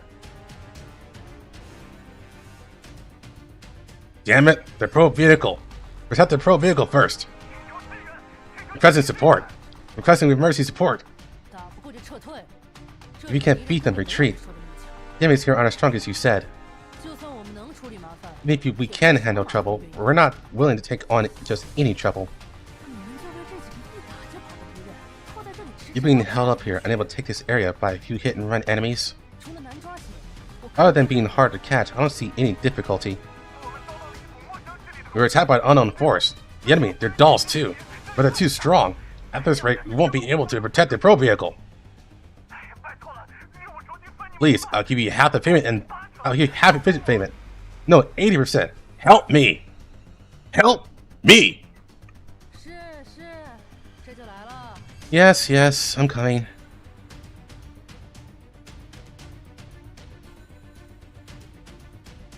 Just as Lentine was carelessly preparing to give the order to turn around and revive support, an encrypted communication came in. DP12，出什么事了？ EP12, what's wrong? The people sent by the RNC have just officially visited Mangi security. 有意思。 Interesting. The consortium has issued an urgent directive requesting that you complete the task at hand immediately. The process is being expedited for approval. 收到了。卡门伊格纳西奥直批的追加任务， Received. 要求停下手头一切。 An additional order directly approved by Carmen Ignacio, requiring me to stop all work at hand and immediately proceed to the designated coordinates. 上头终于是坐不住了。 The higher-ups are finally getting 不 restless, 过， but now 攻守交 the 替。 tables have turned. 那个坐标点， Those 报告 coordinates. 清楚是什么位置 Let me find where that is. Okay. I searched Mangi security and internal data, but haven't found anything related. 就是猜我也能猜到，那不是什么好地 Even if I had to guess, I could tell it's not a good place. 方。抓紧从那个三代人形身上。 Hurry up and start with the 看 third generation 看能 doll. 不能报回来 See if you can dig us some intel. You really trust me, don't you? 毕竟，我手里 After all, the 有 chips I'm holding are enough to make you give it your all, aren't they? Yes. I'll bring you the latest intelligence as soon as possible. 全员撤退，转移位置。 All units, retreat and relocate. What's going on? Why haven't you replied support yet? 我接到新的任务了， I received a new mission, assigned by Carmen herself. 打不过就撤 If 退。 you can't win, then retreat. Don't do anything stupid. Retreat! As fast as you can!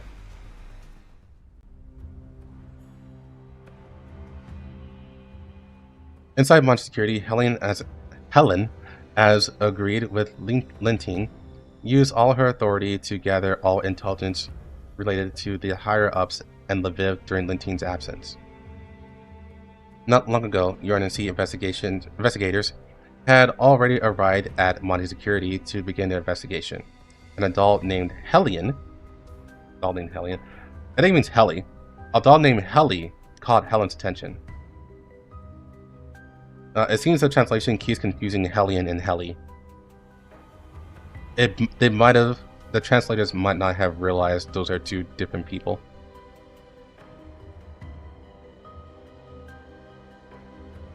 According to the application report, the other party requested that Mangi security grant them access to all databases.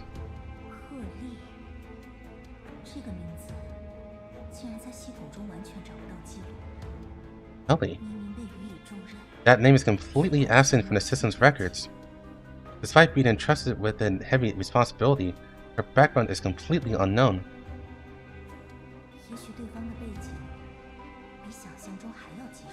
Perhaps her background is even more troublesome than imagined, and she might even possess incalculable intelligence clearance. If my security database were to be fully open to her, then all records would be exposed. Seems I need to be more careful. Access records, erase traces, leave no extra clues.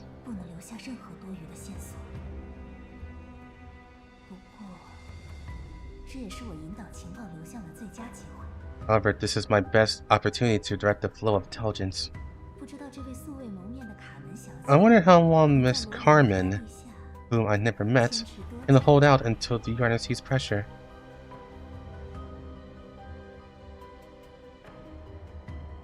At the Russell Company, Berryfield gave a call to Carmen, a high-ranking official at Mangi Security. Why did you reject Cocoon's intelligence processing request? Although Mangi Security works for the consortium, there's no reason for them to open their database to you.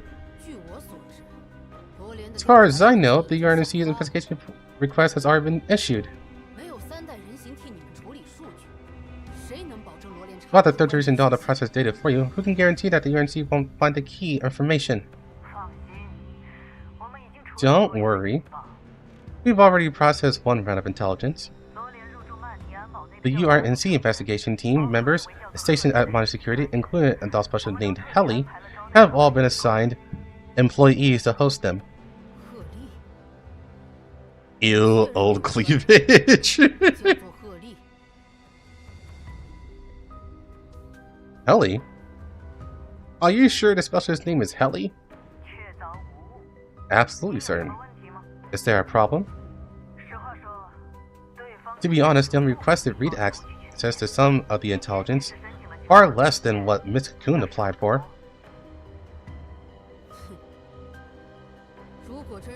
If it's really the Helly I know, she's the most important part of the consortium's plan, and her abilities are far beyond your imagination.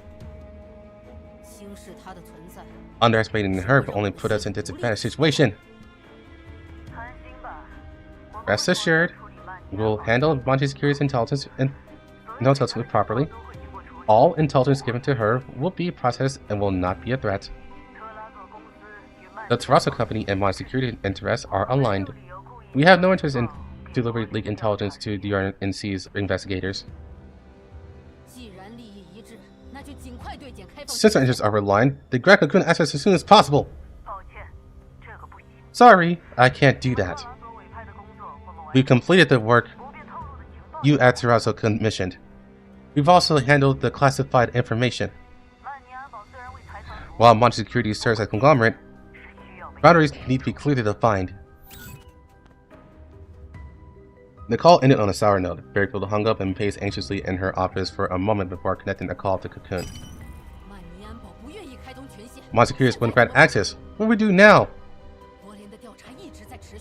The UNSC investigation is ongoing, and this time they can't even send Helly. Oh? Helly is on the move so quickly.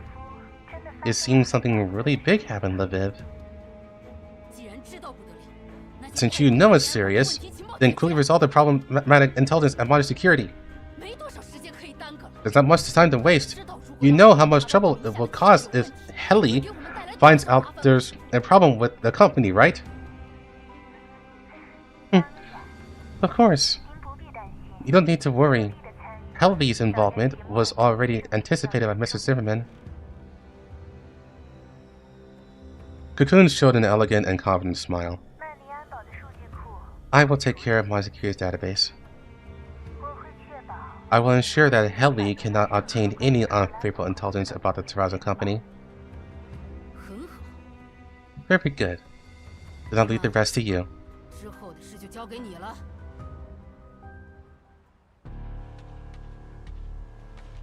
In the Mangi Security high-level meeting room, on the other end of the communication screen, Helly conveyed the UNSC's investigation request in a flat, mechanized sound. We discovered that the Terrazzo Company's past miscommission that Nikita has undertaken a large amount of work from them. Given that the Terrazzo Company is currently suspected of being involved in the Leviv explosion, we hope you will cooperate with the UNC's investigation. Cooperate? What goes to cooperate? We'll do our best to meet the UNC's requirements. I can provide any intelligence you want. Yeah, that's Ellie.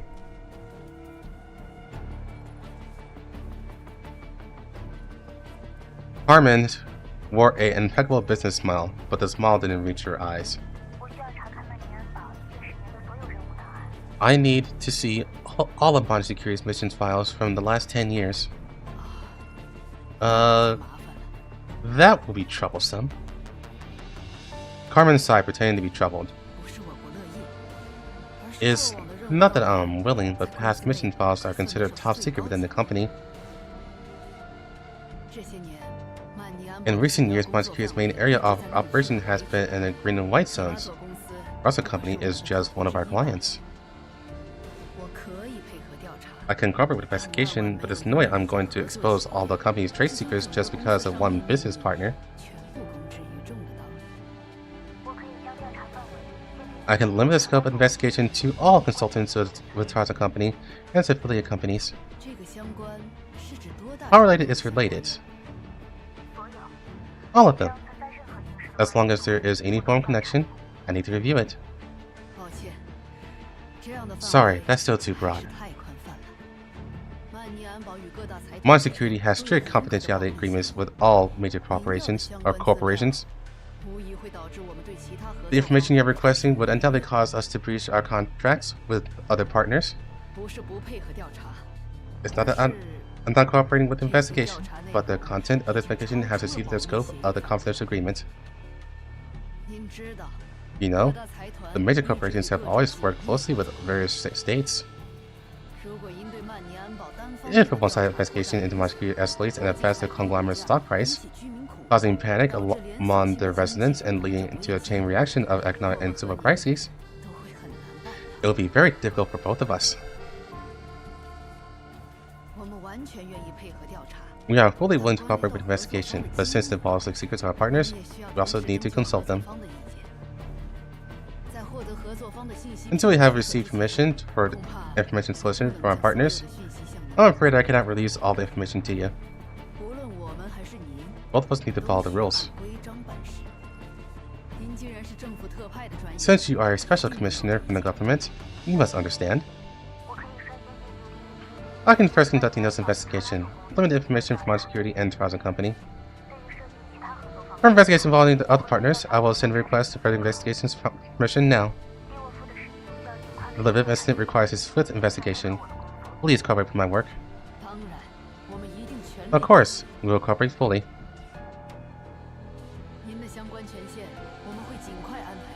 We will arrange the necessary clearance for you as soon as possible. Mangi Security will always welcomes the UNC's supervision. But if the guest is here to steal our trade secrets, we also reserve the right to refuse service. Soon after, the name Heli appeared on the Mangi Security database access list with brief permissions. The coon, who always keeps a close watch on the database, immediately notices the new visitor. Specialist Heli, I'm sorry, but your investigation ends here.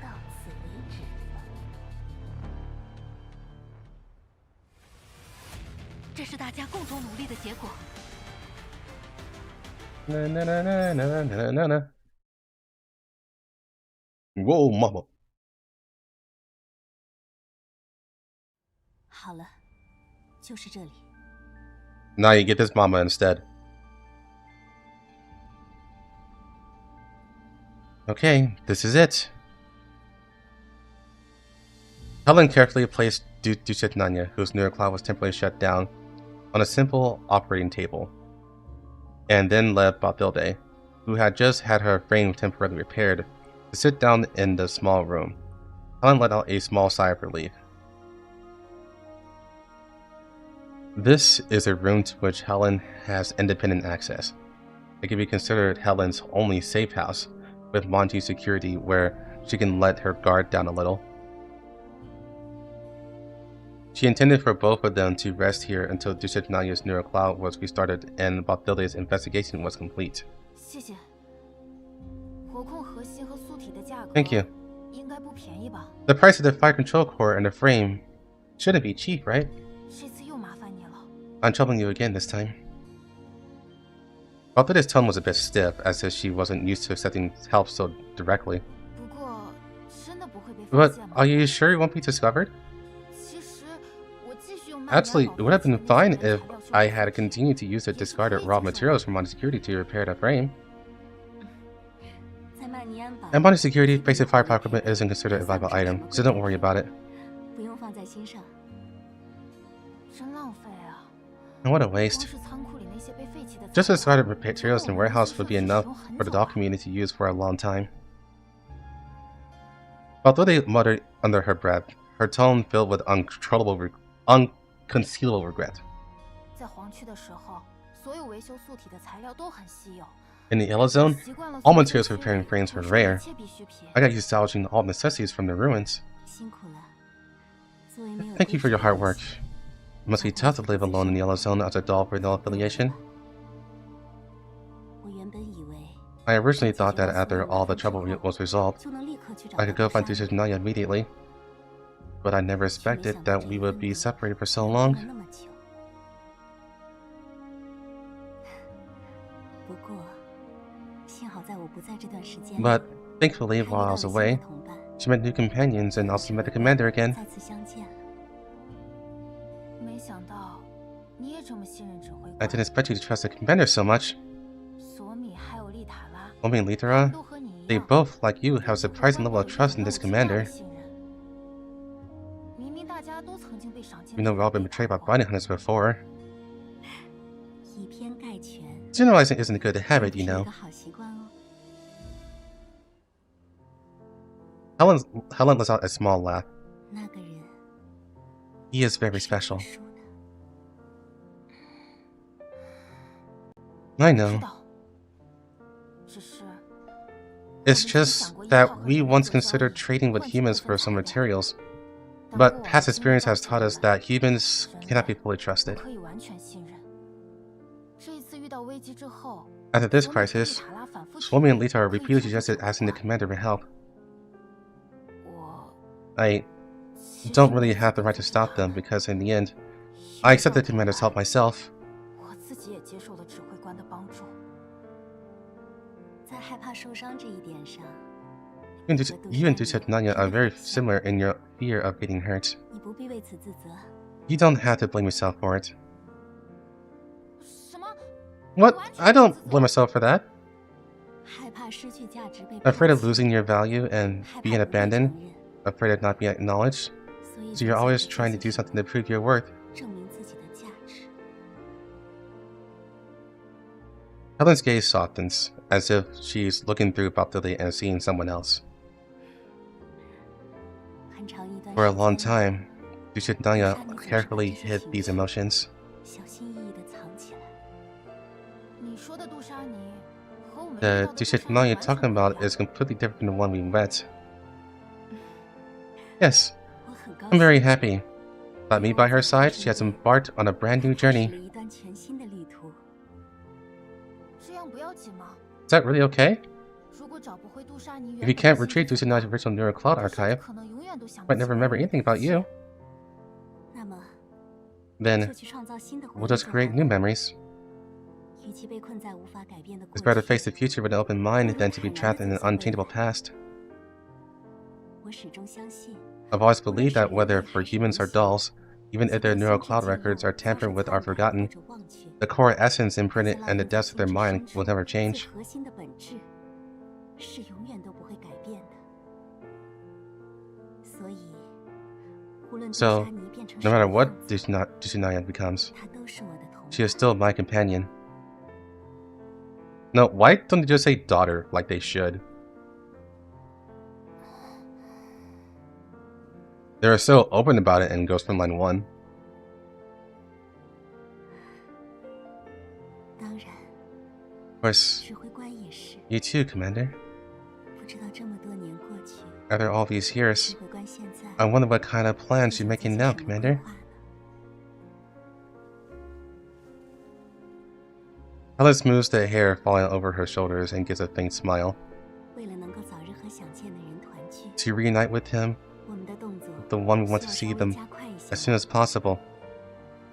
We need to speed things up a bit.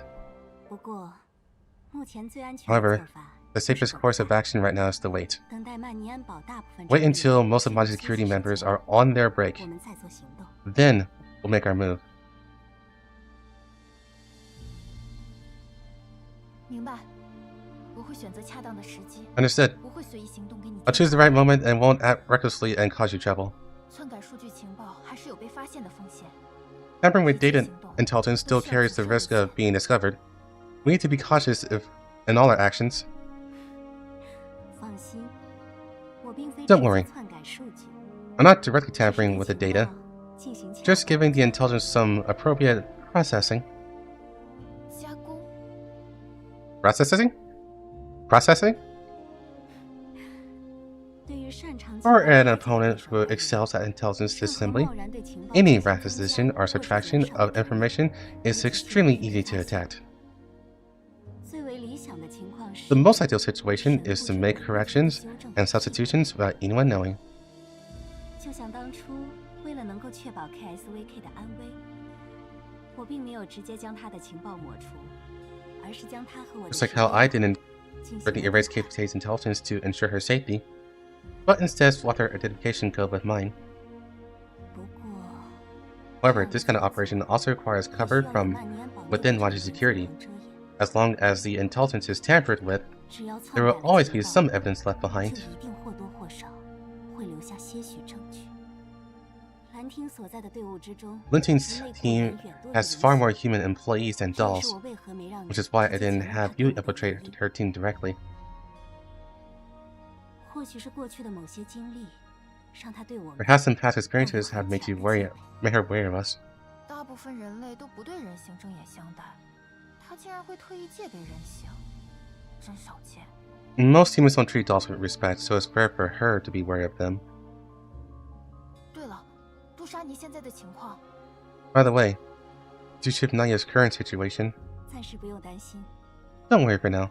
他的心智备份在兰汀手中，我会想办法拿 Her 回。 neural cloud backup is in Lentine's 等 hands, 找到之后， and I'll find a way to get it back. 就到了我们该离 After 开 we 的 find 时 it, 候了。 it'll be time for us to leave. 杜莎妮最近的心智备份在指挥官 Due to 的 Naya's 手上 latest neural cloud backup is in the 如果 commander's 情况太过 vehicle. 于危险， If the situation becomes too dangerous, we can just find a way to evacuate at any time. 我们来这里的首要目标 Our primary goal here is to help Dusha Naya find you 以 and to 及确认 confirm 所有 whether 的 Dusha KSVK Naya, or as 杜莎妮 KSVK, 是 is 否 really 真的 being 被持续 continuously 对待 tracked. 只要杜莎妮没有被严密追踪， As long as Dusha 危险 Naya 情况 isn't 下 being closely 我们 tracked, 可以优先撤离。 we can prioritize evacuating to the safety of the doll community. If things get dangerous, 追踪杜莎妮的势力， the force tracking Dusha Naya, 追踪 No. 我的敌人， the enemy is tracking 应 me, 该就是那位 should 名叫 be 吉尔 that 人形。 doll named Cocoon. 杜莎妮的心智被清洗， The wiping of Dusha Naya's neural cloud was her doing as well. 我还不清楚。 I still don't know why she is so interested in me. I'm certain we never crossed paths before this. 我确信我们从未有过交集。杜莎妮曾说，在那个人 Dusha 形 Naya 身 once 上 said she felt a 收 sense 到 of 了 familiarity 熟悉 from 感 that doll.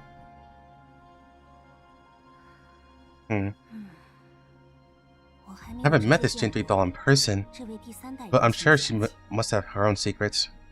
作为财团的情报处理代理人， As a conglomerate's proxy doll for intelligence processing, 真是 the, 大 doll, 得让 the 我 authority 第一 she 次见到 wields is so great it makes me a little envious.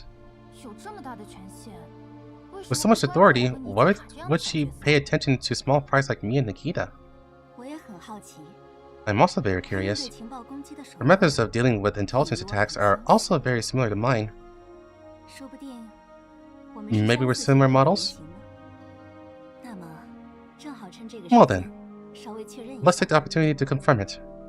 我会梳理他所有经手过的 I will go 情 through 报 all the 内容 intelligence 以及 content she has handled, 通过 as well as 这 her 次 access paths to find her true purpose through the clues. 让我看看吧，那位一直 Let me 尝试 see. 找到我， What secrets does this Miss 选 Cocoon, 择清洗心 who 智 have been trying to find me, and then 到底是 chose 什么呢？ chose to wipe my neural cloud after finding me. Really have.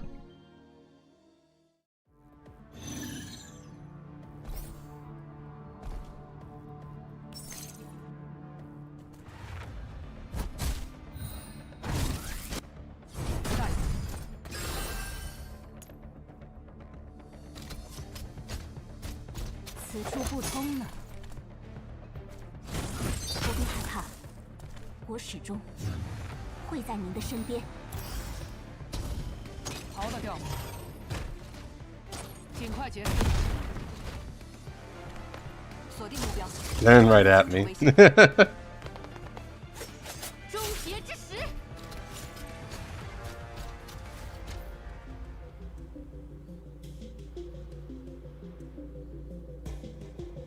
After successfully hacking into Mangi's security database, Helen traced Cocoon's intelligence operation path. Our Helen's rolls, by the way, it took like 60 pulls, which is pretty good. I won the 50-50.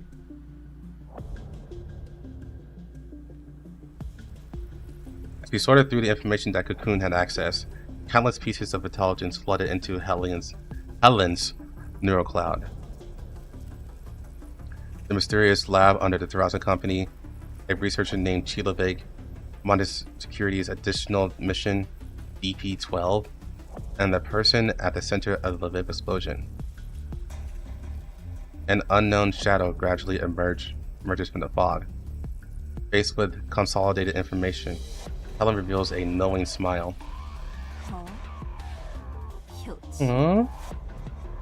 Interesting. Did you find something? I didn't expect Cocoon to have already tampered with Terraza's company internal data on a large scale before I did. Unfortunately, Fortunately, I had already read and copied the relevant data. Otherwise, it would have been difficult to find traces of these operations. What's the purpose for doing this? I'm afraid it's to deal with the investigators sent by the UNC. The explosion in Leviv involved the Terraza Company, and Cocoon removed Terraza from the related incidents when she tampered with the information. If the other party conducts an investigation based on the latest data, they would inevitably be led to make a wrong judgment. Damn it! They do something like this just to evade the investigation! But she altered more than just that. The coordinate range to be investigated in the Mangi security mission requirements are also secretly tampered with earlier. The community was attacked because of this, right?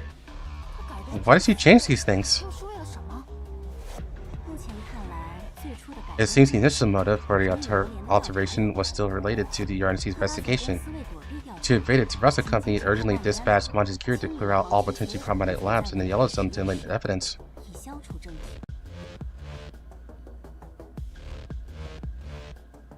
Seems for the question, but at what part Commander was involved in PNC? He is involved in all of PNC. He's a professor.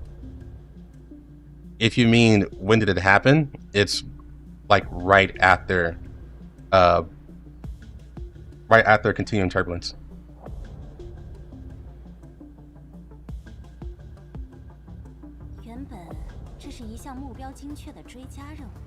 Yes, really.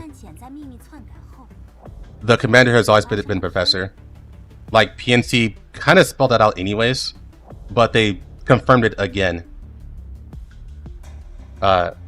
previously in Lewis's event. Like, straight up, you cannot make any other interpretation. The commander was involved in all of PNC. He is a professor.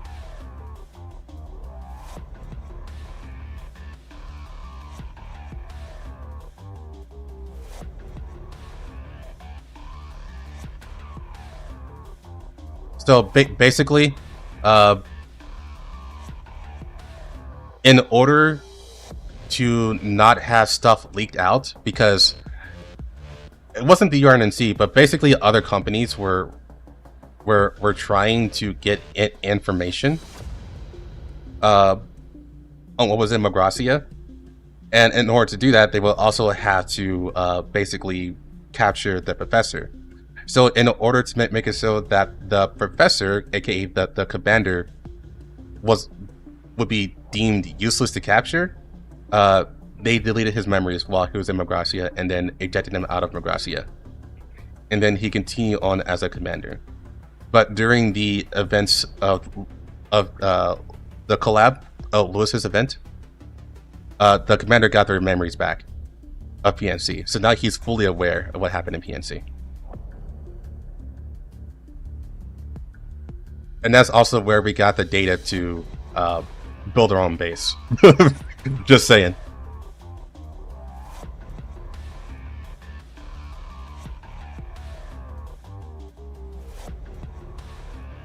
Alright, to continue. Originally, this was a precision target additional mission. But after Cocoon's secret tampering, a lot of the data went off course. Look, this was the original cleanup area.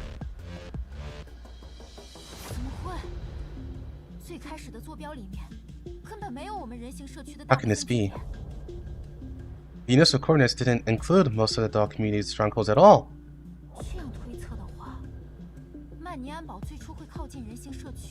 If we assume that, then was Mod Security's initial approach to dog community a complete accident? It's partially a coincidence. On the one hand, Cocoon's tampering can divert the UNSC's attention and hide the Terrazzo's coding laboratory. On the other hand,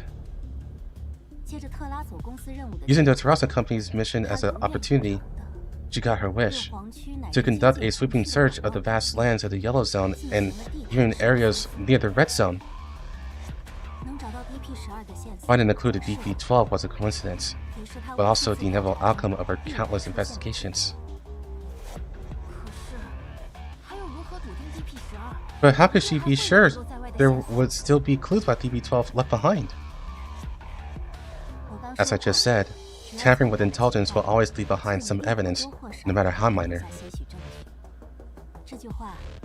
That also applies to me. No matter how perfect it's made, a fake is still a fake. Since I can deduce Cocoon's thoughts, it's very likely she can too. It seems this third generation doll is more capable than I thought. If I have the chance, I'd really like to face her head on. Since in Cocoon's eyes, DP-12 has already been data wiped, she won't be conducting a large-scale search of the Yellow Zone anymore, right?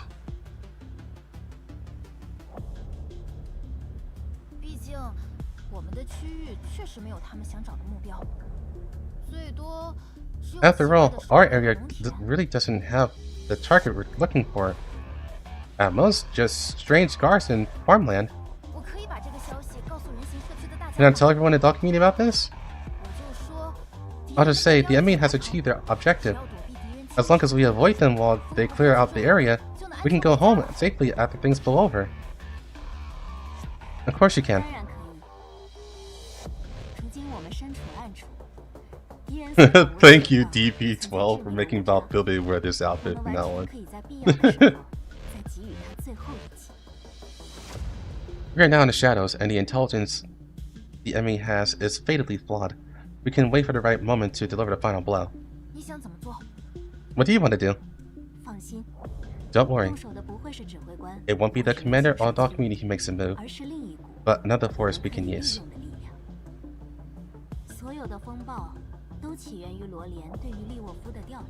All the storms originated from the UNSC's investigation into Leviv. The reason the commander is wanted is because the UNSC wants to use the commander to investigate the truth behind the incident. Although I'm not sure what exactly happened in Leviv, I can use some methods to redirect the forces chasing the commander to other targets. Damn, Helen, okay. She's like, stay away from my man! What's the conglomerate? That's right. The conglomerate is in a hurry to commission Mangi Security to clean up the abandoned lab in the Yellow Zone. Essentially, they want to make sure no clues point back to them during the RNC's investigation, to avoid getting burned.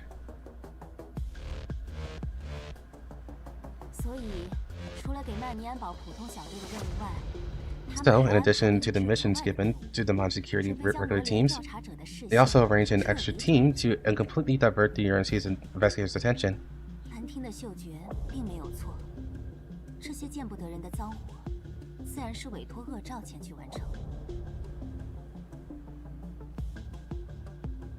I'm going to assume that is a serious question. What's the deal with T-dolls with big boobs? Quite literally, that means they're heavily armored.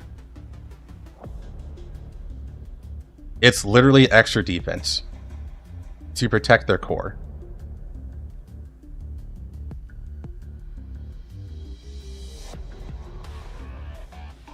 That's the actual lore reason.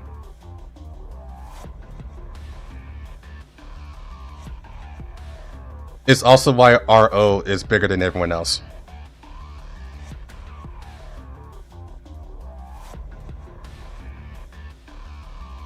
Are bigger than the rest of the AR team. Although I think M4 is only slightly less busty than RO.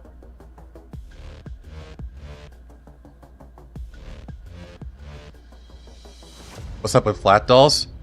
The reason why they're flat is because they don't have much to protect.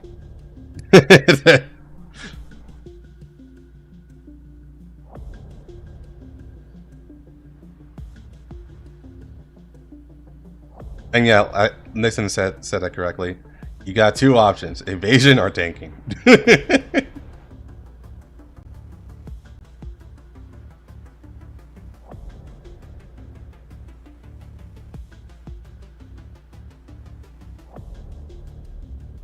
45 is matrix dodging. Also, 45 has smoke grenades too.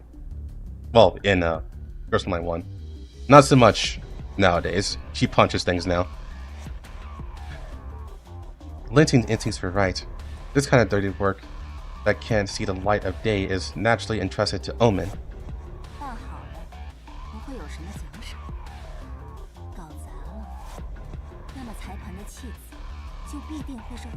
If they succeed, there's no reward. If they fail, Omen's squad will surely be the conglomerate's scapegoat.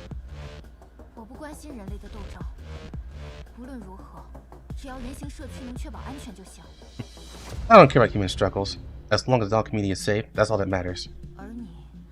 And you, for your own safety, you should distance yourself from that Lentine as soon as possible.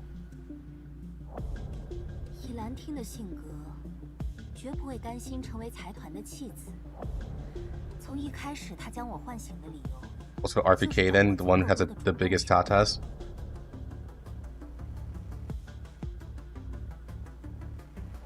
If we go by lore, it's extra armor. But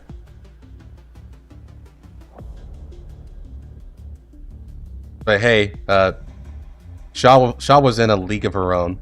Maybe the rules didn't apply to Task Force Defy.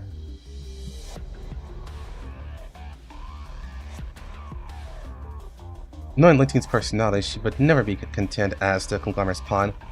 The reason she woke me up in the first place was to seize as much control as possible. With just a little guidance, that woman will willingly expose the Consortium's clues to your earnesty. She will become the best guide to divert the RNC's attention. Helen smiled, but her smile exuded a chilling aura, while Dilde scratched her head, suppressing the complex emotions in her heart. At Helen's signal, Dilde temporarily left the room. Helen then made an encrypted call to Lentine. Did you find the intel I wanted? Yes. There's good news and bad news. What would you like to hear first? Don't play silly games. Report the mission quite quickly. Roger. Evito's tone returned to one of respect, but there was a faint hint of smile in it. The bad news is, I used a terrestrial company interface to infiltrate Homage Security database, and then I reverse hacked their database. The location assigned to the Omen Squad for cleanup is marked as the highest danger level of the Toronto's company database. Only those with the highest intelligence permissions can view it. You must well just say it's a Paradis stronghold. Perhaps. Just as you guessed, the RNC's investigation into Leviv is progressing steadily.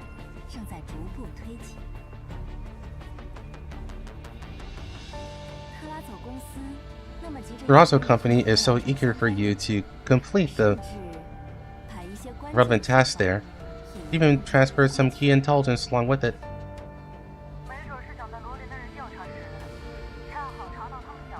Maybe they want the RNC investigators to conveniently find the intelligence they want them to see. No matter how you look at it, it's a thankless, dirty job. Good news. Only if the mission fails will you be treated as a pawn. But as long as the mission hasn't started, nothing has happened yet, right? Paradis intelligence, the conglomerate's clues, all the future dramas that are about to unfold. We can decide the plots. Good idea. So, what plan do you want to do? Lentine paused, seemingly considering her next move. If they want to use me, they can use me as much as they want. However, the rules are always made by the stronger party. They better be prepared to be used by me as well. So Lentine wants to fight Paradis or not, Lentine doesn't give a fuck. She wants power.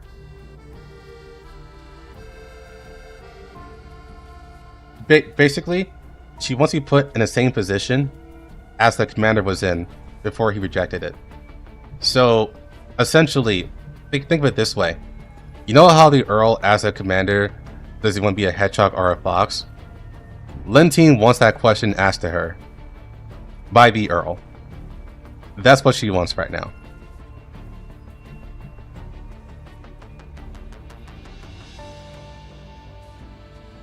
So she's Virgil? I'd say it's a bit more complicated than that, but yeah.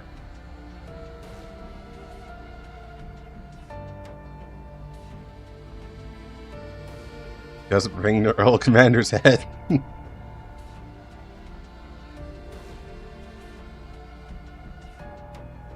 But I would say her feelings are complicated towards her commander, it sounds like.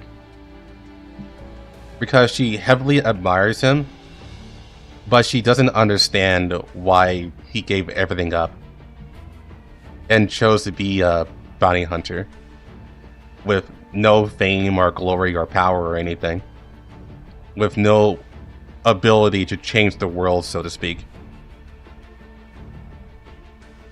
So that's the general overview of Lentine's motivations.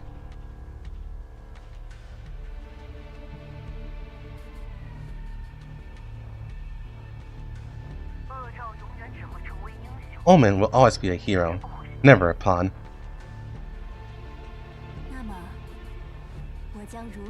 Then I will do as you wish. Oh? A doll has secretly hacked to Mangi's security database right after me. Interesting.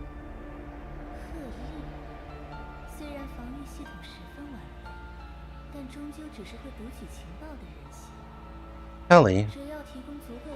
Although her defense systems are quite complete, she's ultimately just a doll who reads intelligence. As long as I provide enough false intelligence, she'll be trapped in a cage of information. Compared to Helly, this mysterious doll who has interfered with my intelligence several times is far more interesting. Could it be just as I expected?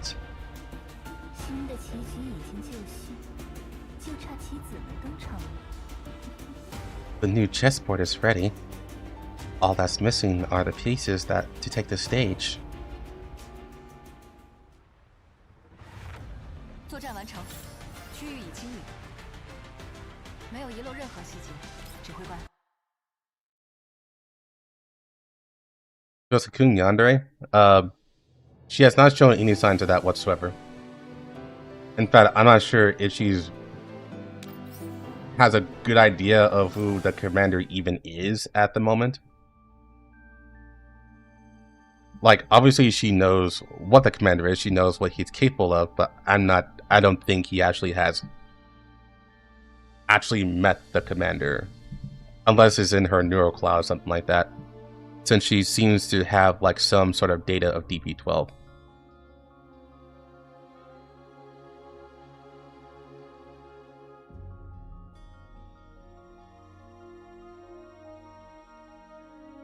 How much is left? Plenty. It's gonna go past 1 o'clock for sure. After ending the communication with Lentine, Helen transmitted all the current intelligence to the Elmo through Nikita's encrypted channel. On the screen, Helen's figure stood quietly, the background still uniformly styled walls of Mangi security. Based on the current intelligence, after the explosion at the Leviv laboratory, the conglomerate started in self-inspection mode before the UNC. But the conglomerate's speed was still not fast enough. The UNC's attention to the Leviv explosion incident was beyond imagination. What do you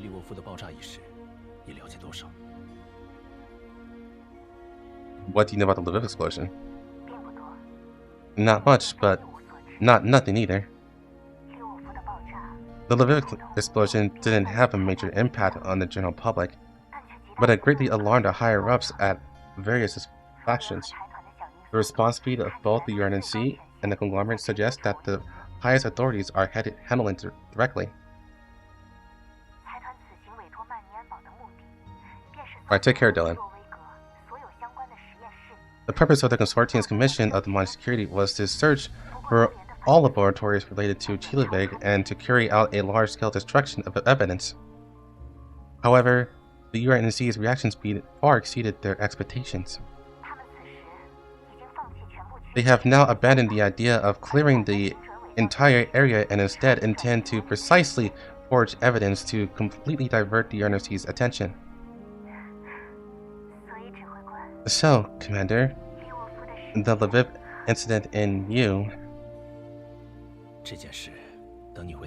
I'll discuss this with you in detail when we get back to the Elmo. It has been a while since we had a private talk.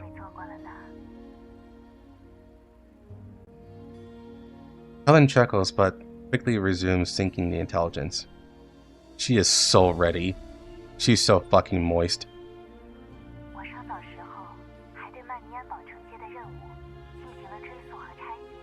A little while ago, I traced and disassembled the mission undertaken by Mangi Security.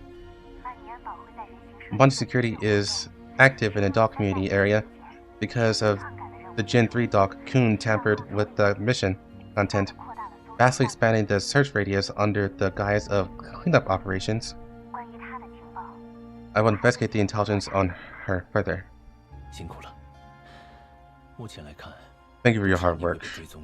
It seems Yusuf Naya is being trashed for reasons beyond just Mangi security.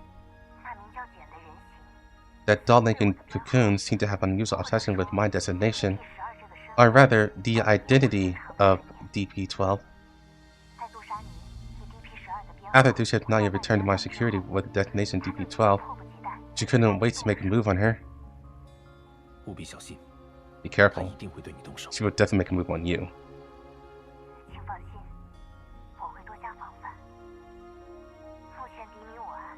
Please rest assured, I will take extra precautions. Currently, the enemy is in the open, and I am in the dark. I will be careful to conceal myself and only reveal my identity when necessary. I heard Nikita that Dusha Naya's memory was wiped back then, because she came into contact with a high-level secret of the consortium? Yes. Dusha Naya accidentally overheard a conversation between a high-level consortium members while on a security detail. Helen's voice grew heavy as she repeated the fragmented words salvaged from Dusha Naya's Broken memories. Seats. Control numbers. Reach expectations. This is what Dusha not yet tried everything to remember. A seat. Almost instantly, I recalled the change of the Odessa chairman that Kalina had mentioned in our past conversations. The power in the satellite city had changed hands several times, and a chairman whose close ties to or a background in the conglomerate would undoubtedly provide shelter for all the dirty dealings. Herodus's resurgence is undoubtedly with the help of the consortium. Until there is a clear way to sever the relationship between the two, Herodus will always have enough resources to keep coming back and expanding. Those people from the consortium will do anything for profit. In the face of absolute profit, they dare to take risk. But once the risk outweighs the reward, they merely discard the unimportant pawns. Regarding your wanted status, the URNC High Command seems to have not yet made a final decision on this matter. If there is opportunity, I will do my utmost to help you resolve this issue and turn the situation around. It's fine. I don't plan to return to the Green Zone anytime soon. There's no need for you to take on extra risk just to clear me of false charges. Also be careful to use a disguise and lie low during my operations in Yellow Zone. Even if you say so, Commander, I will still do my best. Helen's tone suddenly softens, a voice filled with an emotion I don't understand. What do you mean you don't understand?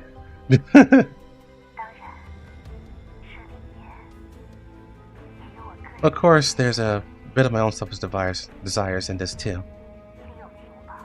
For the conglomerates, there are many ways to achieve their goals, whether by using our fabricated intelligence,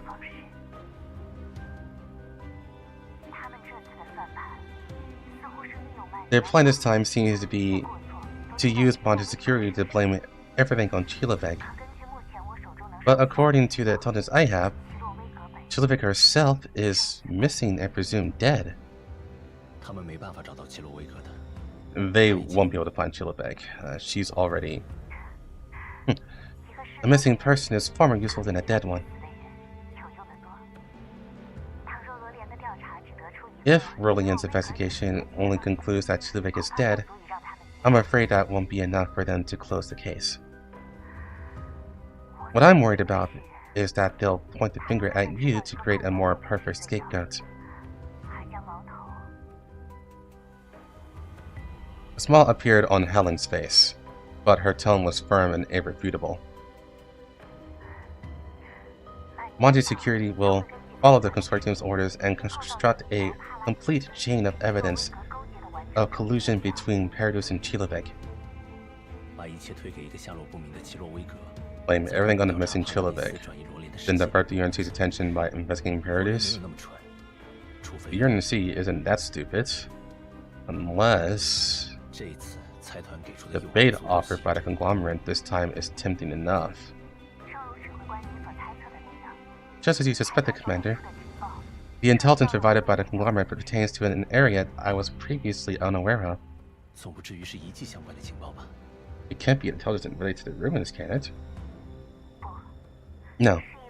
It's a design drawing of an instrument related to Chilovek's laboratory. The instrument blueprints for Chilovek's laboratory. Elena? Give me the coordinates of Mangi destination. What I need may already be in that area. Mangi's team is already set out. Being at top speed, it's highly likely that we'll have a direct confrontation with them. What exactly do you need that's worth taking such a big risk? Right now in the Elmo, there's a child who urgently needs the serum used by Paradus to cultivate test subjects. Since Mangi Security plans to use Chilovek to attract the UNC's attention, it's highly likely that the area they've chosen as a scapegoat contains the stolen goods they'll use to forge evidence which is this nutrient solution I need. 爱慕号上的那孩子， That child on the Elmo can't wait much longer.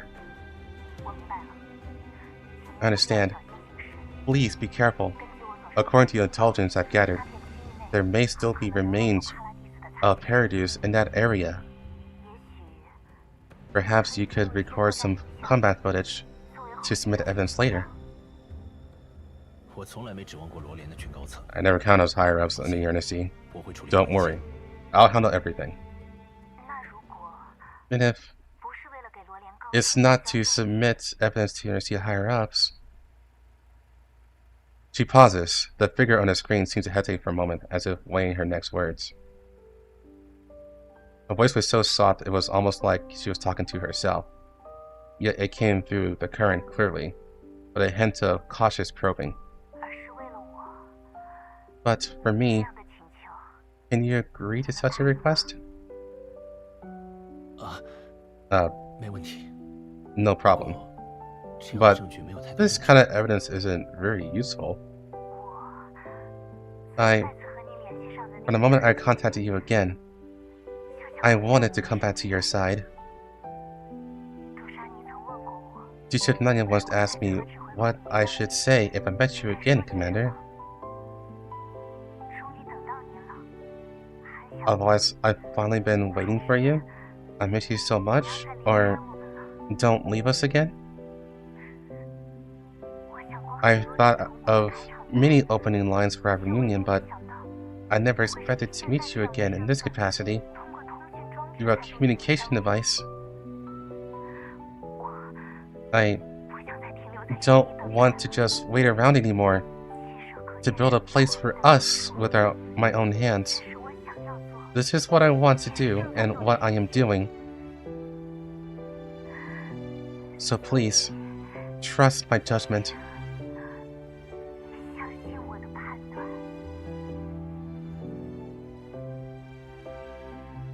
On the comm screen, Helen looks up again, her eyes filled with an unprecedented determination.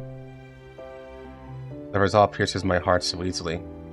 To be seen, to be needed. Her words remind me of the home she always emphasized.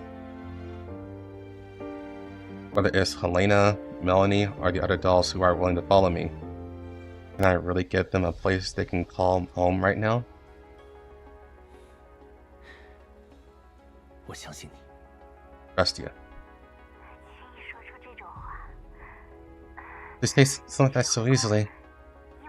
The commander has become surprisingly frank. I will never betray your trust. The call ends and the lights in the command room dim, my pensive face reflected in the glass.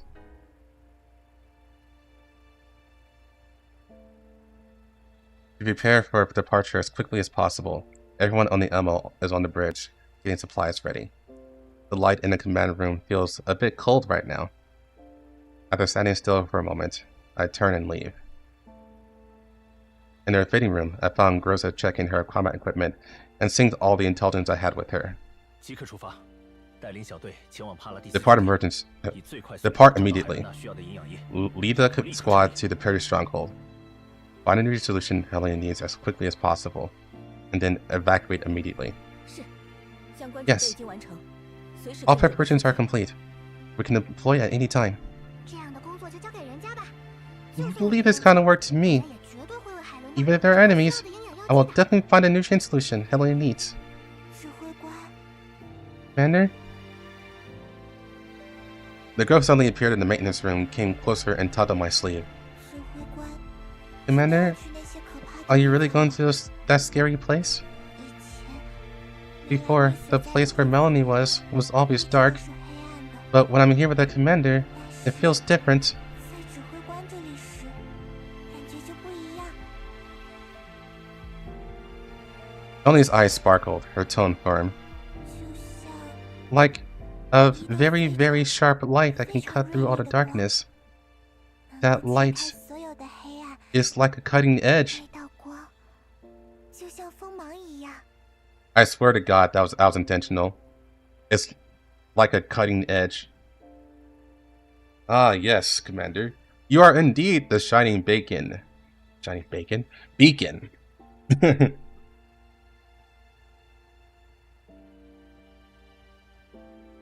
所以海伦娜一定会得救的。 So Helena would definitely be saved.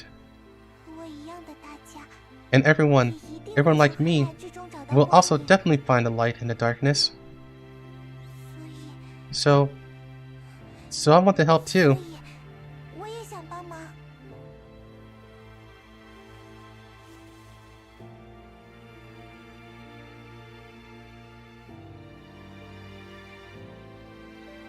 I knelt down and gently stroked Melanie's head. 那么，在我们回来之前， Then, 帮我照顾 before we get back, please take care of Helena for me. 指挥官会很快回来的， Commander, 对吗？ you'll be back soon, right? 我们会尽 Yes. 快回来的。 We'll be back as soon as possible. 等找到营养液 After we 之后 find a nutrient 剩下 solution, 的治疗 need your help for the rest of the treatment, Melanie. 指挥官要亲自前往吗？ Oh? Commander, are you going in person? 事关海伦娜与奇洛威格， This concerns Helena and Chilovic. 我们必须 We must be cautious on this mission. 明白了，人家会 Okay, I 所有 get 医 it. 疗用具。 I'll bring automatic supplies and work with Melanie to maintain the highest level of alert. 艾莫号上已经不需要再增加伤 The 员 Elmo doesn't need any 其他 more 人是最重 casualties. 要的 Come back safely is the most important thing. 好，我会在艾莫号上乖乖等着大家的。 Okay.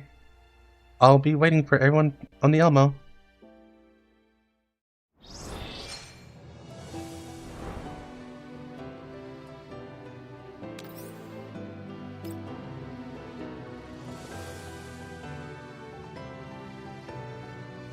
Hello, charcoal.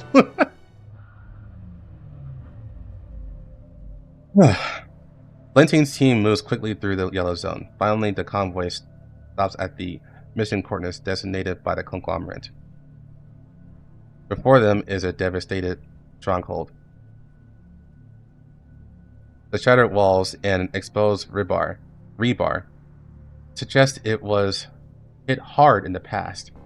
The building's ruined silhouette is eerie and exudes an air of danger.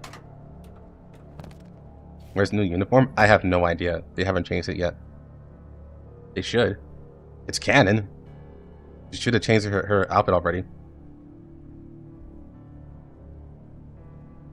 Lentine is the first to jump out of the command vehicle. She stomps on the rugged ground, her expression grim as she looks at the entrance to the stronghold. 注意提高警惕，场地内大概率仍有敌人。 Stay alert. There's a high probability of enemies still inside. Lentine's voice, transmitted through the tactical channel to all members of the Omen squad, is cold and steady, slightly dispelling the fatigue from their rush journey. 先从外围进行探索，不要打草惊蛇。 Start by exploring their 尽快确认敌 perimeter. 人的数量。 Don't alert them. Confirm number of enemies as quickly as possible. 是 Yes, ma'am. 全员佩戴行动记录装置，全程。 All personnel will wear operation recorders to record the entire mission.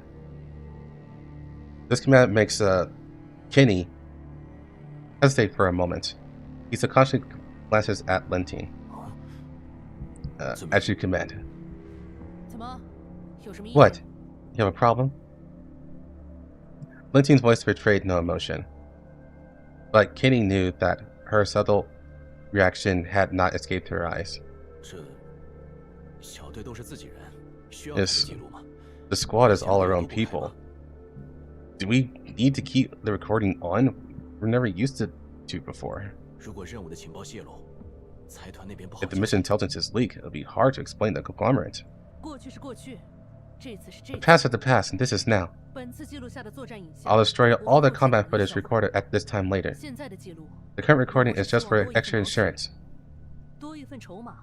Having an extra bargaining chip is always better than just being put on a passive position in the future due to the partner's betrayal. 财团会背叛我们吗？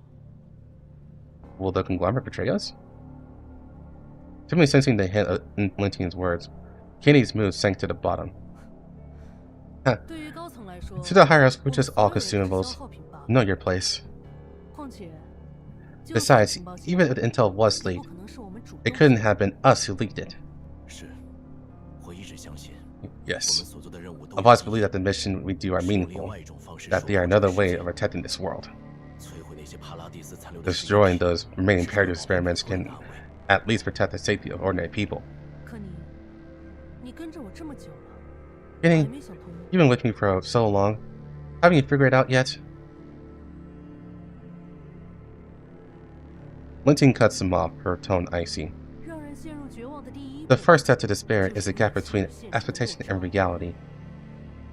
所以收起你想要拯 So 救 put away your desire to save the world. 这个世界需要一些出 This world needs some idiots. 但我绝 But 对 I 不希望 absolutely do 想 not 要 want 拯 an 救世界 idiot who wants to save the world to be my teammate. 是这样吗？ That's so. 我还以为 I thought 梦 a 想 hero 是 whose 拯 dream 救 to 世界 save 的 the 英雄 world would attract you. 会吸引到你。没人会不好奇有趣的事物。 No one is curious about interesting things. But that's all there is to it. Or no one isn't curious about interesting things, but that's all there is to it. 让所有参与任务的人都管好自己的嘴。 Tell 按照 everyone 最高 involved in 战 this 术规则 mission 进行作战 to keep their 做好 mouths 随时 shut, 御敌的准备 operate according to the high tactical specification, and be prepared to encounter the enemy at any time. 将这里所有活动的生物 Clean up all 一起 living 干净 creatures here. 不必 Leave 留 no one 任何 alive. 漏洞 发现疑似人类存活痕迹。 Traces of suspected human survivors found. 开火！ Open fire! Under attack! Attack! It's an elite! Quick! The sound of a barrage of bullets and continuous screams instantly came through the communicator. Lentine closed her eyes, her frustration evident on her face. She tapped the tactical tablet hard with her knuckles, making a dull sound. People always hesitate fatally due to strained sympathy and inertia, even though she had already given the cold order to eliminate all life encountered to ensure safety. In such a dangerous place, any second of hesitation will directly determine the probability of survival. 汇报情况。 Report situation. We encountered a cloaked, unknown humanoid creature. It attacked us first. Not only are they elite, but there are also humanoid machines. The squad has lost 2 companions and 3 members are already injured, requesting reinforcements. The voice from the communicator was intermittent, mixed with heavy panting and the whir of gunfire. Lentine waved her hand, signaling Kenny to quickly advance the remaining squads to the ambush point to provide support. Fire! Fire! Hold on! Hang in there, one of them to support you. Unlike the past peanuts of long-abandoned Paradise strongholds, the coordinates provided by the conglomerate this time were clearly occupied by a significant number of enemies. After paying a certain price, the squad quickly suppressed the remaining enemies, and the team led by Lentine herself headed straight to the Paradise experimental area. Lentine signaled her squad to clean up the remaining experimental products in the area to build a defensive line around her position to fend off the enemies constantly emerging from the corners. The number of test subjects at this base is unusually high, and most of them are humans who have been. Kenny's voice is a little hoarse. He couldn't bring himself to say everything he was thinking. 你想太多的毛病再不改， If you don't change your habit of overthinking, you won't live long. The situation is indeed more severe than I imagined. I originally thought this mission was just about placing some necessary experimental data here, and then submitting the permission data related to Leviv as evidence to the ERC later. But considering the current situation, this place, there's original testing ground lays, the white zones from the base, right? 能让那群高高在上的财团权贵们 Keeping those high and mighty conglomerate bigwigs to give up a place like this is already a pretty good result. 人类对于力量的追求 Humanity's pursuit of power never stops, Kenny. The number of madmen in this world is far beyond imagination. 超你的想象。战争永无止境， War is endless. 唯有依靠 Only a balance of power can temporarily restrain conflict. 而这一次， And this time, 我们就 we are the waves being pushed out to maintain this balance. Forging documents, erasing evidence with other consortiums' connection to this area. At this point, such actions are completely meaningless. Even if we do this, countless experiments will still be going on in other labs.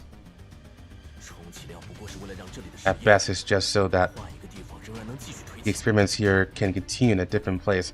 Kenny is giving off like 10 million death flags. He is literally acting like the second Agent Light.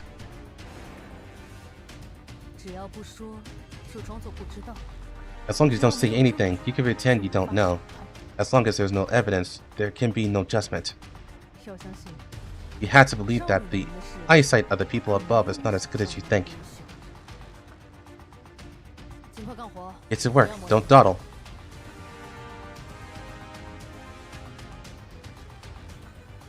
After signaling her subordinates to maintain the defensive line and taking over the camouflage work, Lentine established an encrypted communications with DP-12.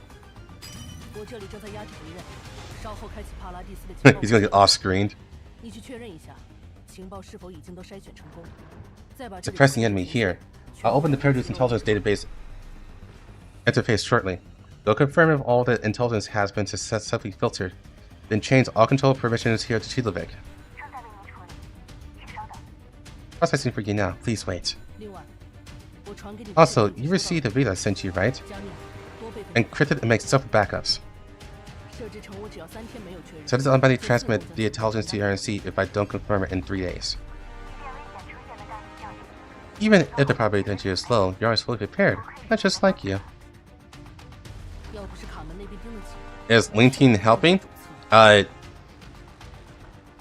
Yes and no. Right now she's acting like she doesn't care about the commander, but she is using DP-12 to basically get herself in a much more firm position. So as long as those two are working together, then yes, she is helping. If Carmen's side wasn't watching so closely, we wouldn't have to resort to this strategy. As they speak, a massive explosion rocks the entire Paradox stronghold, causing the building to tremble violently. The sound of collapsing structures continues, and the rubble falls like rain from the dome above, crashing loudly onto the floor.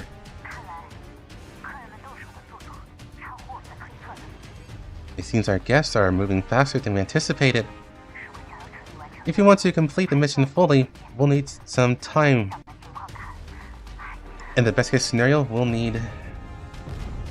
Explosions came one after another, constantly advancing towards Lentine's position. Another closer and more violent explosion sounded. A harsh metallic scraping sound came from directly above Lentine, and pieces of the ceiling fell towards her. Watch out! With an urgent shout, Kenny's figure lunged from the side, pushing Lentine away with all of his might. The two of them tumbled to the ground in a heap. The communicator in Lentine's hand flew out, and after tumbling a few times on the ground, the communication with DP-12 was abruptly cut off. Thick smoke and dust instantly filled the air.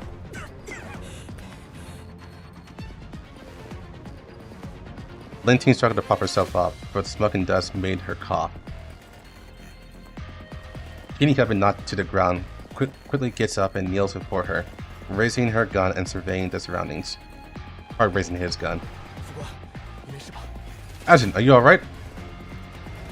Lentine doesn't answer. Her gaze goes over Kenny's shoulder, fixed on the area that just collapsed. Lentine realizes she might have walked into a trap. She thought she was prepared, but the enemy acted faster. And judging from the direction of the explosion, there's definitely more than one of them. This place has become a death trap that's about to close, and any so-called chips are worthless in the face of death. All teams, prepare to retreat immediately! But our mission is not yet complete. Teams already gone to confirm the source of tremor. Idiot! That's no different from suicide! Tell them to come back! You need to investigate, retreat immediately! But we will be able to explain the situation to the consortium? If you make it here alive, you can work about that. You can work about explaining things.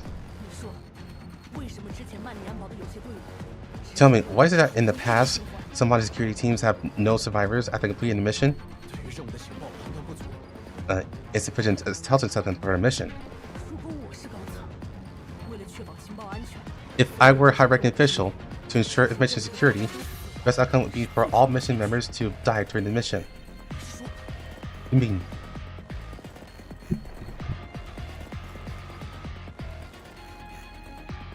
Kenny's face paled as he imagined the worst-case scenario. Don't forget that Mangi Security is just one of the PMCs that serve the support team. Besides assigning us to complete the task, the Confrontation also has third-generation dolls that are more useful and obedient.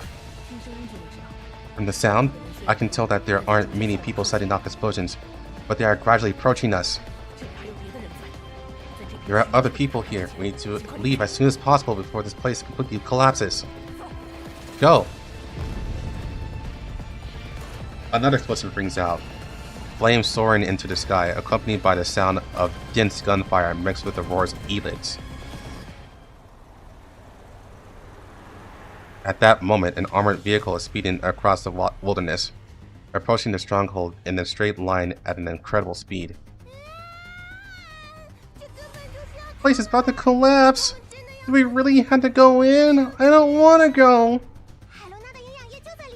Oh, nutrient solution is inside. At least we had to get it, no matter what. 指挥官，热源反应和爆炸规模都在不断扩大，建筑结构正在大面积解体，现在投入风险极高。Commander, the heat signature and explosion radius are both expanding. The building structure is collapsing on a larger scale. It's extremely risky to enter now. Hold on, guys. I gotta get a drink. My throat is getting really dry, so I'll be right back.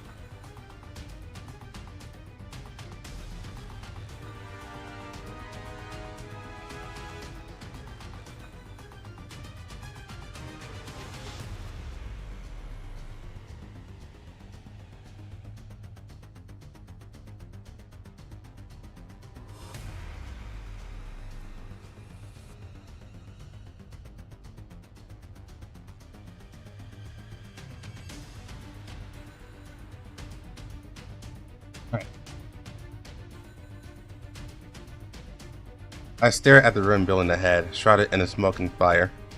The nutrients fluid Helena needs is within reach. Full speed ahead, charge in! Are we really going to charge? Hold on tight. Don't get thrown off. I understand. The armored vehicle lets out a roar, its engine power pushed to the limits. The vehicle shot forward like an arrow released from a bow, plunging headlong into the center of the chaos. Smoke, dust, and debris flew at them, slamming against the bulletproof glass with a rattling sound. Amidst a deafening roar, the armored vehicle, in a near-suicidal maneuver, crashed through the already crumbling outer wall of the building, finally coming to an emergency stop in a devastated experimental area.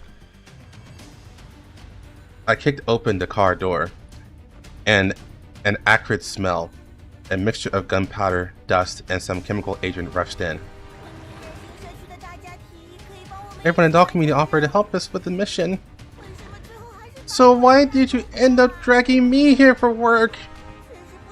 I really don't want to ride in Kukai's car again. 少废话，快点跟我。 Less talk, more work.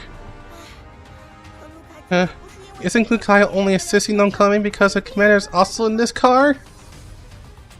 这可是对你战斗能力的认可。 This is recognition for your combat ability. Don't embarrass yourself. Yes, yes. 就算人家是医疗型威胁，也不会拖后腿的。 Even though I'm a medical doll, I won't hold you back. You can leave the commander safety to me. 从爆炸的情况来看， Judging by the explosions, this area won't last much longer. 我们来晚了吗？ Are we too late? Looking at the Mercy lab and the noise from earlier, it seems Monty Security also made in Mercy retreat. 优先完成我们的目标，解决所有挡路的敌人。 Let us complete our objective and eliminate all enemies in our way. 那就直接解决最重要的问题。 And let's solve the most important problem directly. 应该就在实验 There's a solution Helena needs for her treatment should be near the lab bench. I'm sure of it. 敌人撤退的路线。 The Miss retreat route is also in this area we're planning to go to. 他们似乎因为爆炸而撤离了。 They seem to have evacuated because of the explosion. 在这种环境， In this environment, we're the only ones who have faced the difficulties head on, right? 加快动作。他们 Hurry up. 实验器材。 They're destroying the lab equipment. I know.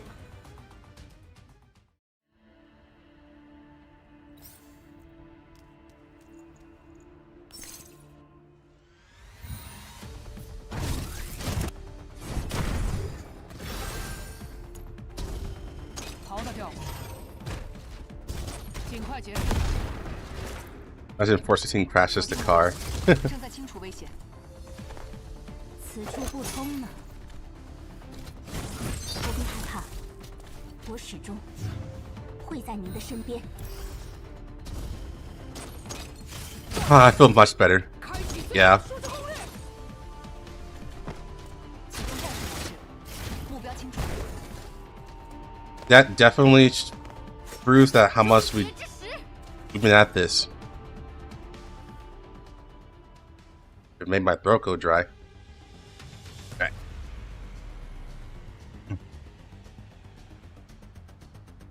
Amidst the roaring explosions, Machi's security's team did not engage us again, but instead fought a retreating battle and quickly withdrew.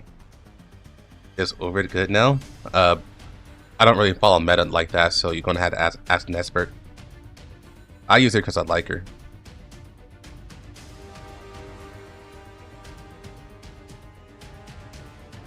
I looked at the distant team. The female commander at the head of the group stood out in the uniformly dressed crowd. Her gaze met mine for a moment, and she seemed to consider staying, but under the cover of her subordinates, she ultimately chose to retreat. Lentine.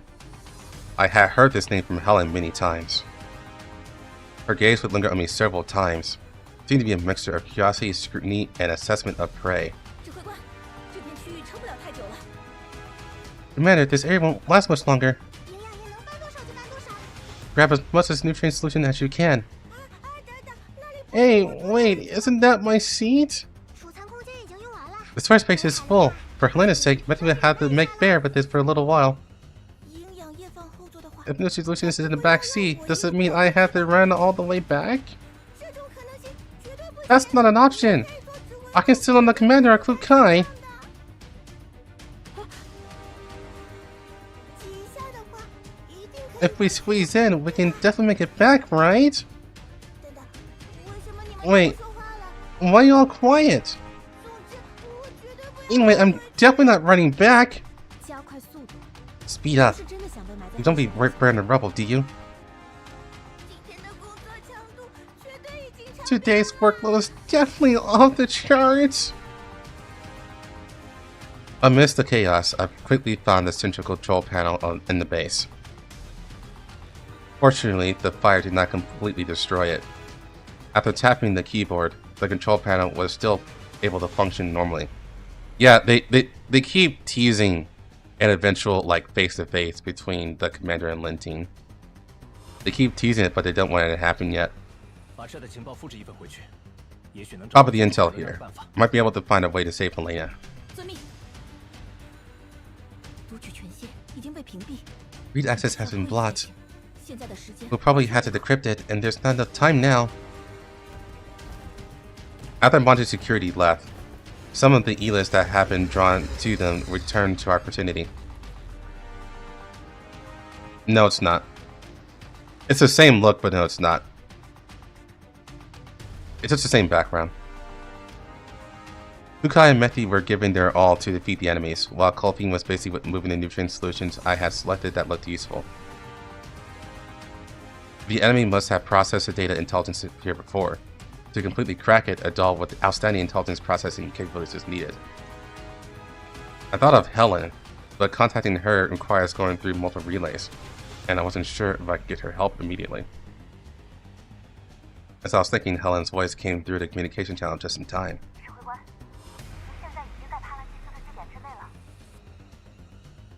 Commander, are you already inside the Pair 2 stronghold?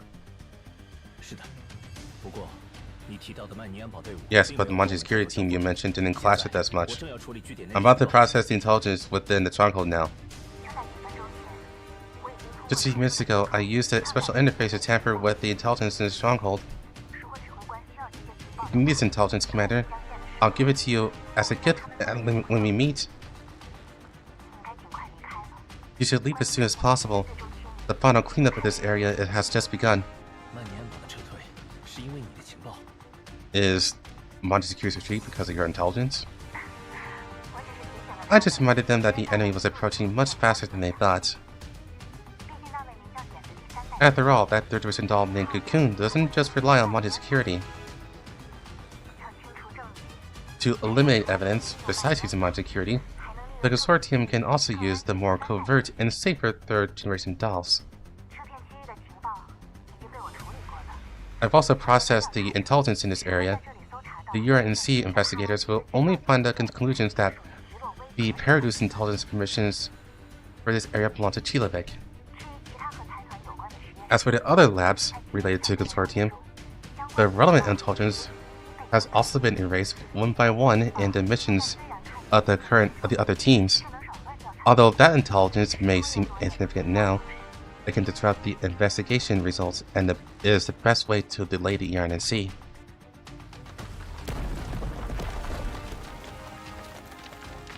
The race was collapsing faster and faster, and even larger rocks were falling.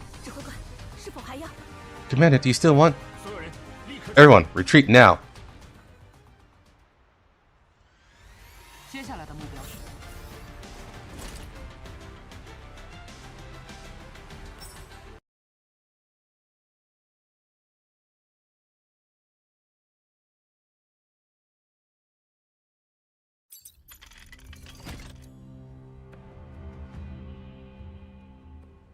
In an inconspicuous corner of Mangi security, a doll deftly swiped open the locked door and cautiously stepped into the dusty archive room.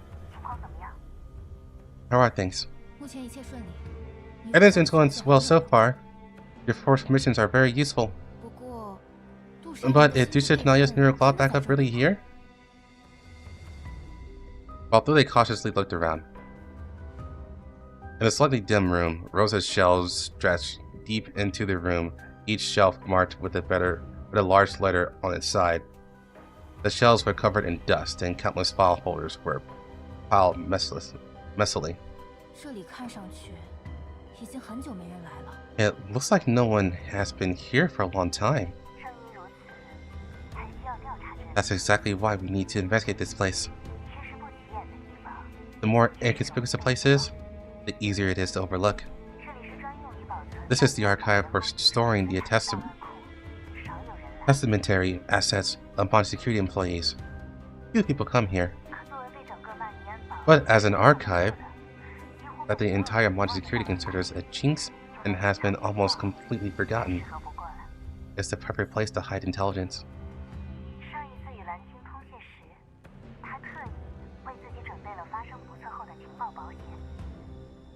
Last time I communicated with Lentine, she had especially prepared intelligence insurance for herself in case of an accident.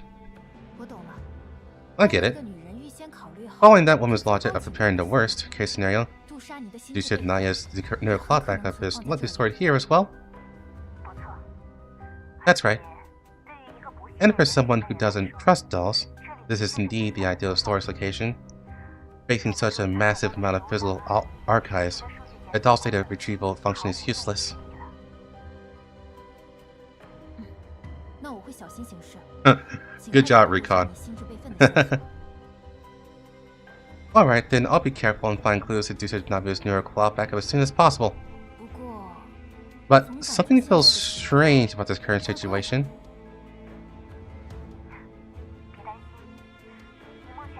Don't worry, you are currently an official doll under my security. At least, that's what your code says. That child, Dusha Nanya. For that child, Dusha Nanya, I can count on you. Hearing Helen's unusual tone, Balthode, who was searching between the storage shelves, stopped and frowned at the communication screen. Hey, after we find Dushanari's neural cloud back up, let's leave together. Don't act like you can't leave. It wasn't easy finding you here. If I return empty-handed, wouldn't it make me useless? Leave? Helen's movements paused for a moment, the constantly flowing stream of intelligence data reflected in her eyes flickering. You want to leave more than anyone, don't you? The easiest way to evacuate my security is to classify your identities as combat damaged and decommissioned dolls. With Nikita's help, the only problem for the two of you to leave. Then what about you? You're in a high position, yet you're trapped? Lentine won't let me go easily. I know too many of her secrets, unless... Unless what? Unless the crisis Lentine faces next is big enough that she has to sacrifice me, her pawn, to save herself. At the same time, she has enough chips to get from me to make her feel that this deal is her best interest. And I can't do this level of crisis alone. Then let us help you. I hate owing people favors, whether it's a commander or you. Besides, I was prepared for the worst when I left the dog community. Ulrich specifically told me in private that the dog community will not abandon any companion. Although you're not that part of the community, I already consider you a comrade. So, you can trust me more. No matter what, don't forget the dog community. We are a force you can use. It will definitely help you in Dusha Nanya. That's great. That child, Dusha Nanya, has now found a home she was hoping for. A relieved and gentle smile appeared on Helen's face, but then her gaze sharpened once again as she began to reanalyze the current situation. You're right. I should use every force I can, not just prepare for the worst. If I only consider dealing with Lentine, the resources I can leverage are too few. However, if I can add some other chips to the table, the game can go in many more directions. For example, dragging a high and mighty Gen 3 doll into my game as well. No problem. I'll fully cooperate with your arrangements. Facing the determined Balthode, Helen smiled. Then, let's start from here. After the UNC investigators entered Mangi's security, they requested access to some of the databases. Mangi's security databases were ostensibly open, with partial permissions, but all core data related to Leviv, Chitovic's laboratory, and Terraza Company had already been hidden or tampered with by higher-ups. It was like a crime scene that had been clean, spotless, seemingly flawless. But for Helen, any data flow would leave a ripple in the intelligence database. She lurked in the depths of this data, sensing those unnaturally smoothed out traces. The Leviv explosion couldn't have been a coincidence. Judging by the timing, the sudden change in collapse radiation concentration must be related to Chilev's laboratory. Oleg Girard, the head of the Paradise Project,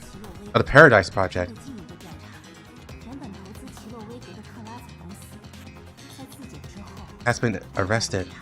Chileveg, the person in charge of the explosion area, is under further investigation. The Terrasa company, which originally invested in Chileveg, is unlikely to have any major problems found at its self-inspection. As for South Bobbin, which is connected to the Terrasa company, they completely vanished in the aftermath of this incident, leaving no trace for anyone to find.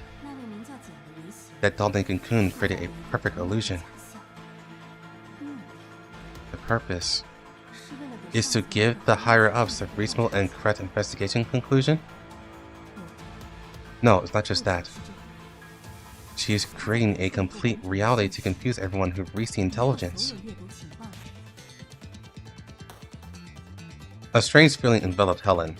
She felt as if she were in a false world controlled by an invisible hand, and all the reality she could touch might be a tampered fake product. Creating possibilities. This is what Helen does best. By organizing and adjusting existing intelligence, changing the order of events, she can guide others to deduce the conclusions she wants based on the current data. In the past, she was usually the one to handle these tasks, but this time, she clearly felt that another entity was doing the exact same thing. That third generation doll with similar intelligence processing abilities was particularly interested in her cocoon. Is the purpose of this to mislead Hallie?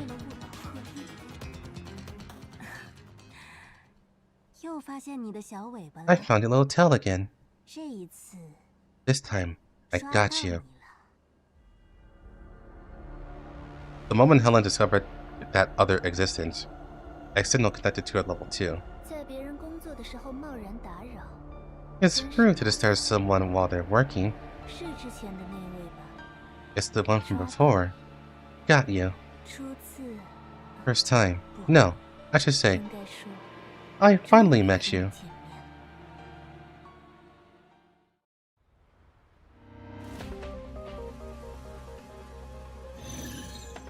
Oh, she's an actual boss?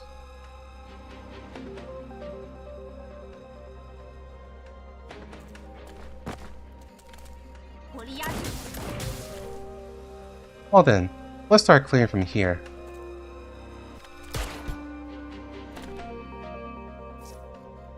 Quite perceptive. I'm very curious about your true strength.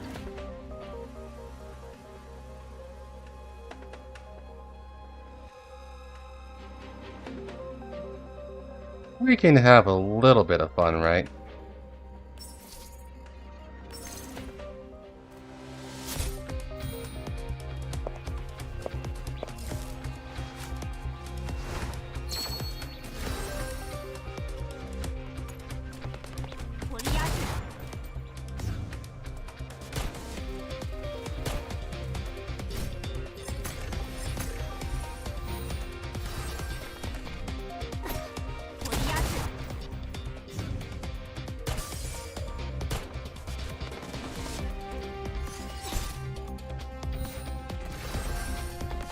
I mean, I could always put it on heroic difficulty,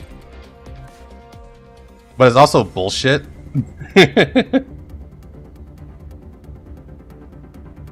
Like, heroic difficulty is no joke.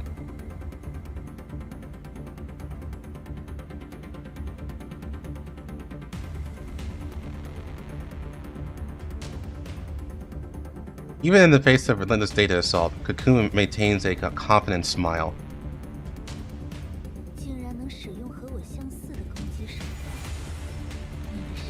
You'd think you could use similar attack methods to mine. Your identity is quite a surprise. Being targeted by a Gen 3 doll like you is hardly a good thing. Oh yeah, I forgot you guys haven't done seeing yet. Yeah, story mode has heroic difficulty now, but it's bullshit.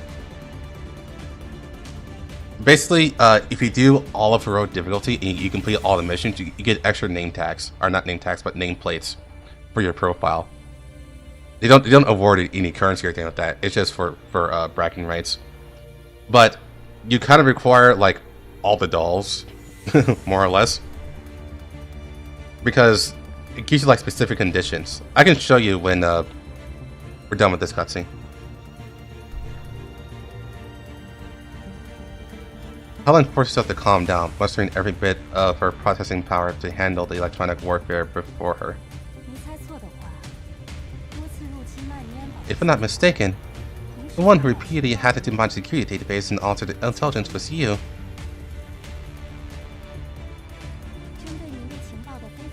Is there an achievement for it?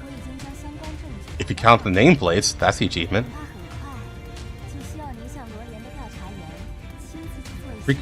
Regarding your illegal modification of intelligence, I have already packaged the relevant evidence and submitted it. I'm afraid you will have to personally explain yourself to the researchers' investigators. Raccoon lets out a soft, confident laugh. Originally, I thought I'd find a rather interesting DP-12 here. Unfortunately, after all my efforts, even go so far as to directly alter various intelligence just to meet her, I discovered that the DP-12 I've been looking forward to for so long had long since been a defective doll with large gaps in her neural cloud. Honestly, I'm very disappointed. The answer I've been seeking for all this time turned to be such a boring conclusion. Until I met you this time. Raccoon's tone became extremely aggressive, as if she wanted to peel back and see through every inch of Helen's neural cloud.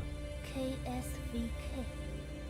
No, in my current speculation, that's not your real code.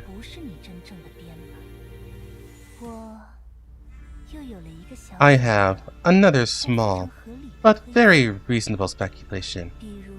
For example, you are the one, DP-12.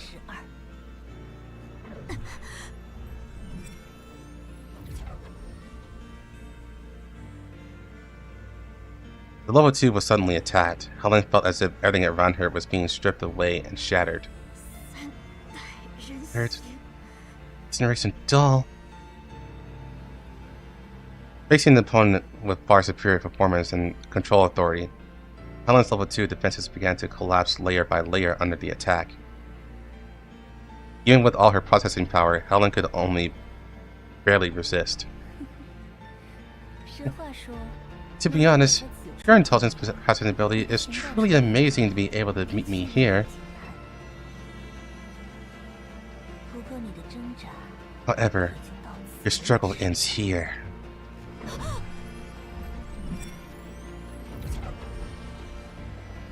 In an instant, the attacking data, like an overwhelming tide, crushed the defense Helen was struggling to maintain. Just as her neural cloud was about to be breached, Helen used the replicated Lentine authority to activate Mangi Security's highest level alert. If I do this, maybe. Following Helen's command, an order is sent through a vulnerability in Mangi Security's defenses to all the scrap doll warehouses. Countless scrap doll frames in the warehouses are suddenly activated. Like a rampaging steel torrent, they break down at the warehouse's doors, swarm out, and attack everything in sight. The alarm instantly blared throughout Mangi Security. Cocoon had been calmly executing her plan, couldn't help but feel a flicker of annoyance as her plans were disrupted.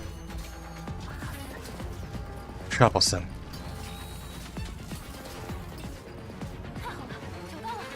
Great, found it! Clutching the carefully disguised neural cloud archive, Balthilde looked up from the messy pile of files and noticed the sound of an unusual alarm in Chaos Society archive room. She immediately tried to contact Helen, but the communication wouldn't go through, and only one message from Helen remained in the channel.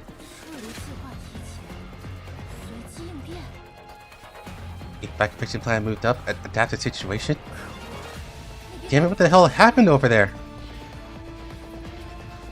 While the archive room was still unnoticed, Bob Bilde quickly called Nikita. 抱歉，尼基塔，我这里 Sorry, Nikita. I need some help here.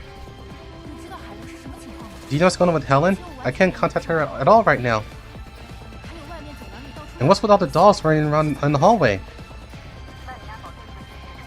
The machine side body security are rioting. But don't worry. This is a perfect opportunity for you. Prioritize your own safety and complete your current mission of finding the ship on your neural cloud backup. I will help you lure away the pursuers in your area. 我没关系。 I'm fine. I got Deuce Nia's cloud backup. Now I'm going back to start her frame. Really? That's great. You can successfully restart Deuce Nia. You'll be able to evacuate as soon as possible. Nikita's voice mixed with the sounds of intense gunfire and running was somewhat distorted by the electronical interference. It's chaotic inside right now. Even I reached the order to attack and destroy the database. 难道 Could it be? It was either Helen or Cocoon. I can't contact Helen right now. I'm worried that the current situation is the last resort she's using to fight the enemy. 指挥官派来接应我们的小队，应该已经 The squad the commander sent to meet us should be on their way. Maybe they can help Helen. Either way, that's not something you should be worried about right now. Your only mission now is to take advantage of the chaos and get the ship Nanya out of here.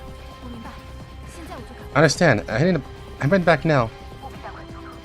You must hurry. The time I can buy is limited. Several field teams have already received orders for emergency reinforcement. This time we really don't have much time left. 指挥官，请放心，危机已经解除了。 No, she went in with Dushev Nanya, but then they got separated. Because they basically scrapped Bob Dilde. And she had to be repaired. Or she got a new frame. That's why she looks hotter now, I guess you can say. But yeah, here's an example. So you see here, level 24. I put on heroic difficulty. So difficulty was scaled to the commander's level, so they'll be level 60. But there's also conditions. Overheat class, damage dealt by non-freeze damage is reduced by 25%.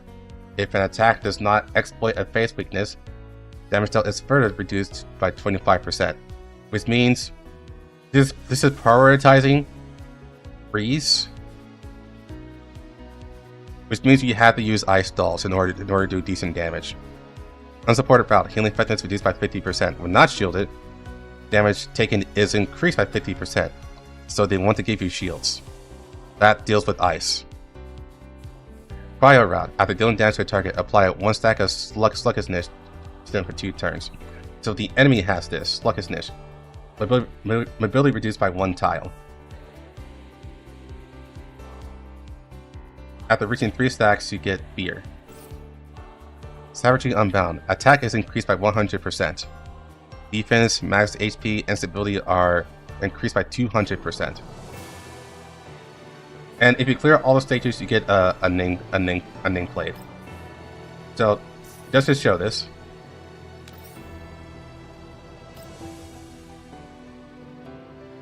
So, if you saw briefly, it said that she was level 60. And I will skip this portion. Just to show the fight. Yeah, skip this, please.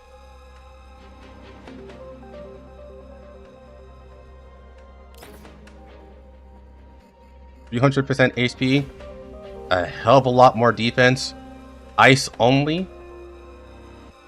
Well, you can put on more ice, but obviously it's better to just use ice because that's what the game wants you to do. Now the problem is, since this is CN, I don't have my entire team. I didn't spend nearly enough money on this one. So I wouldn't even have a full team. I'd only have Suomi, who is probably the most important aspect to this. I had to use a support doll. And Does anyone on my list have Suomi? Yeah. But she's like... But this Suomi's not built. So I can try it with this team. But... Well, Pokey, even on Global, they've already built ways to counter Kukai. E6 Kukai. So that's not... that is actually not a surprise.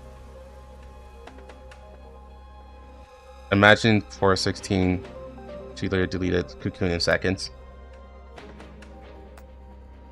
So I'll show you this then. Here's a V6 Kukai. And I'll show you how little damage she does.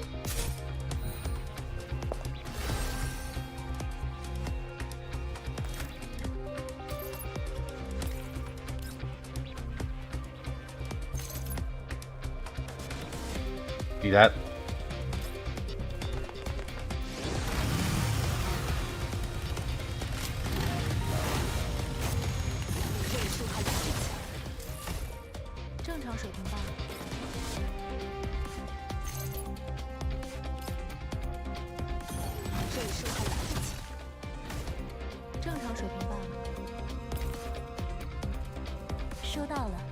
And I'm going to actually end turn here just to show how much damage they're going to do to her.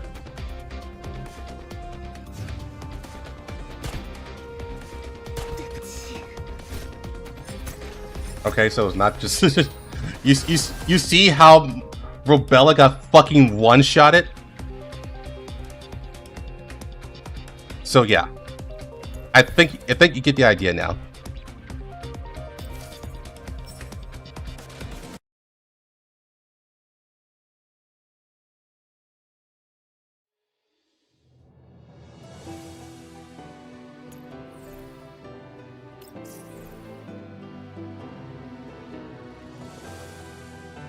Yeah, so make sure you horizontally invest in your account. You need multiple dolls. Vertical investment is going to fuck you. Make sure you get all the dolls. That's what they want you to do.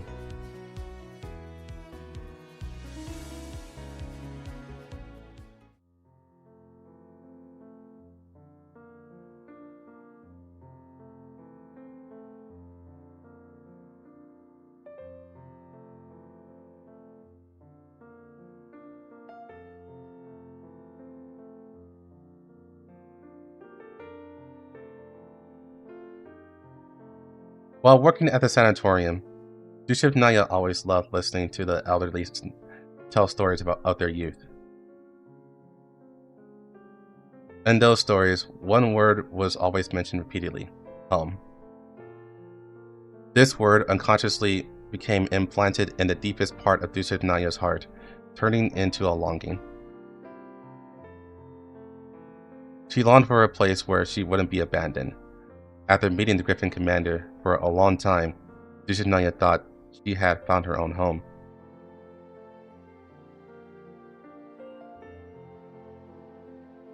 Zheng is meta though. What a... Like, she actually is.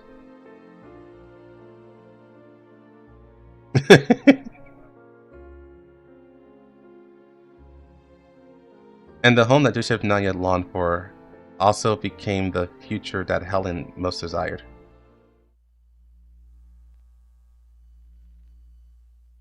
Opening her eyes once more, she saw the same familiar scene. Helen looked at the shopping bag of fresh vegetables in her hand, then the familiar door in front of her, then chuckled softly. What is not meta but seeing meta later on? What is not meta but will be meta later on?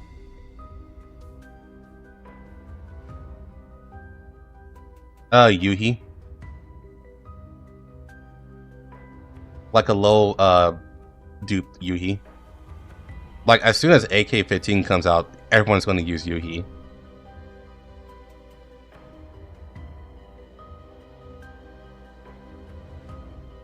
Helen looked at the shopping bag of fresh vegetables in her hand, then at the familiar door in front of her, and chuckled softly.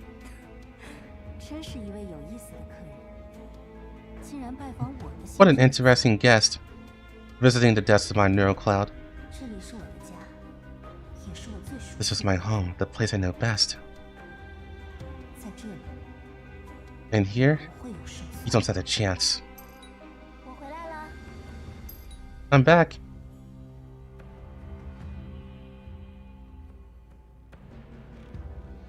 What element is ball building? She's physical, if I remember correctly.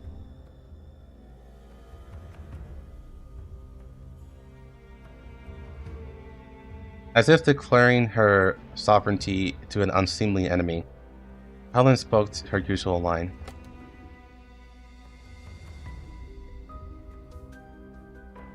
Casting aside the fear in her heart for the unknown cocoon, Helen smiled and pushed open the door she had opened countless times in her own neural cloud. Good work. The commander looked up and gave her a gentle smile, as always. I'm making boards for you and Dusha tonight. Please, get some rest, Commander. I'll have dinner ready for you as soon as possible. Skillfully putting on an apron, the ingredients were laid out and processed in an orderly manner. While immersed in the cooking process, Helen was also on guard against any changes in the surrounding space. Where would the enemy come from? In the food in my hand? Or in some corner of the space? Countless neural cloud lives in the past could not affect my foundation. This is my most important place. Oh, that's a good clarification then. So quite literally, they have attempted over and over and over again to erase Helen's memories, but this is the one place that she kept safe.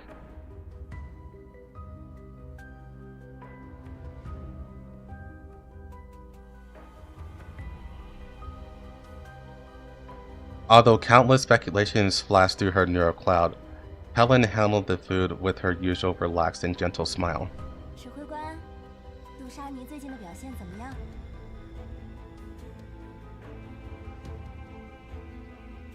Commander, how has Dusha been doing lately? She's been working hard in training, saying that she wants to get first place, you know? Commander? Not getting the expected reply, Helen went to look for him, confused. The next second, she saw the figure that had been lying on the sofa, seemingly breathless. The smile on Helen's lips suddenly froze. Just then, she heard the footsteps of another person in the room. Enemy? Helen quickly followed the enemy's footsteps, only to see Dusha also lying on the ground. The curtain fluttered, and a blurry figure flashed past the balcony. The enemy hasn't completely left. Helen rushed to the balcony, attempting to chase the culprit, but what greeted her was the enemy's sudden counterattack. A huge impact instantly enveloped Helen. Her body was instantly paralyzed, and the culprit's face, which should have appeared, was replaced by darkness. All reactions were blocked by a dark, heavy pressure. Helen could only feel herself falling, collapsing, unstoppable within her neural cloud.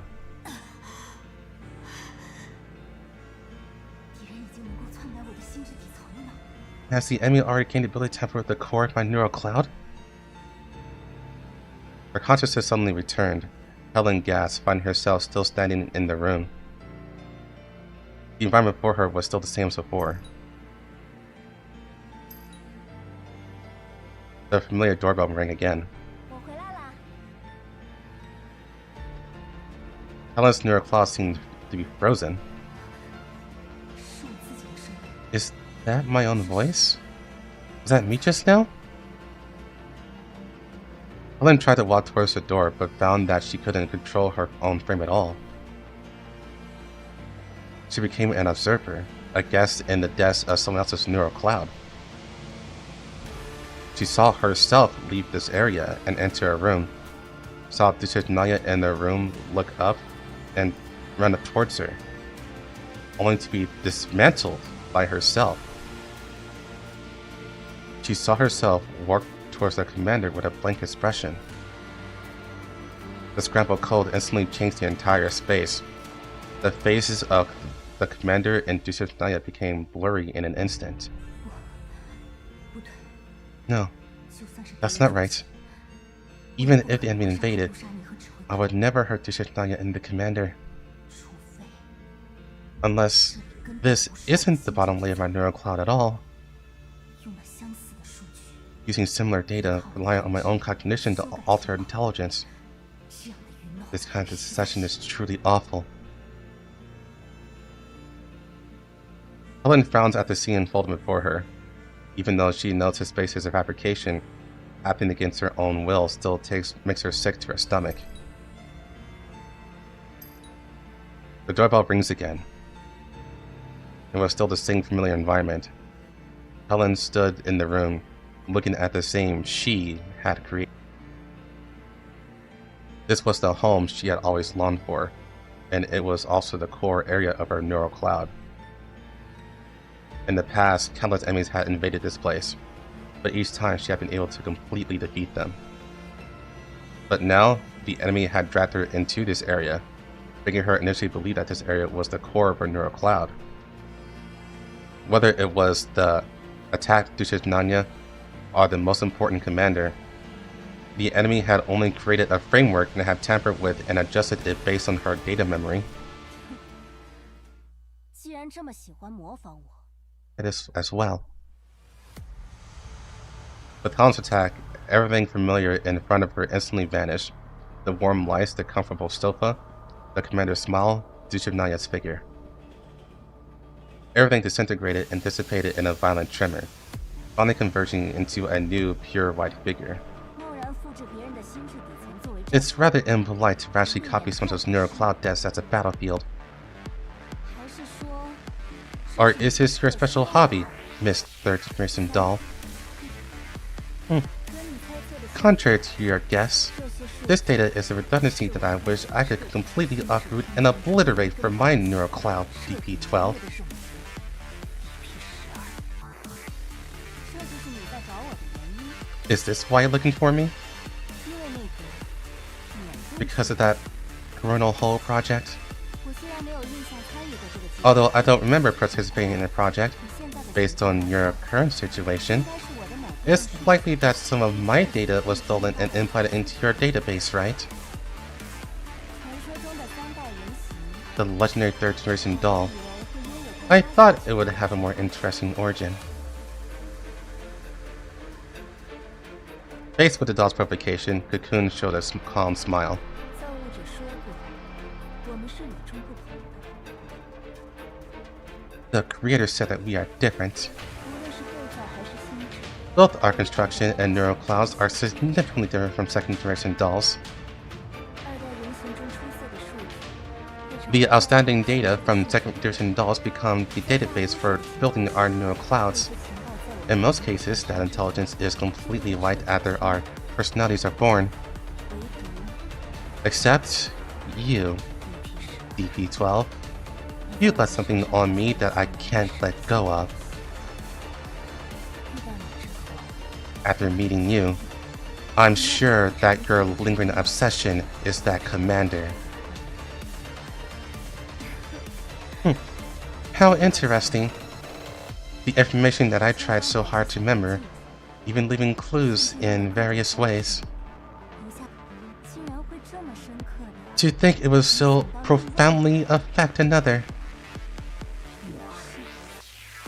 Lady.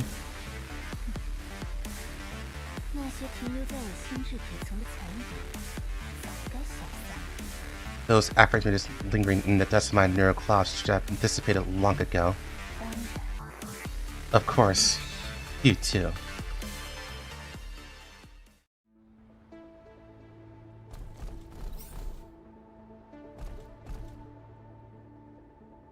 Though I guess now that makes me curious.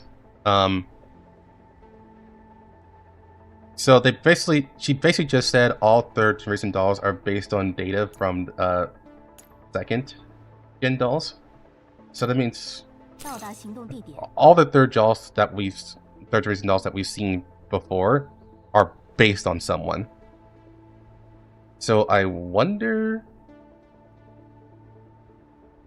what they are, who they are.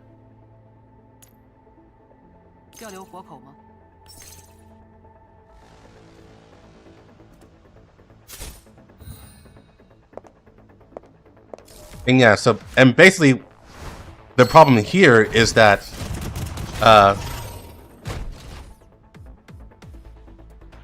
Cocoon? No, actually, all third generation dolls would have some lingering obsession with the commander. Because they're probably all based on Griffin T dolls. Would that apply to RO too? No.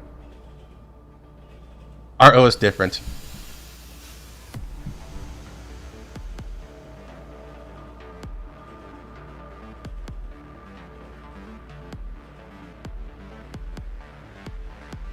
So the problem Cocoon is having is that she actually has a small obsession to the commander, to the point where she actually sees it as a problem. Yes, Pokey, that's what it sounds like. If she actually came face to face with the commander, she would likely start to feel an obsession.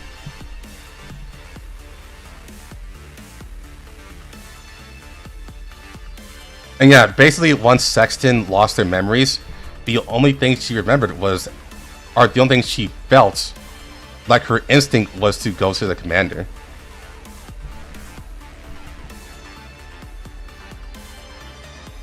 Yeah, that actually lines up.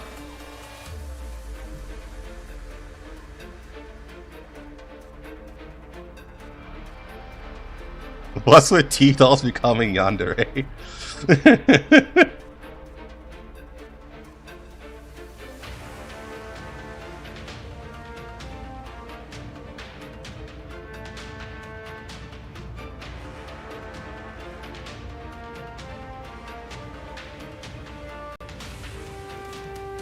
Calmly and precisely manipulating the powerful data stream, Cocoon gradually closed in on Helen and the neural cloud. However, as the distance shortened, Cocoon found her own movements becoming sluggish. Outside the core of her neural cloud, it was as if a massive stream of redundant data was trying to join her calculations, constantly tearing at and occupying her perfectly planned computational space.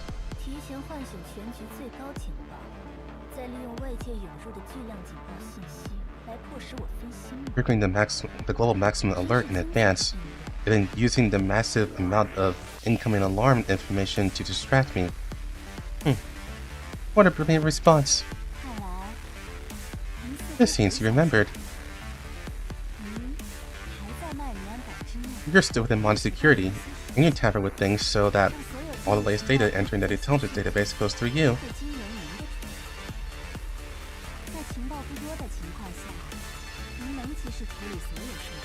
When there wasn't much intelligence, you could process all the data in time, but now you might have to have a bit too much on your plate. This is clearly the will of New Nation.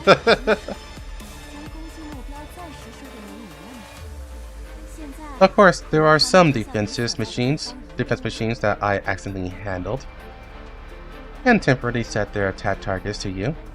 Now, I'm afraid they are all moving towards the location. They're just scrap metal. It's not difficult for me to deal with them. I completely understand your strength. With your authority, you can of course disable this alarm yourself and correct the machine's targets.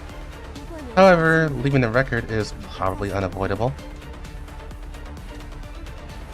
曼尼安堡虽是为财团服务，不过您贸然篡改情报。 While Monty Security serves the conglomerate, it wouldn't be good if you were discovered for rashly altering intelligence and privately issuing missions using the conglomerate's authority.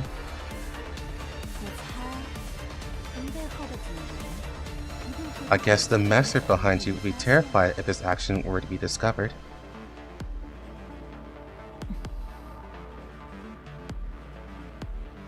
以我过往的经验，对于知道 In my past experience, for dolls who know too much, the consortium's chosen method has always been a neural cloud wipe. 三代人形，你不遭到 Will 人家 third generation dolls be treated the same way?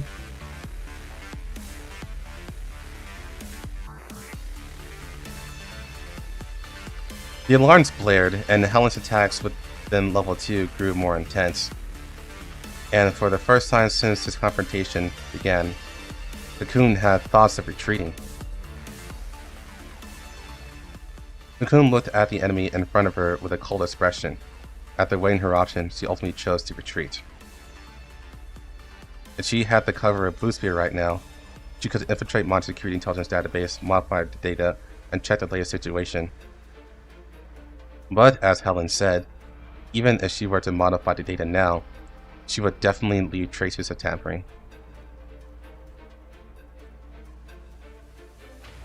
Under the current circumstances, dealing with DP-12 would be penny-wise and pound-foolish. Now she has more important work to do. Temporarily setting aside her conversation with Helen, Cocoon quickly retrieved data from the intelligence database and began large-scale deletions and modifications. 杜莎尼，杜莎尼， In Helen's room, Balthude carefully helped the doll sit up, softly calling her name. 2 minutes ago, she had loaded the backup NeuroCloud records at Dusha Nanya and completed a preliminary check.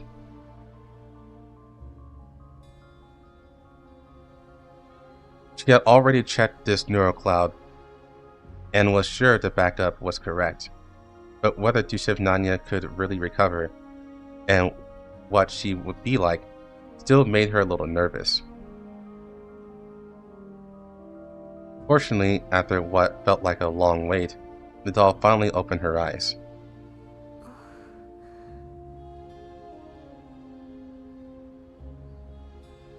Well, I would say, theory-wise, Blue Spear and Cocoon seem to have a pretty close relationship, all things considered. So maybe KSVK is based on, or maybe Blue Spear is based on KSVK. 杜莎尼，你醒了？ You're awake! Balthude excitedly grabbed the doll's arm, but the doll just looked at her blankly. 这里是， Where is... 这里是曼尼安堡。你和 This is Bunch Security. You're in Helen's room. 太好了。 Thank goodness, you're finally... 海伦， Helen? 海伦不在。 Isn't Helen here? Where'd she go?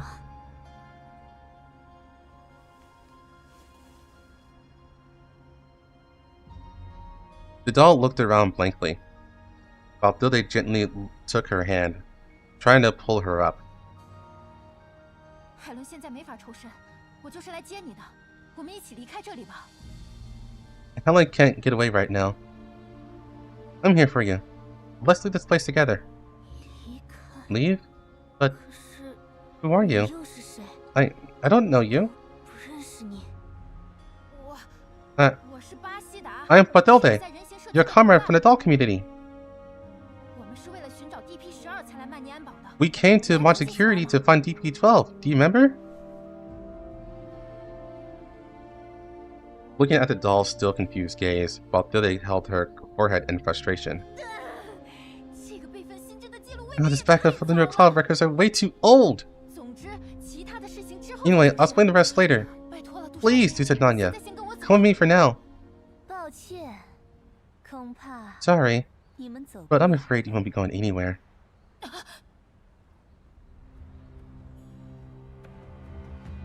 Balthude turns towards the source of the voice and sees a pink-haired doll standing at the doorway, looking around the room with great interest. Looking at those eyes, so familiar to the spirits to Helen's, Balthilde is taken aback for a moment. Cocoon smiles and walks towards them. Stay back! Balthilde immediately stood up and spread her arms, blocking the way between Duship Nanya and Cocoon. But Cocoon didn't pay attention to Balthilde's actions. Her gaze fell directly on the confused doll that Balthilde was protecting. The moment she saw Duship Nanya, the cold smile that had been on Cocoon's face changed, replaced by an almost gentle yet very strange smile. I finally met you, KSVK. You're your comrade, BP-12. A sense of familiarity made Duship Nanya subconsciously move closer to Cocoon. Sudden bullets landed at Cocoon's feet, blocking her approach. Nikita pushed the door open and coldly raised her gun at Cocoon. Third division dog Cocoon, cease all actions immediately and return to all forms of resistance.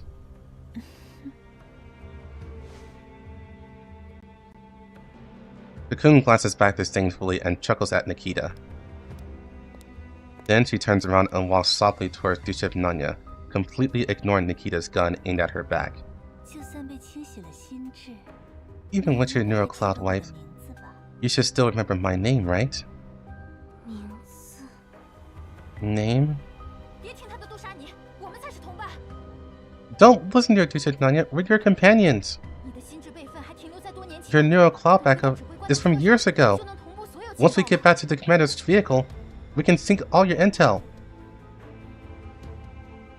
Duship Nanya looked at Balthilde beside her, and at Cocoon walking towards her. Just a short while ago, she had been awakened by this doll named Balthilde. Although the other party repeatedly emphasized that they were companions, the remaining instructions in her neurocloud backup told her that she should still be at Mangi security completing her work at this moment. Although the pink-haired doll in front of her was completely different from Helen's frame, her voice and tone were very similar to Helen in the depths of her memory. Do you remember where I belong? It's a small room, just us and the commander. Cocoon's description, like a key, instantly unlocked Duship Nanya's sealed memories.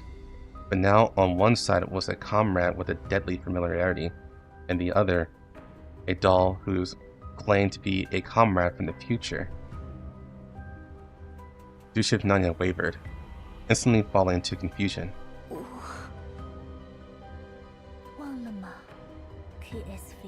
Have you forgotten KSVK?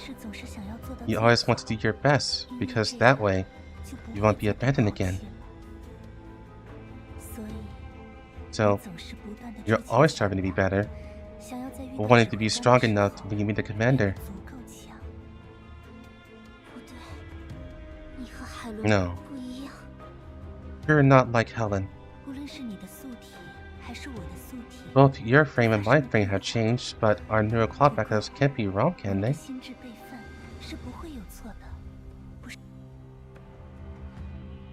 The scales had tipped, and Duship Nanya slowly lowered her weapon. Are we leave together? To find the commander, who is most important to us? Right! Find the commander! At the mention of the commander, Duship Nanya, who had been hesitating, instantly perks up. Like, oh, just throw the word commander out there. And he's like, oh, all thinking ends.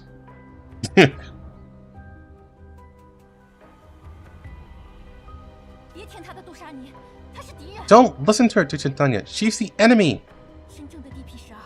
The real DP-12 should be on her way now. If you wait a little longer, you'll be able to see her.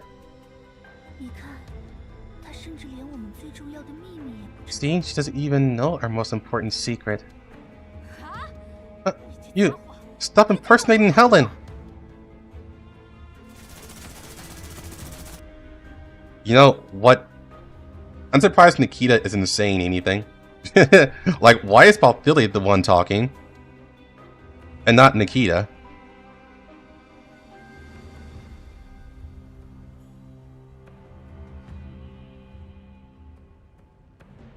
Balthilly's anger could no longer be contained. She roared and pulled the trigger, the muzzle flash illuminating the room. Not the Pavlov treatment. Just say the word commander, they just drop. They drop all thinking. Nikita's VA was more expensive. Oh man. However, Cocoon didn't even move. She just stood there, quietly watching the white-haired doll as Balthilly's bullets whizzed past her, none of them hitting their mark. Oh, she has a shield? KSVK. Come here.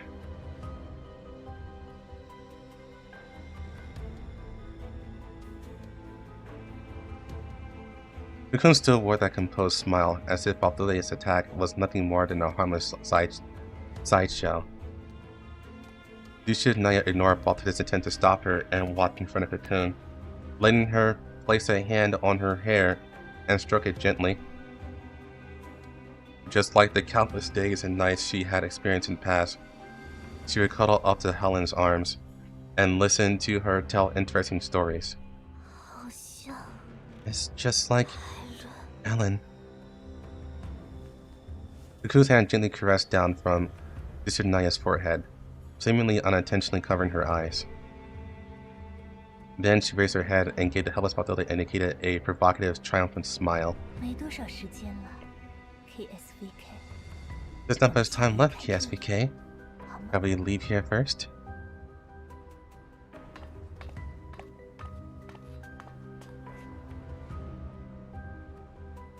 The sound of footsteps at the door grew closer. Balthilly looked back and finally saw the hurried, blue-haired doll.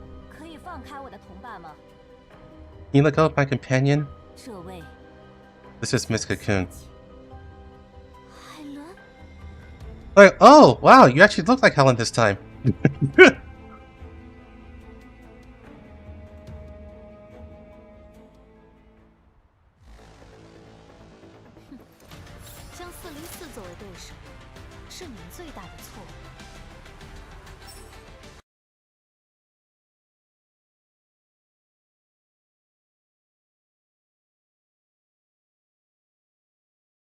Blue and pink doesn't look right.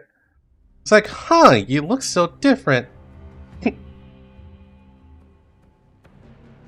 The sight of Helen before her, the absolute familiarity branded deep in her neural cloud, makes Deucer Nanya subconsciously take a large step towards her. Helen Black in Super Saiyan Rose form. Holy crap. What a throwback.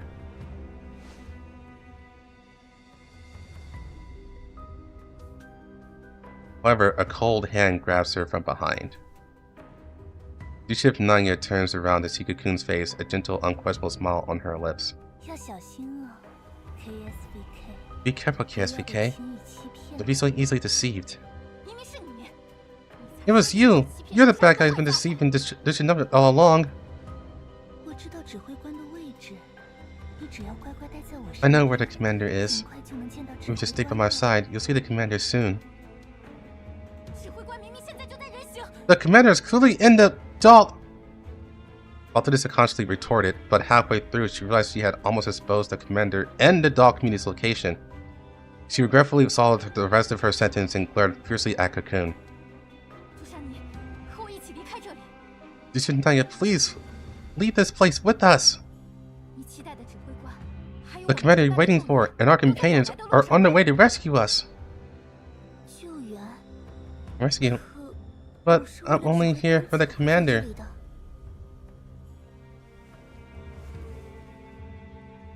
Sensing Deucer Nanya's renewed hesitation, Cocoon lets go of her hand and gently nudges her shoulder with her fingertips. The gesture is incredibly soft, but it carries the most venomous lie.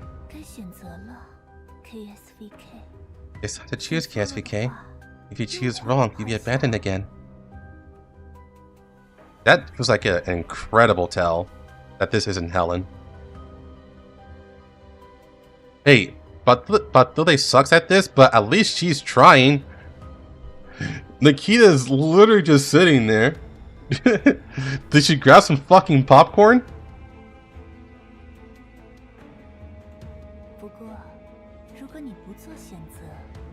However, if you don't make a choice, you can never be wrong. Staying here is the safest choice, isn't it? Cocoon's voice became like an enchanting spell, constantly influencing Navia's neural cloud.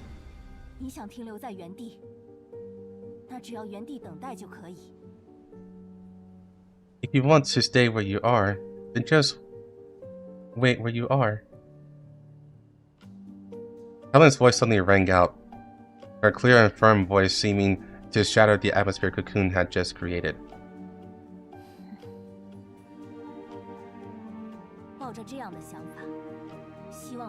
With these thoughts, I hope to be chosen. I hope not to be left behind. Waiting again and again, praying that he would come back. You really hit the nail on the head about the most cowardly choice we ever made. Huh? This time, I won't wait for you, Duchess Nanya. Helen's gaze passed over everyone and landed directly on Duchess Nanya. There was no blaming in Helen's eyes, only a gentle sadness. A complex look mixed with many emotions that no words could accurately describe. Waiting around is useless. You can stay here. I won't interfere with your choice.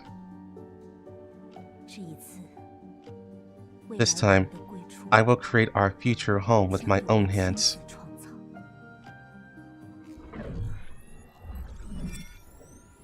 The moment she finished speaking, Helen launched another electronic attack on Cocoon. Although Helen's processing power was severely lacking at this point, she had good companions. Ignoring Duchinai, who was blocking Cocoon, Balthilde and Nikita attacked Cocoon from both sides, forming a perfect pincer. Nikita's thinking about the kids.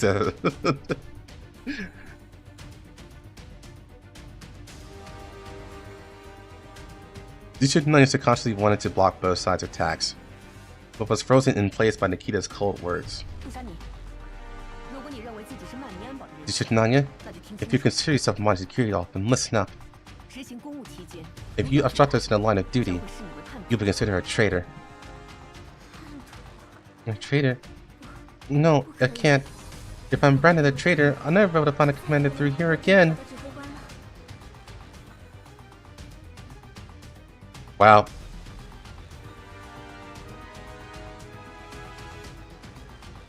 Jeez.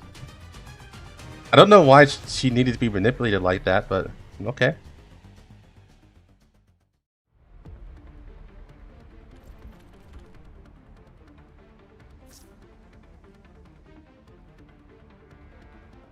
Haven't we decided what choice you make?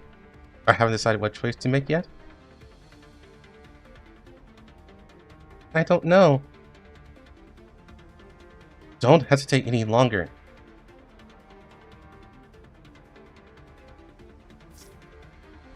But we clearly... Perhaps there's another way to solve the current predicament. I don't think this lady in front of you will give you any more time to think.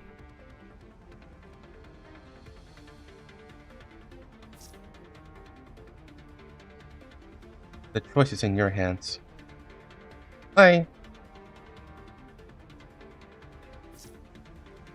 Which side should I believe? Just do as I say, KSVK.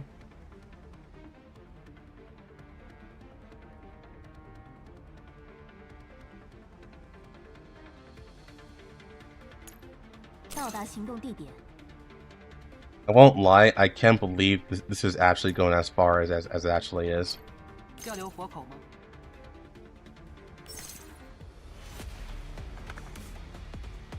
Like, I know KSVK has like a childlike neural cloud. But this is kind of silly.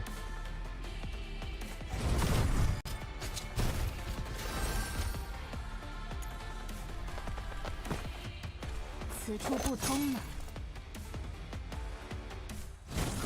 不必害怕，我始终都给我闭嘴吧！火力压制，下一个。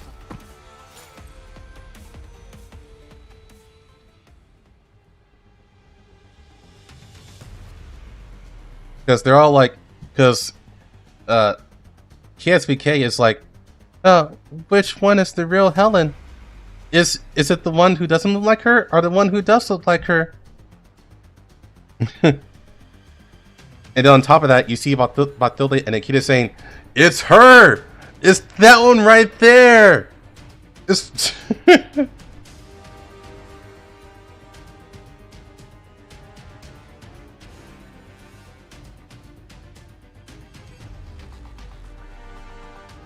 yeah, at least how I consider it. Now, if it was actually just like, I can be convinced by it if it was literally just Dushev Nanya, Helen, and Cocoon only, and Cocoon got to her first, which he did in this case. But I'm saying it has to specifically be that Cocoon has to make her case first to her, and then. And be really convincing about it, and then Helen comes in later, and Helen has to like disrupt the story that Cocoon made up. But as it's made right now, it's the writing feels a little silly. I won't lie. You have to. Nikita was too. The kid's going like, bruh, the entire time. She's like, this is dumb.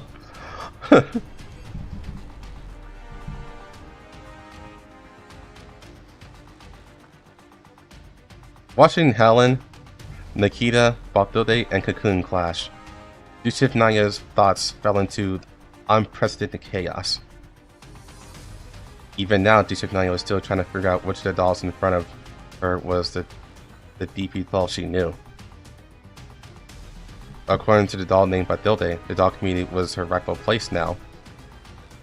But that place was a complete blank in her neural cloud. She couldn't even understand why she was here, that it was to find the long-lost Helen. Why was I separated from Helen? Did I hold her back again? Gentle, powerful, always protecting everything, the DP12 who always waited for her. Now two such similar dolls appeared before her. This time, she won't make the wrong choice. She must follow her intuition. Even if she is different from her past self, that dependence, that trust, is an actual instinct etched into the depths of her neural cloud. It is the one and only Helen she has always relied on and admired.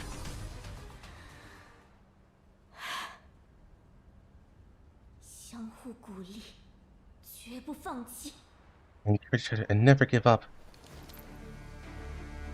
Dushev Nanya composed herself, her gun suddenly turning. Its attack locked into that imitation. A bullet was fired, breaking the stalemate on the battlefield.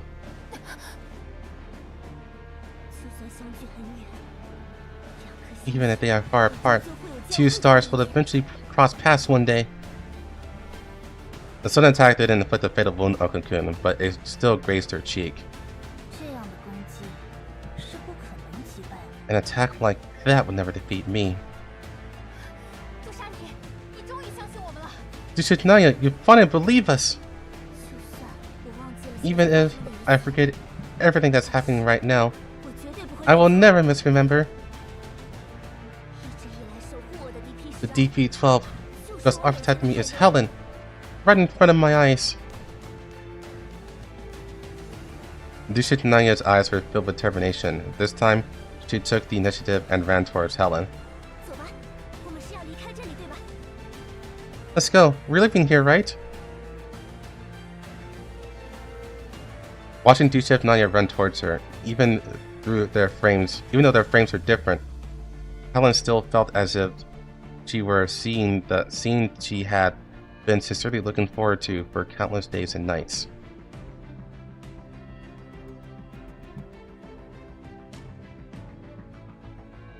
Dushivnaya's neural cloud wasn't white. She wasn't a step too late. She didn't watch Dushivnaya leave her side under the pressure of pursuers. Everything from the path dissipated like smoke. Let's go find the commander.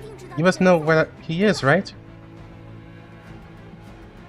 Helen bloomed with a gentle smile, answering the Dushivnaya before her as she always had. Of course. Then let's go together. Dushivnaya grabs Helen's hand and runs towards the helipad amidst the incessant alarms. Man, she's booking it. She's like, yeah, fuck this place. Deuces! Watching the two flee, Cocoon gave a cold smile and started walking in the same direction. However, the bullet stopped Cocoon in her tracks. At almost the same moment, Nikita and Baltode fired fiercely at Cocoon. And while Cocoon was briefly held back by the bullets, Nikita nodded to Baltode. Baltode, go! I'll cover you. Okay, I'm counting on you.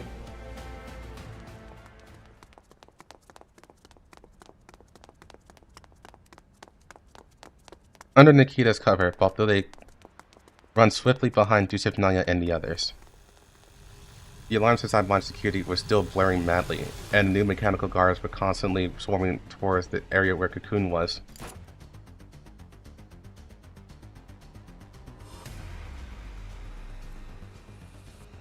Cocoon tries to escape, but Nikita pins her down with gunfire, blocking her path.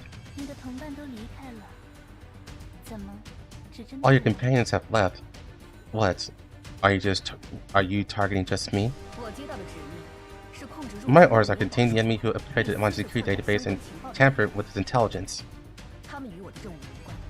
They have nothing to do with my mission. Even if they are my enemies, I don't have the authority to stop them without explicit orders. Found the enemy! Do it! In the brief moment of confrontation between Nikita and Cocoon, the rioting dolls continued to pour in, joining the Mangi security members who had arrived following the alarm, completely surrounding Cocoon. Faced with overwhelming numbers, Cocoon gave a helpless smile, then slowly raised her hand in a gesture of surrender. The swarming Mangi security squad members firmly restrained Cocoon. I think there has been some misunderstanding. Regarding accusations against me, none of you currently have the authority to dispose of me. The Terrazero company I represent is still your client. Terrazero company? Save your arguments for after the investigation is complete. We've heard that the Terrazero company is the financial backer behind a laboratory in Leviv. The members who went to participate in the cleanup were almost attacked by an unknown force. It's best not jump to conclusions about unconfirmed intelligence. Everything should be based on official intelligence, shouldn't it? Cocoon wears a smile but doesn't reach her eyes. In order to give that guess from the urn and see the answer she fabricated, she had no choice but to let go of DP-12 she had been so curious about. After a battle in the deepest layer of her neural cloud, Cocoon has completely lost her curiosity to pursue the vague data fragments that affected it. It's obvious that those incomplete data tracers are just the core memory of DP-12 that she is unwilling to forget. It's so troublesome even though it's meaningless data. I need to find a way to clean it up later.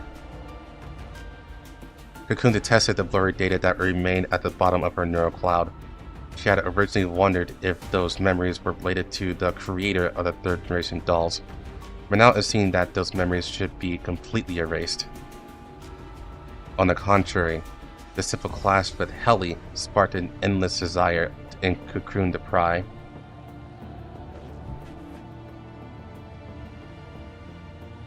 Weaving a perfect answer based on existing intelligence, then packaging it heavily, invading the enemy's neural cloud depths, and altering the data. This was Cocoon's area of expertise. Although she doesn't know if her usual methods will work on Heli, but... interesting. I'm looking forward to seeing how this little friend changes after consuming those gifts.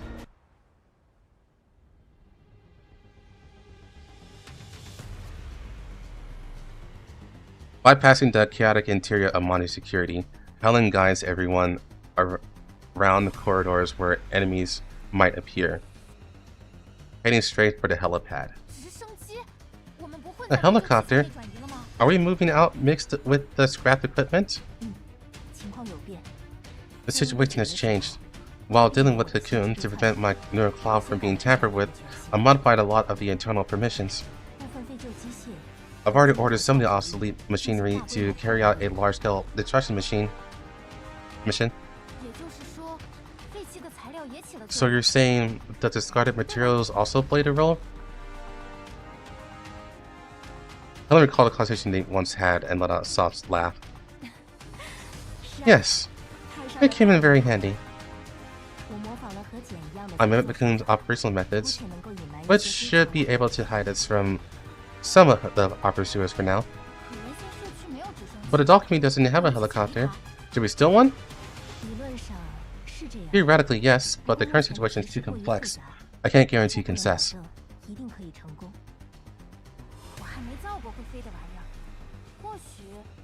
I've never built anything that flies before. Maybe I can build everyone a jetpack. But there's not enough time right now. That's one way, but if everything goes smoothly, there's a 1 in 10,000 chance that the commander's support would arrive faster than the high-res evacuation helicopter.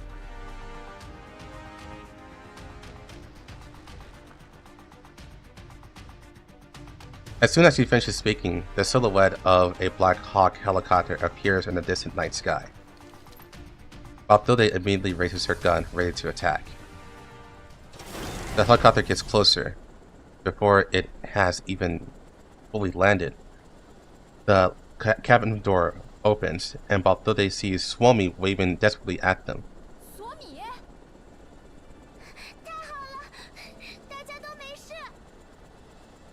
Woohoo? I think that's supposed to say woohoo. That's great! Woohoo! Everyone's okay!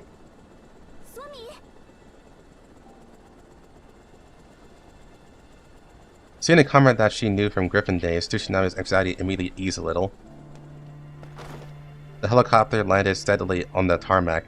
Suomi ran out of the cabin and quickly hugged Tsushina and Balthilde. The commander dispatched a new team as soon as he received the coordinates for the tarmac. Thank goodness everything went smoothly and everyone's safe. I changed the helicopter's identification code, but won't hold for long. We need to leave as soon as possible.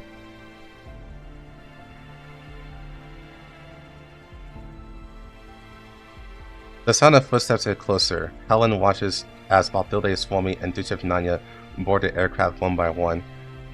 She herself looked towards the building corridor, showing no intention of leaving immediately.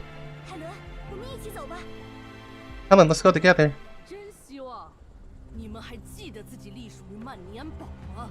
I really hope you remember that you belong to Mangi security.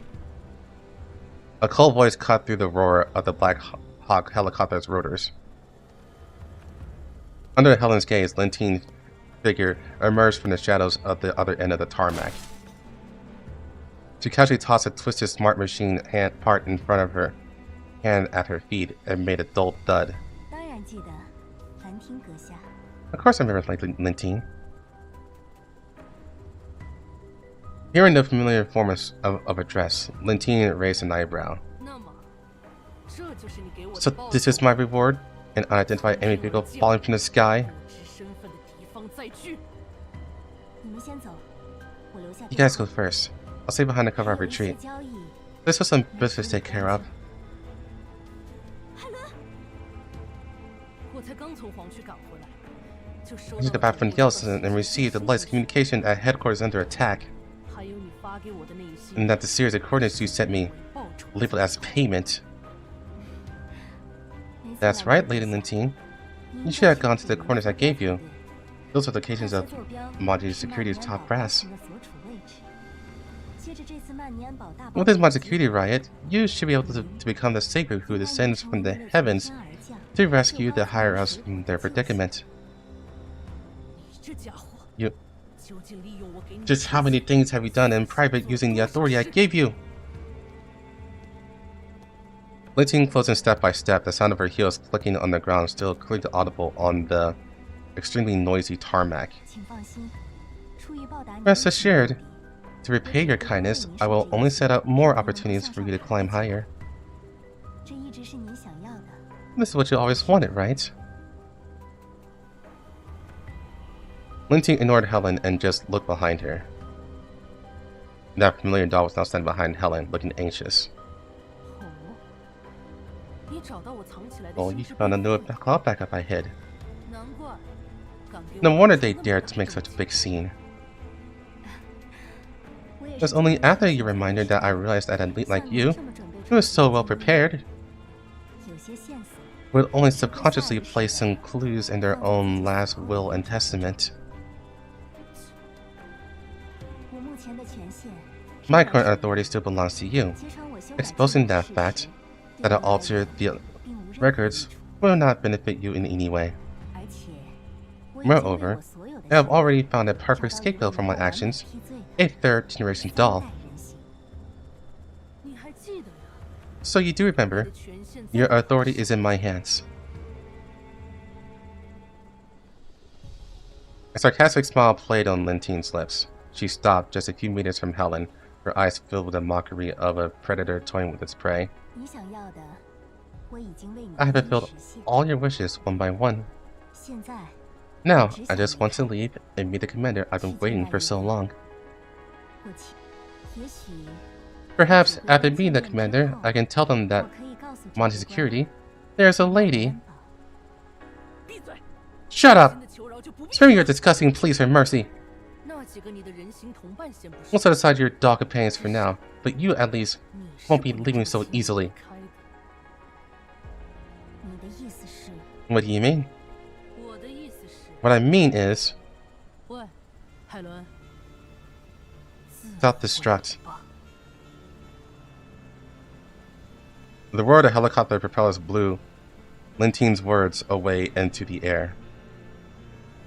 But 229 still understood the command through her lip movements and muffled voice. In an instant, terror seized her. She desperately tried to rush to Helen's side, but was held back firmly by Botilde. 必须要起飞了，别浪费。 Let's take off now. Don't waste the time Helen brought for us.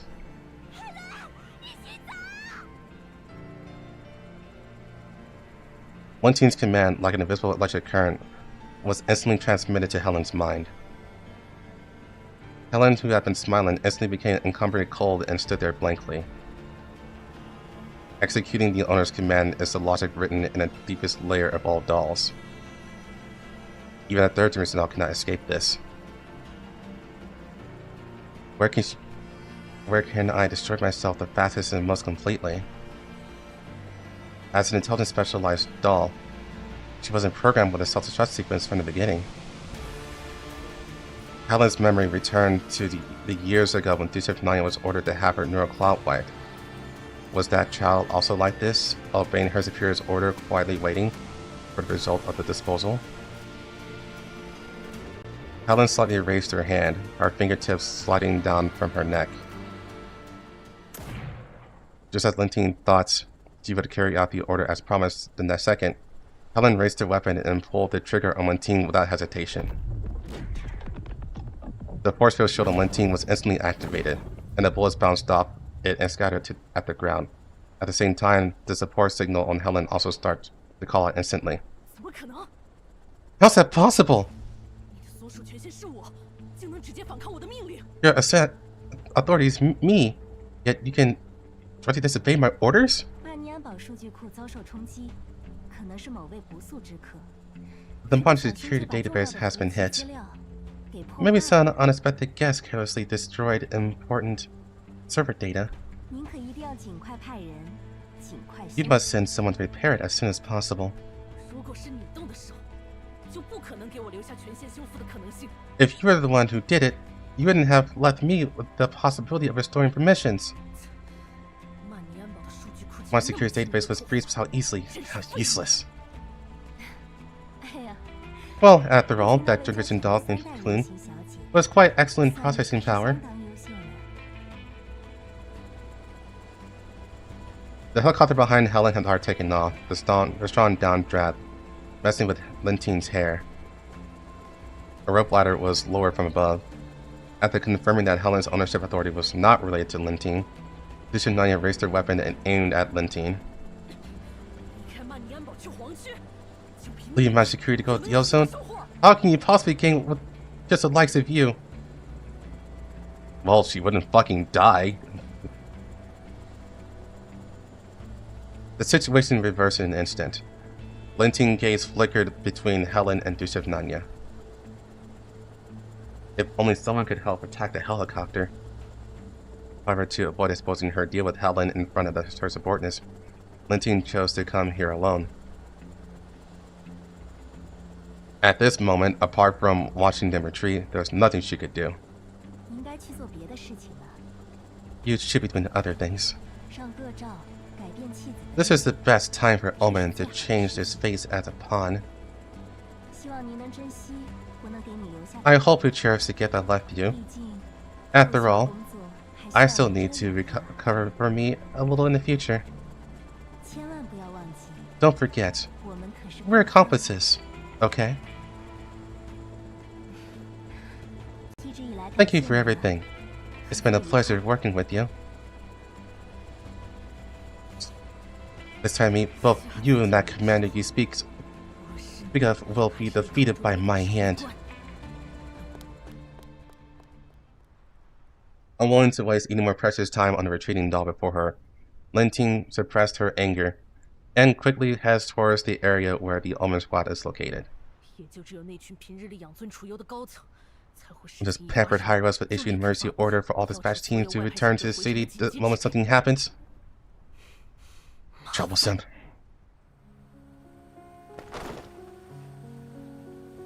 Watching Lentine's figure disappear, Nanya throws herself into the arms of Helen, who has already entered the cabin. 我回来了，杜莎尼。 I'm back, Nanya. 这一次 This time, I won't leave again. 我不会再离开了。接下来的目标是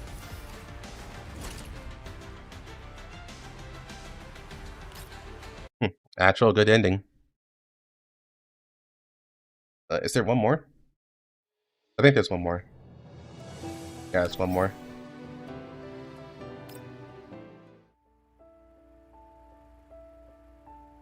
The circling Black Hawk helicopter kicked up dust on the Elmo helipad as it landed, also dispelling the gloom that had hung over the vehicle for the past few days. Upon hearing the news of Nanya and Balthilde's successful return, Ulrid, as the person in charge of the doll community, also paid a formal visit to the Elmo. Contrary to her violent appearance, Ulrid still seemed a bit nervous upon seeing me. 曼尼安堡的 Once Cuisine's forces have all withdrawn, 这次都可以 this time is all thanks to your assistance, Commander. 姐姐，杜莎尼还 Big sis, Nanya and Balthilde, everyone is safe. That's great. Omi looked at her comrades who had finally returned safely to the Elmo, her voice finally relaxing. 多亏海伦，现在我的这具素体可比过往战斗力强多了。 Thanks to Helen, my current frame is much stronger than it used to be. 杜莎尼也已经找回了部分记忆。 Nanya also recovered some of her memories. 去备份就能帮 All we need to do now is sync her neural cloud back up, and she'll get all her memories back. At the mention of memories, Nanya subconsciously looked at Helen, her eyes pleading and a little uneasy. As if afraid to accept an unknown past, Bishop Nanya's heart was still filled with unease. 如同迷雾般的过去，是否还有寻 A 回的可 past 能？ shrouded in mist. Is it still possible to recover it? 不必担心， Don't worry. 过往失去的那些 Those lost 记忆 miracle echoes from the past won't truly 不会 affect 真 you, 正影响 Bishop 到你 Nanya. 杜莎尼。 Helen's voice was extremely gentle. She reached out and gently held Bishop Nanya's trembling hands. 所有你经历过的事情， Everything you experience will leave an imprint on the deepest level of your neural cloud. 心智中的记忆， The memories in your neural cloud have shaped who you are now, 绝对无法 but 代 they 表 absolutely 真正 cannot 的 represent the real you. 可是，在进入曼尼安堡的记忆 But 之前， before the memories of Mangi's security, there are some blanks that I know nothing about. 那些空白的记忆，我完全 I have 没 no 有 clue 印象 about those blank memories. 会不会就如 Could it 同 be 这 that 次一 just 样 like this time, 同样也有 I've 着 also 重要 found 的 something 记忆被 important? 遗忘的？我知道。那 I 些 know we 心 still have the 智 chance to find those neural 我 cloud 们 backups 仍 one 然 by 有机会 one, 去陆续寻找，但是此刻 but for now, 往前看就好。 it's best to just look forward. 就算和你分别了很久， Even if we've been apart for a 就算 long 你遗 time, 忘了许 even 多 if 事 you've 情， forgotten many 但 things, 杜莎尼 Bishop Nanya is still 就是我 the 熟 Bishop 悉的 Nanya 杜莎 I 尼。 know.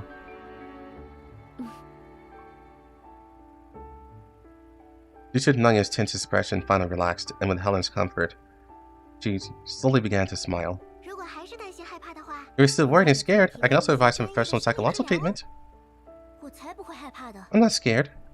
啊，还以 Hey, 为对为海伦娜 I thought a 准备的 psychological 心理 treatment 治疗 plan 方 was 案 specially 非 prepared for 常难 Helena. 处呢 It will be used in advanced. 科尔夫，海伦娜 Gulping. 现在的情况怎 I 么 was 样？ leaning now. 已经分析了营养液的成 I've 分。 analyzed the composition of the nutrient solution, and Melanie has confirmed that there are no problems. 至于海伦娜什么时候能 As when Helena will wake up, 人家还不能 I 说 can't 出 give a perfect answer yet. 不过我保证 But I promise, 苏醒的第一 I'll 时间 definitely notify the commander as soon as Helena wakes up. Gulping tilts her head and winks at me playfully. 倒是指挥官 As for you, Commander, 最近的事情完全 you 不 haven't 可 resting 能 properly because of all these recent events, have you? 从利沃夫回来之后 Since returning from 完 Leviv, 全没有真正意义上的合过眼。 you haven't really closed your eyes in any meaningful way. 现在去睡一觉的话，说不 If you 定 go to sleep now, 就能听 maybe you 到 hear some 一个 good news from me when you wake up. 休息吗？ Rest? I understand. 我知道了。 My gaze fell on Helen, who was waiting quietly by the side. Realizing I hadn't arranged a place for her to stay yet, I decided to get her settled on the Elmo first. After I took Helen to the room prepared for her, she rested for a while. 艾默号上还有不少 Hey. 空闲的房间。 What 如 the 果杜 fuck? 莎尼愿意留下来，我也会为她准备一个房间。 Why did you decide to change your clothes?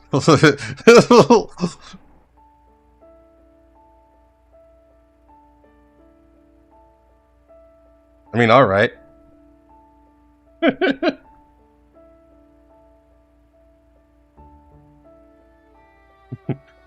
He was ready.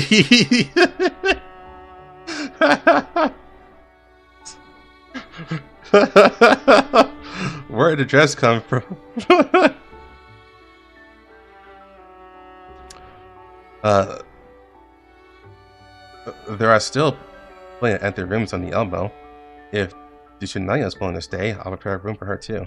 指挥官是看出那孩子心底的迷茫。 Commander, did you see the confusion in that child's heart? 当初 I was the one who left back then. 现在 Now, whether it's Suomi or Dushinaya, I won't interfere with any choices they make. 我都不会干涉。听上去 That sounds like a cold and heartless thing to say. 发言呢， Cold and heartless? 因为害怕再次被留下。 Because she's afraid of being left behind again. She doesn't dare to ask. 如果让那孩子问出， It would take a very long time for that child to ask the question, can I stay on the Elmo? 一定需要很久很久的时间。在指挥官离开之后， After you left, Commander, 和杜莎尼一起等待 while 你的 I 日 was 子 waiting for you with 我和她 Dushinanya, 约定过， I made a promise to her. 只 If 要 we 有 ever had a 一 chance to 天 meet you again, 再次相遇的机 this 会 time I would be the one to ask all the 这一 questions. 次所有问题 Helen stood quietly in front of me, her eyes filled with a mixture of anticipation and emotion that I have never seen before. She reached out her hand to me, her smile firm and gentle. 指挥官，这一次 Commander, this time, 你 are 愿意 you 和 willing to 我 build a home with us? 共建归处吗？归处吗？ A place to belong? In the past 10 years, I had never thought of establishing a so-called place to belong. The Elmo is my vehicle and my most important safe house, but it alone cannot be considered a place to belong. And now, perhaps moved by Helen's emotions, I finally started to think about what a place to belong really is. In the few seconds I hesitated, Helen slowly lowered her head and let out a faint sigh, which seemed to be filled with the disappointment of fear and rejection. 无论我们身处何方， No matter where we are, for me, 有 wherever you are is my home. This time I didn't hesitate. I took the hand Helen extended to me. Thank goodness. Helen's voice trembled slightly. She changed our clasped hands to an intertwined grip and guided my hand gently to rest on her cheek. Her skin was a little colder than I expected, but the gaze she fixed on me was still fervent. She affectionately brushes her cheek against the back of my hand, then slowly closes her eyes. Her long eyelashes trembled slightly as if she is greedily savoring the most real touch, one that has been delayed for 10 years.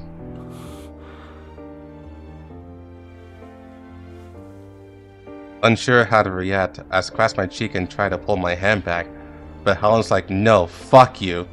She opens her eyes and places our clasped hands over her heart. 高兴、 Joy, sorrow, 兴奋。 excitement. 倘若 If 我 I 能 had a 够 human 使 body 我 like yours, 人 Commander, 类的身体 perhaps you could feel my racing 能 heart 让 right 我 now. 感受到我此刻无法平息的心跳吧。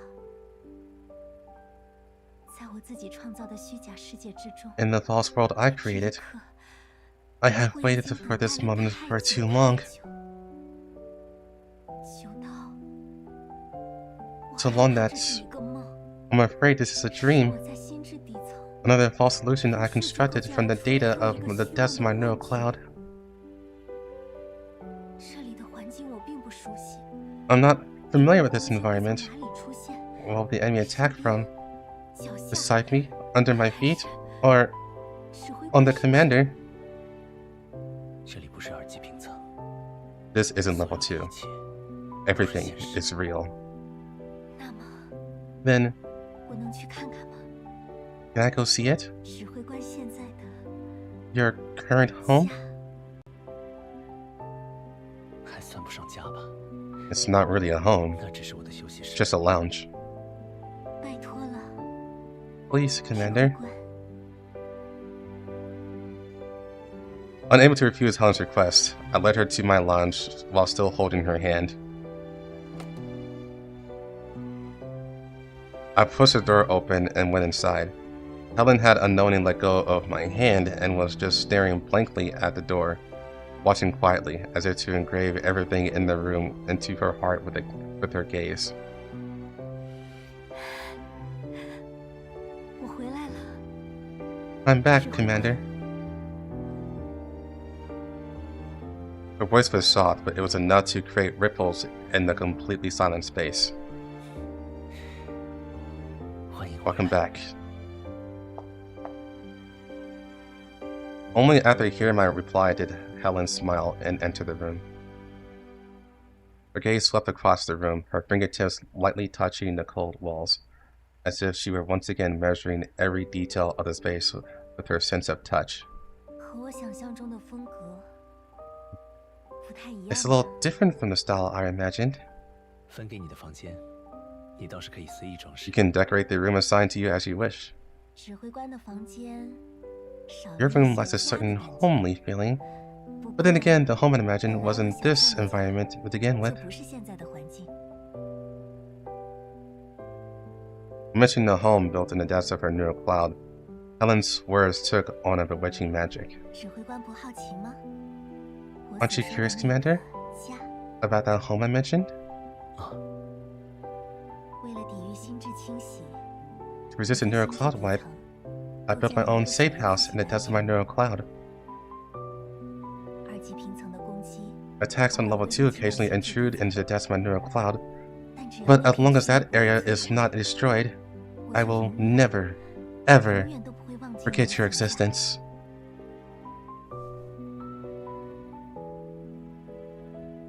Helen's body pressed close to mine. She whispered in my ear, in a breathy murmur only the two of us could hear. 无论是杜莎尼，还是我， Whether it's Duchess Nanya 我 or 们的 me, 最高所属权 our ultimate ownership will always belong to you, Commander.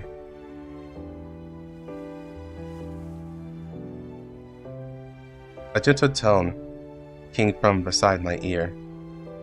Helen's hand lightly rested on my shoulder, and her voice grew closer to my ear, as if she were revealing a secret only the two of us knew.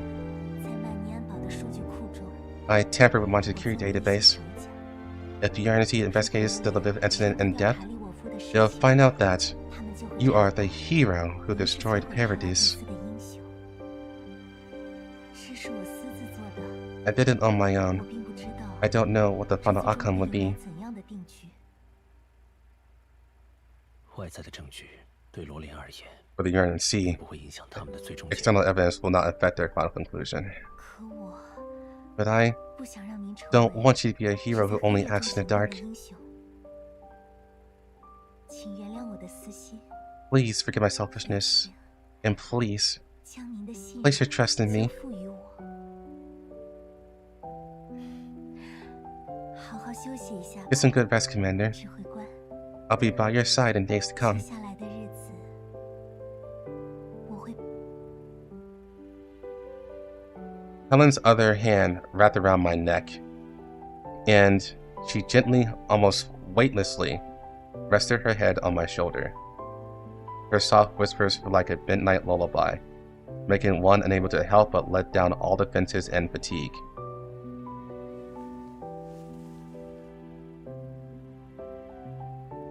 Her hand sliced down from my neck, her palm patting my back gently, as if lulling me to sleep. Sensing that I wasn't pulling away, she takes my hand and guides me to wrap my arms around her. 作为 As 帮助指挥官的报酬 payment for helping you, Commander, I'd like a small reward. 奖励 What reward? 请让我无数次构筑的假象 Please, let the fantasy I constructed countless times no longer just be a fantasy.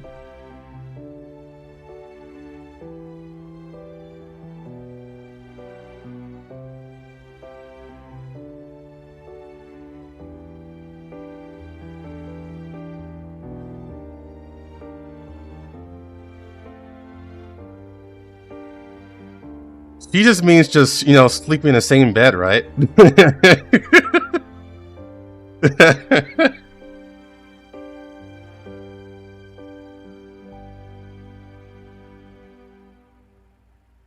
Right, take care, son. Like, she has to mean just sleeping in the same bed. Our play husband and wife. I think she would stop at sleeping. And the words are changing. I'll show you what a little T-Dog can do.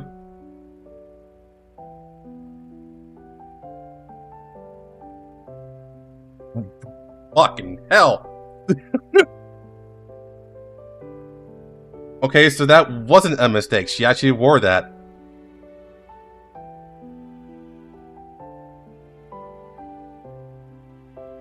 I felt my body sink, and when I came to, I was already resting my head on Helen's lap.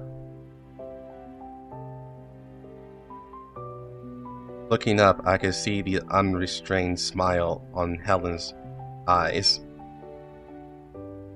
She bent down, her hair falling like a waterfall on both sides, gently brushing against my cheeks. Feeling a tickle from a loose strand of hair, Helen's fingertips gently tuck it behind my ear. Our fingertips pleasantly cool, then touch my face and slowly trace over my eyes. With a soft chuckle, she tells me to close them. Helen's fingers gently press on my temples with just the right amount of pressure, relaxing my tense nerves inch by inch. All my worries seem to be temporarily set aside.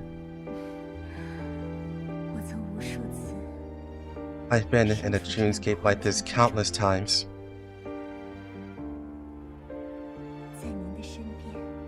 Being by your side is the home I always longed for.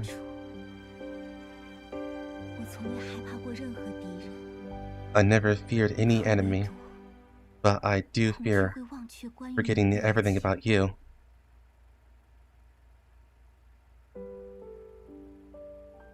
After closing my eyes, I can still feel Helen's presence, drawing closer, bringing a human-like warmth. A gentle breath, like a feather, brushes against my lips. My nose, my closed eyes, and finally warms me completely. This is the home I've been waiting for. A long-awaited moment of relaxation, my consciousness slowly drifted away, and I sank into a deep sleep. In a room on the Elmo, Helen greedily recorded everything that was happening at that moment in the depths of her neural cloud.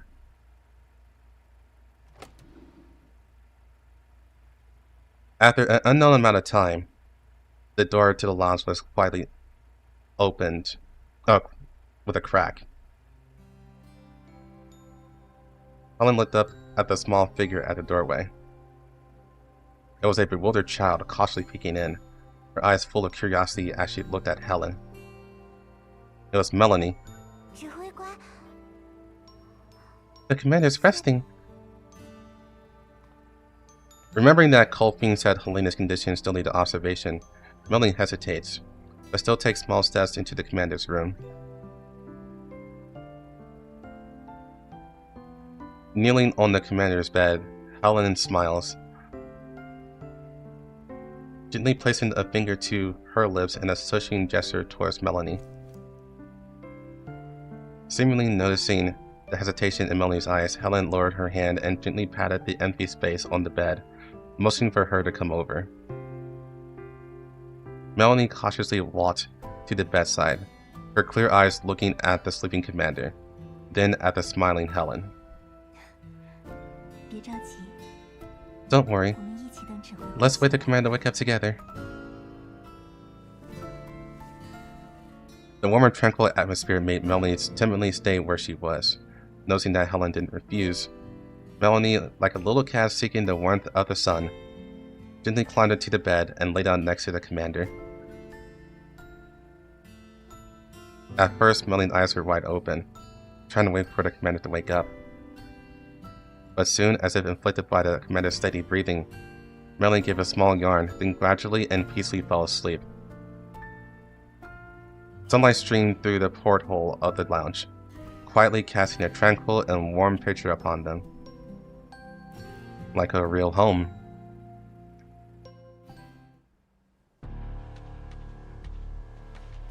Meanwhile, back at Asshole Land,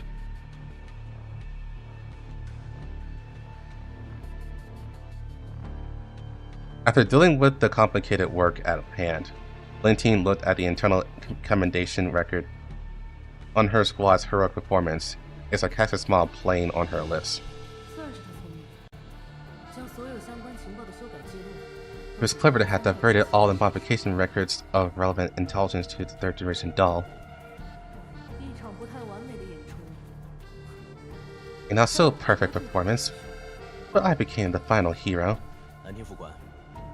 Lieutenant Lentine, the latest transfer notice has been issued. Because of this incident, all databases of Mangi security requires the highest level of security upgrades.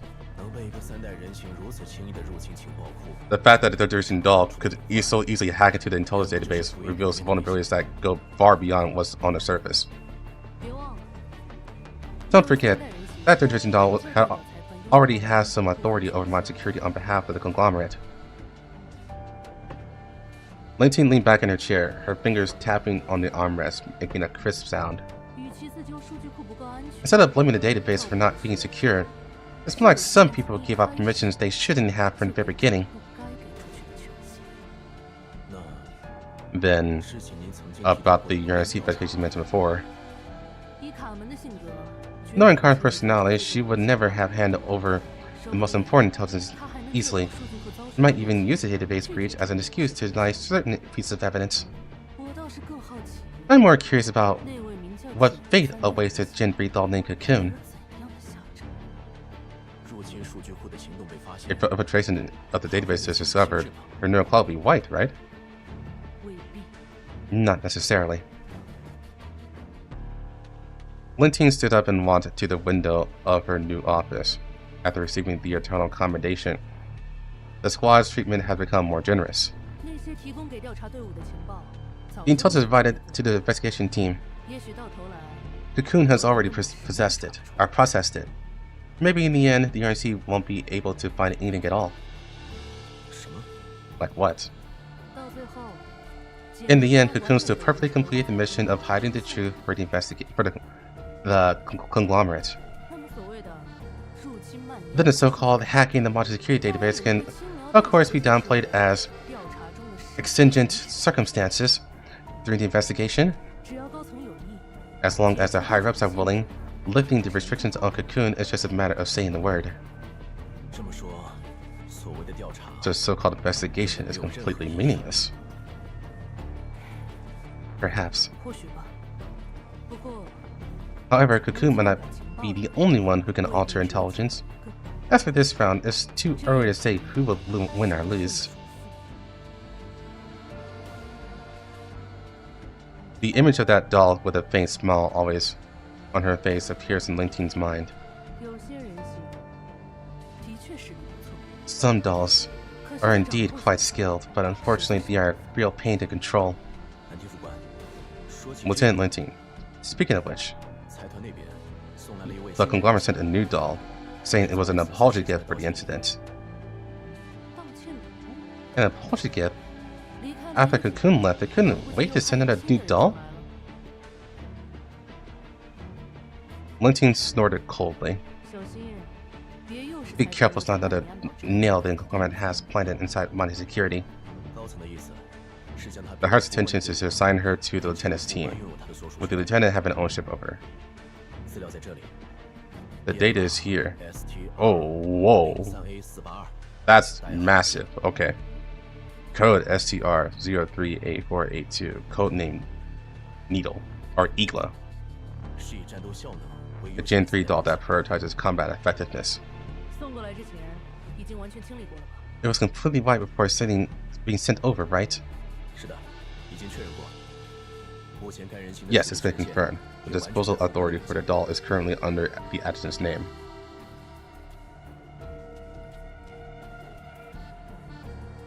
Lentine followed Kenny to the area where Needle was stored, the third-generation doll. I guess I'll go with Needle, since the key translated this way. Even though they're clearly saying Igla in the actual dialogue. We'll go with Needle.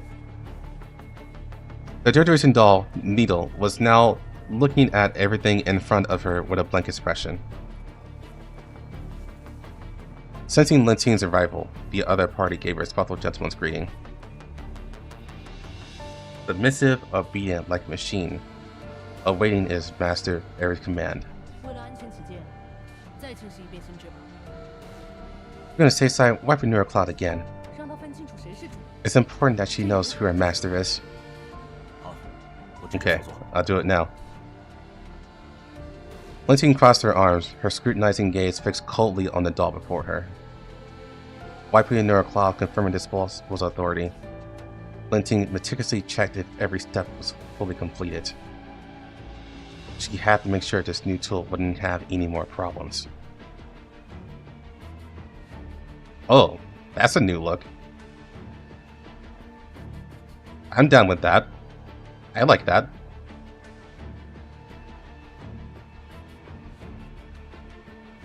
Looking at the woman's face, Needle felt that something important was missing from her neural cloud. The name at the bottom of her neural cloud, yearning to be called out, could not be remembered. Cleaning is complete. Not that simple. Thinking of Helena's situation, Lentine doesn't fully trust neural cloud wiping and overriding methods. Although most dolls can be used for a long time after a neural cloud wipe, it's by no means a permanent solution. The foundation of a doll, built on real experiences, cannot be completely changed by data wipe. From now on, schedule her for a neural cloud wipe at a fixed time every week. No problem. It's just, if her neural clouds wipe regularly, her tone's processing capabilities might be affected. For Jinty thought that protect combat effectiveness, all that matters is maintaining her combat level. In my team, there are many situations where a doll becomes a commander. Don't want to get access from too much unnecessary information. Don't worry, I understand what you mean, Adjutant. If we use her well, our team will undoubtedly become stronger.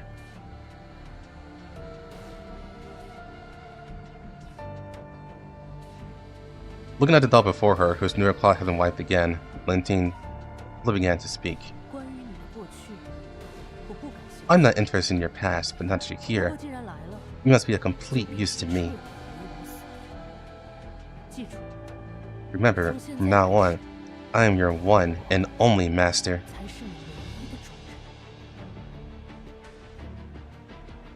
Master, Gen 3 doll, Mangi security. New information is continually captured and recorded by her neural cloud. Nito remains silent, allowing her owner to issue new commands. Ooh, wow, there's more! Okay. In the empty office, Cocoon is reporting to the man on the other end of the comm screen. Kelly has completely received the intelligence within Mangi security. Any conclusions she might have drawn in the future are now under our control. Mangi security cooperation with the White Zone lab is limited to material transport and security provisions. According to the data deduction results, after this investigation, the UNC will continue to trust Seth Faben.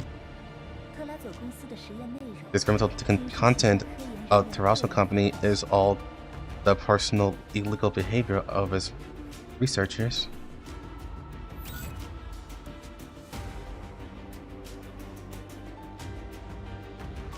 The man on the other end of the communication nodded in satisfaction. Then the communication was abruptly cut off. Although being discovered for altering intelligence brought some trouble, in the face of the merit of successfully guiding the ERC's investigation, that small loss was completely bearable. Although it was Terrazzo's company that suffered the loss, under the pressure of the UNC's accountability, Miss Barrettfield probably won't have said more than she should. After all, the conglomerate's rules aren't by the book as the UNC's. Recalling Miss Barryfield's initial clamoring, Cocoon just chuckled and shook her head. Kelly, that being with extremely high authority, her understanding of humans seems to be just that. Deceived, control, just like us, trapped in our respective systems. Then, let's make this invasion a little deeper.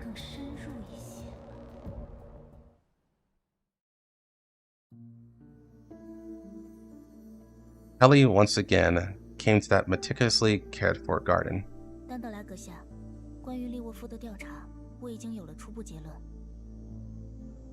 I think they forgot to change the scene, but okay. Lady Dandelion, I have reached a preliminary conclusion regarding the investigation in Leviv. Chilevig had long-term secret dealings with Paradis. The experiments conducted in the White Zone lab were completely outside the scope of what was originally declared. Deadline turns around. As always, her face is devoid of any emotion. 你得到的答案 Is that the answer you found? 调查仍在继续。 The investigation is still ongoing, and the 终定论， current conclusion is not the final one. 我将会进一步整理所有的讯息。 I will further organize all the information. Ellie turned and left. In order to continue the investigation, a massive stream of data was constantly pouring into her database. And within that vast sea of information, some imperceptible cocoon-like code remnants are slowly but surely leaving a strange, twisted imprint in an inconspicuous corner of the deepest layer of her neural cloud. 人心协助，自主， All assistance, autonomous, consciousness.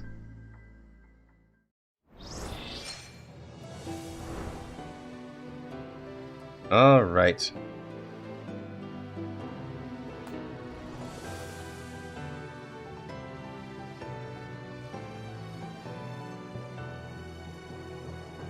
Yeah, good part 1. Very good part 1. Didn't lead to the bad ending that we thought it would. Like, in fact, they had a really good ending. Like a really, really good one. Honestly, this feels like part 1 was its own event. And part 2 was going to be a second event. But maybe Cocoon would be involved in the next portion as well.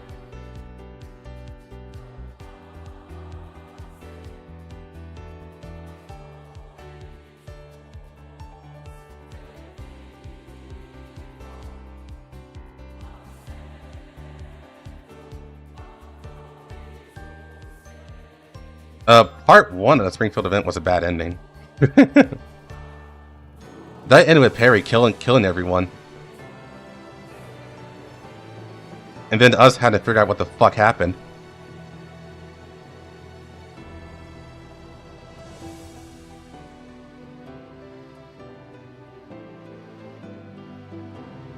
And yeah, Needle was a thing and all that stuff. Like, you know what? I would talk more, but it's 3 a.m. and I do have work in the morning. Yeah, I'm probably just gonna go to sleep and then wake up and then go to work immediately.